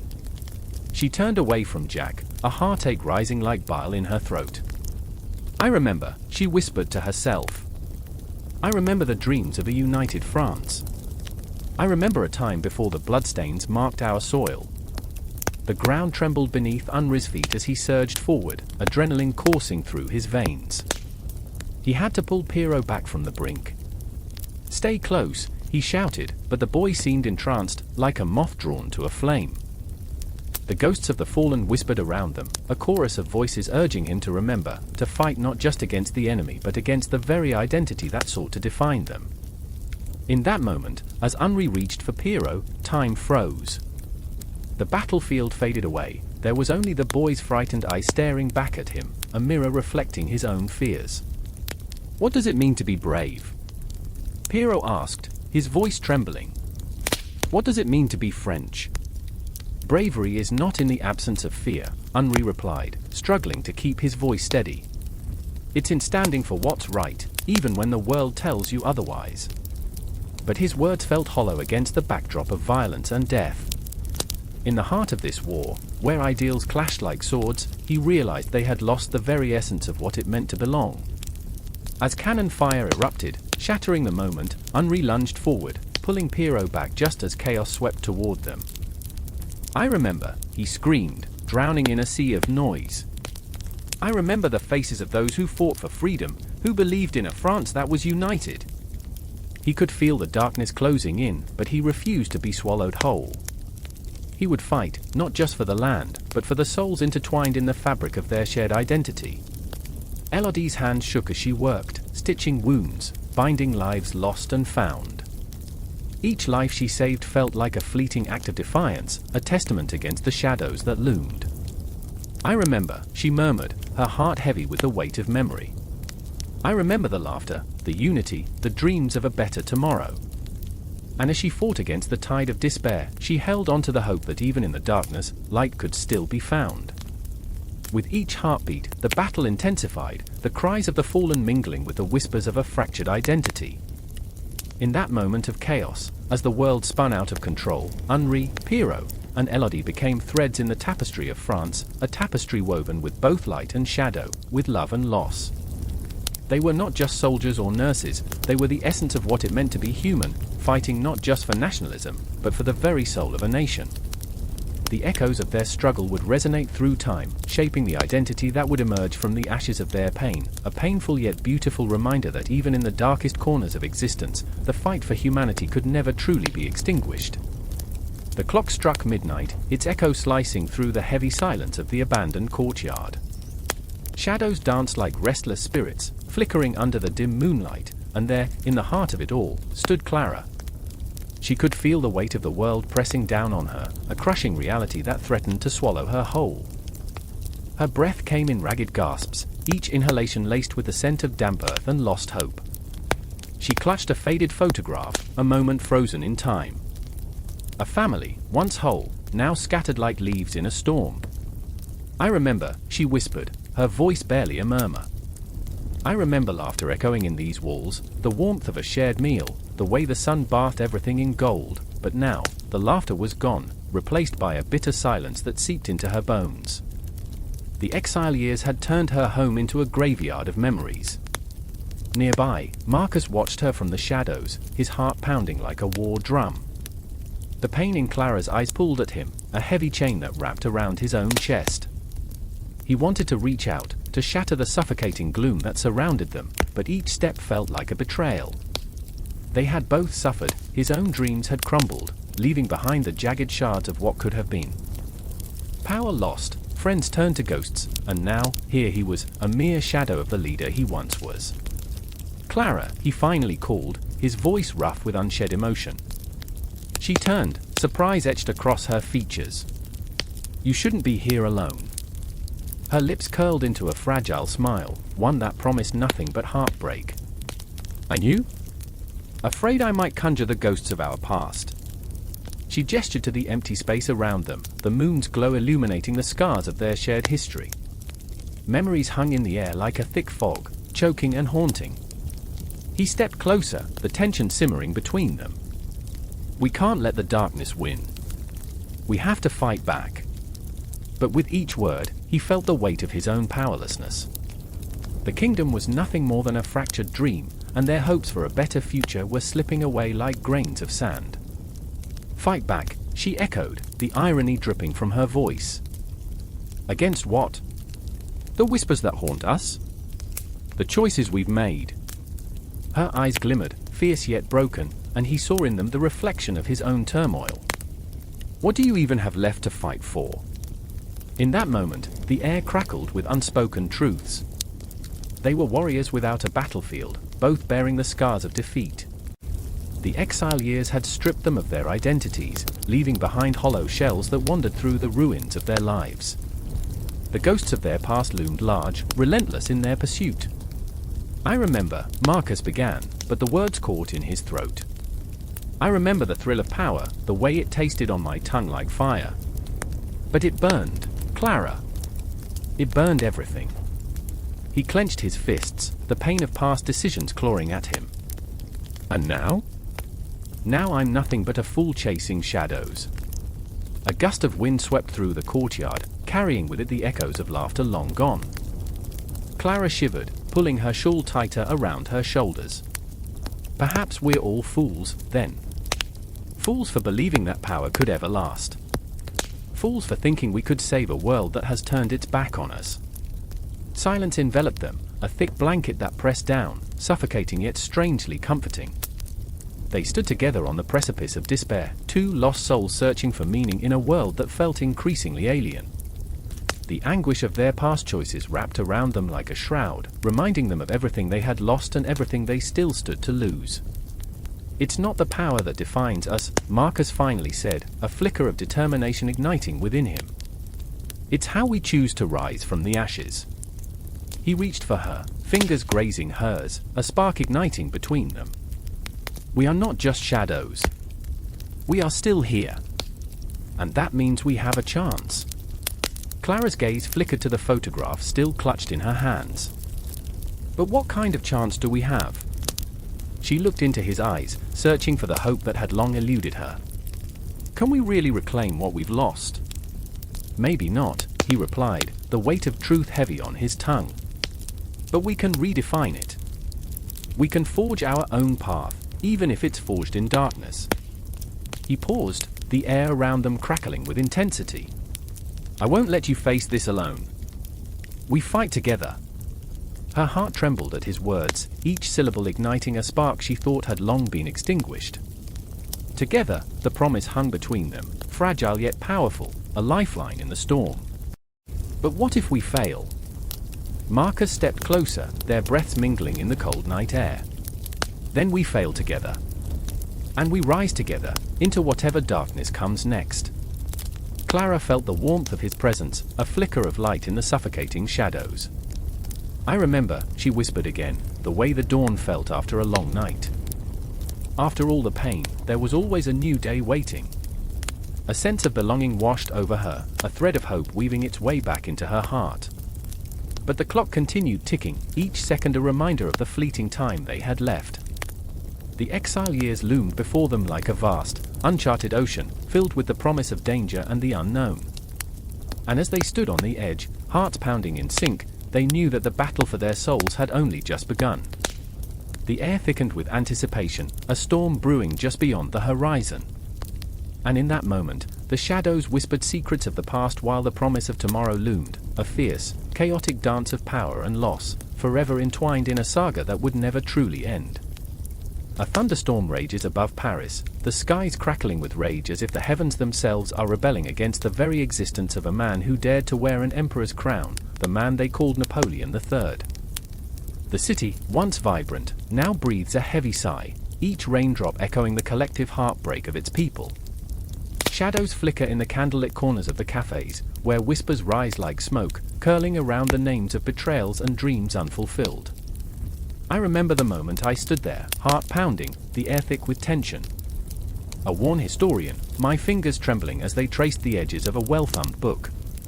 Napoleon III, that enigmatic figure, was he a visionary, a tyrant, or simply a man haunted by the specters of his past? The pages felt alive, each word pulsing with the weight of history, yet I couldn't shake the feeling that the truth lay hidden beneath layers of romanticism and scorn. Across the table sat Emily, her eyes fierce and bright, a fire ignited by ambition and the pain of her ancestors. She was a descendant of those who suffered under the weight of his decisions, yet here she was, perched on the brink of admiration and disdain. "He sought to resurrect an empire," she exclaimed, voice ringing like a bell above the clamor of unyielding raindrops. "But at what cost?" The intensity in her gaze set my heart racing, a tempest of reverence and rage, love and loss. And then, there was Francois, slumped in the shadows, a somber figure with a past etched deeply into his furrowed brow. He had devoted his life to studying this man, and his brittle fingers held tight to a fragile memory of despair. He was a puppet, he muttered, barely audible, manipulated by the ghosts of his lineage. I could see it in his eyes, the eternal struggle between history and interpretation, the clash of ideologies that left him rattled, each breath a battle against the inevitability of a legacy marred by contradiction. Outside, the storm roared and howled, but within the cafe, the tension hung like a thick fog, heavy with unspoken fears. Napoleon III, the name itself was a riddle, a whisper of greatness that echoed through the streets, painting a portrait of a man who transformed the very fabric of France. Yet, who was he really? We were floating in a maelstrom of conflicting emotions, a sea of adoration and loathing, and the city pulsed like a heart, each beat resonating with the pain of its people. I remember the flicker of the candlelight, illuminating Emily's fierce countenance as she spoke of the Haussmannian redesign, of how the wide boulevards cut through the dark alleys of despair, a false promise of progress. He thought he could erase the past, she said, a note of sadness lacing her words, but history isn't so easily buried. The walls felt like they were closing in around us, a reflection of the very empire he envisioned, a grand illusion cloaked in the shadows of ambition and despair. Francois, his voice trembling with emotion, leaned forward, his face barely illuminated. He loved the idea of power, he whispered, but in his pursuit, he lost the soul of a nation. His words hit harder than the storm outside, ripping through the layers of romanticism that had painted Napoleon III as a tragic hero. The weight of history bore down on us, and I felt the room spin, caught in a whirlwind of conflicting allegiances. Could one man's ambition redefine the essence of an entire people? As lightning cracked, illuminating the cafe for a brief moment, I caught a glimpse of despair reflected in the eyes of the patrons around us. Each face told a story, a lineage tied to the consequences of one man's reign. The laughter faded, replaced by hushed conversations, the weight of history pressing upon their shoulders. Who were they in the face of Napoleon III's grand vision?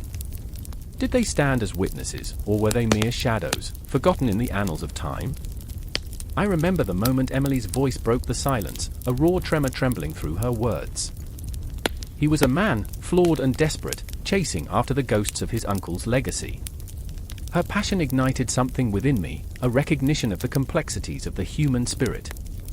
With every heartbeat, the truth unraveled, a man torn between the ideal and the real, desperately trying to forge a legacy without realizing the ghosts would always linger, haunting his every decision. The storm outside raged on, but it was our discussion that felt electric, each word an ember sparking into flames. I could see the struggle in Francois' face, the way he wrestled with the contradictions of admiration and betrayal. He desired to build an empire, he said, voice thick with emotion, but in the end, he built a prison, a gilded cage that entrapped his vision. In that moment, realization washed over me like the torrential rain flooding the streets outside. The truth about Napoleon III was not one of clear lines or resolute definitions. He was a swirling tempest of spirit and flaw, a man who sought to reshape history yet became a footnote in a tale of tragedy. What was the legacy of a man caught in the storm of his own making? As the thunder rolled and the shadows danced, I knew we were haunted by the echoes of those who came before us. Napoleon III, a name that might one day slip from memory, yet in this moment, he was alive, breathing through us, shaping our thoughts and beliefs, our fears and hopes. The storm outside mirrored the chaos within, a tempest of emotion swirling, ready to engulf us. I remember feeling the weight of history, an eternal battle not just fought on the fields of war, but in the hearts of those who dared to dream. Emily, her spirit fierce, Francois, his heart heavy, and I, an anxious historian, piecing together fragments of a life lived in the shadows. We were bound together by the pull of history, the heart of the storm beating within us, echoing the questions that would never find an answer. The rain continued to fall, and with it, the lives of countless souls washed away, leaving behind only whispers of a legacy that danced in the darkness, forever elusive, forever haunting. The clock tower struck midnight, its echo reverberating through the damp Parisian streets, a haunting reminder of time slipping away.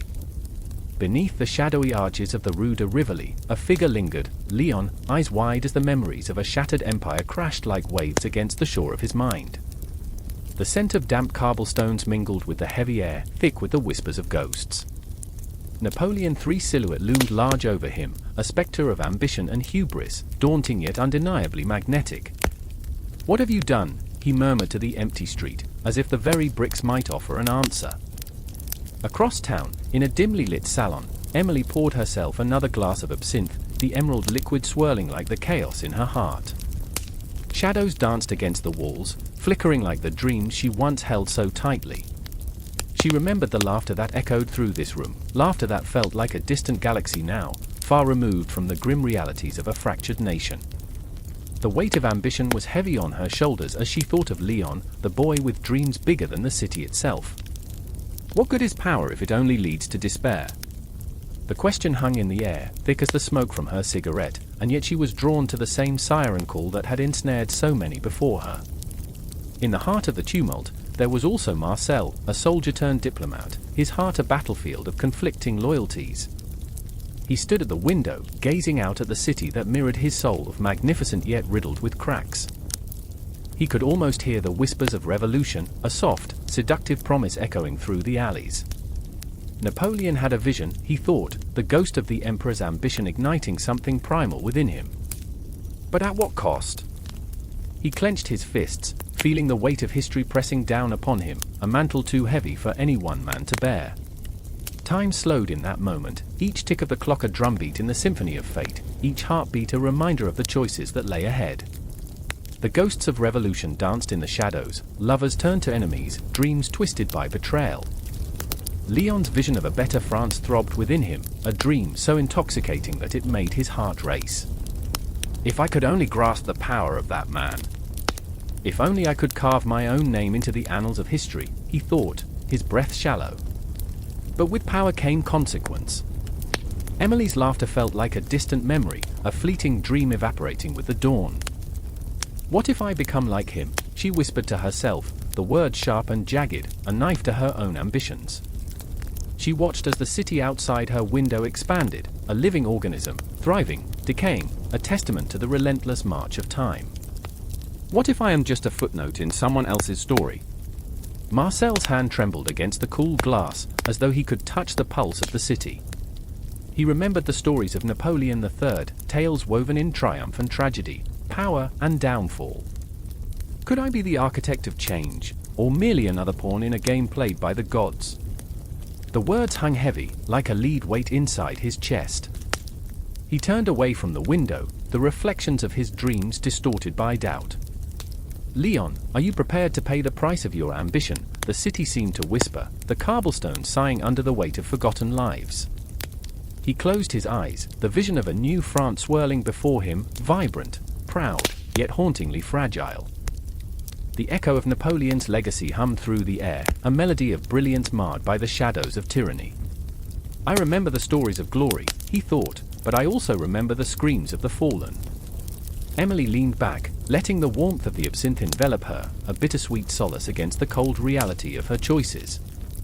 I remember the dreams we spun together, Leon, she sighed, her voice barely a whisper. The ghosts of their laughter echoed through the murky haze. But dreams don't build empires, they fracture them. The city outside was alive, the people wandering like lost souls, searching for meaning in the chaos, just as she was. Marcel's resolve tightened like a noose around his neck, choking out the air.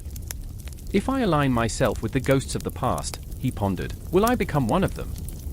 The spectre of Napoleon III loomed over him, glorious, tragic, a warning wrapped in golden threads. Will history remember me as a conqueror or a coward? The shadows whispered their disdain, curling around him like a shroud. Outside, the wind howled through the streets, carrying with it the cries of the oppressed, the forgotten, the dreamers. Each gust of air felt like a desperate plea, a yearning to be heard amidst the tumult. Leon, Emily, Marcel, they stood at the precipice of their own destinies, poised on the edge of history, teetering between ambition and despair. With every heartbeat, the tension mounted, a silent promise that the moment was close.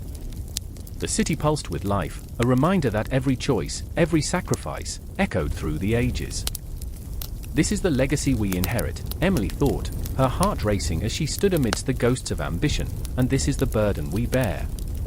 The clock continued to tick, each chime resonating deep within their souls, a haunting reminder that time waits for no one, and the shadows of the past will forever loom over the dreams of the present. In the shadows, where history and fate intertwine, their stories were far from over. The curtain had merely lifted, revealing the grand stage where dreams could either flourish or wither under the weight of their own ambition. And as the night wore on, the echoes of Napoleon III rippled through the fabric of their lives, a relentless tide pulling them deeper into a future they could only begin to imagine. The clock strikes midnight, and the air crackles with a tension that feels electric, drowning out even the faintest whisper of the wind. Shadows dance along the crumbling walls of the old city, flickering like forgotten memories. I stand in the heart of it, the once grand monument looming above me, an angular shadow against the pale moonlight, its surface etched with the name Napoleon III, a name that trails like smoke through the alleys of history, both revered and reviled, a ghost that refuses to rest. I remember the cold grip of the iron railing as I leaned over to peer into the abyss of the forgotten past, my breath a shivering fog mingling with the winter air. The echoes of distant footsteps reached me, unnerving in their urgency. I turn, and there she is, Marie, her eyes glistening with the weight of her burdens. Haunted and fierce, she stands with a defiance shaped by loss. She holds a tattered letter in her trembling hands, the ink blurred with tears, a relic of a love that was never meant to flourish in this ruthless world. "Can you hear them?" she whispers, her voice a fragile thread, unraveling. "They're calling for him. They want to remember." I can feel it, the past clawing at our present, clawing at her heart. A surge of panic rises within me, the ghosts of memory are restless, roused by the commemoration of a man who wielded power like a double-edged sword. "Do you think we can ever escape this?" I ask, half pleading, half terrified. The city feels alive, breathing around us, each stone a witness to the turmoil woven into its fabric. Napoleon III streams of empire still echo here, reverberating through the streets like an ominous heartbeat. The clang of the past is relentless, it gnaws at the edges of our thoughts. They loved him once. They loved him despite everything. And now, they will remember, she says, her voice hardening as if she were challenging the heavens themselves. But what about us? What about the lives he shattered? The edges of her conviction fray, revealing a raw vulnerability that sends a chill down my spine. Her spirit, like the monument before us, is forever caught between reverence and resentment. From the shadows, a figure emerges, Henri, his face a mosaic of scars, each one a testament to battles fought and lost, both internal and external. He carries with him the weight of history, like a shroud that envelops him in darkness. "Memory is a knife," he growls, his words jagged and heavy. "We remember to heal, but also to hurt. It cuts deep, doesn't it?" He approaches slowly, the anger simmering beneath his skin, yet there's a flicker of something softer, almost yearning, in his eyes. "Is this what we've become?" he continues, gesturing toward the monument. "A monument to a man who claimed to bring glory but delivered only despair? They'll praise him, but they'll forget those who suffered under his reign." I can see the fire igniting within him, a flame fueled by grief and loss. It's a dangerous dance, his passion, too close to the edge, too close to the truth. Marie's eyes dart between us, uncertain, caught in the crossfire of our emotions. What do we do, then? How do we honor the pain without glorifying the monster? The question hangs between us, a palpable tension that presses down on our chests. The night grows heavy, as if the world holds its breath, waiting for an answer we don't have. In that moment, I remember the stories, the tales of a past that lingers, tales of love suffocated by ambition, of dreams turned to ashes. We become the witnesses, I whisper, almost to myself. The custodians of memory. My heart beats louder, echoing the urgency in my veins. We share the stories that died with the forgotten. But the shadows stir, restless, as if they sense our determination. Henri steps closer, his voice a dangerous whisper. Will they listen? Will they care? Or will they just stand here, lost in their nostalgia, ready to raise glasses in his name? The bitterness in his tone cuts through the air like a blade. I can see the flickering doubt in Marie's expressions, the churning conflict waging war in her heart. We stand there, the three of us, bound by a shared past that feels insurmountable. The monument looms, a testament to glory and tragedy, a paradox of memory. Wind stirs the leaves, a reminder that time moves on, yet here we are, caught in this moment, grappling with the weight of remembrance. I feel the breath of history against my skin, a ghostly caress that sends shivers down my spine. The night deepens, thick with the unspoken, and the clock ticks on, each second a reminder of what was, what could have been, and the shadows that remain. This is not just a commemoration of one man, it's the haunting of every soul who lived in the wake of his ambitions. Let them remember, Marie says finally, her voice steadied with resolve. But let them remember the truth. Let them remember us too. The conviction in her words ignites something within me, a flicker of hope in the darkness. Henri nods, and for the first time, I see a glimmer of understanding pass between them, an unspoken promise to confront the past, to make it known. The monument stands tall above us, but now it feels less like a weight and more like a canvas upon which we can paint our truths. Yet the shadows whisper still, echoes of past regrets, warning us that the fight is far from over. The night stretches before us, vast and unknowable, and as we stand at the precipice of memory, we can't help but wonder where the next moment will lead us, into the light or deeper into the shadows. Because in this moment, in this eternal now, the story is still being written, and we are but characters trying to find our place within it. The ghosts watch, waiting for our next move, and the past looms large, ready to swallow us whole if we falter.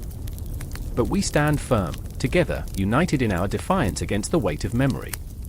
The night hovers, pregnant with possibilities, and for now, we have each other. For now, we breathe in the tension, the heartbreak, the hope, everything that is still yet to come.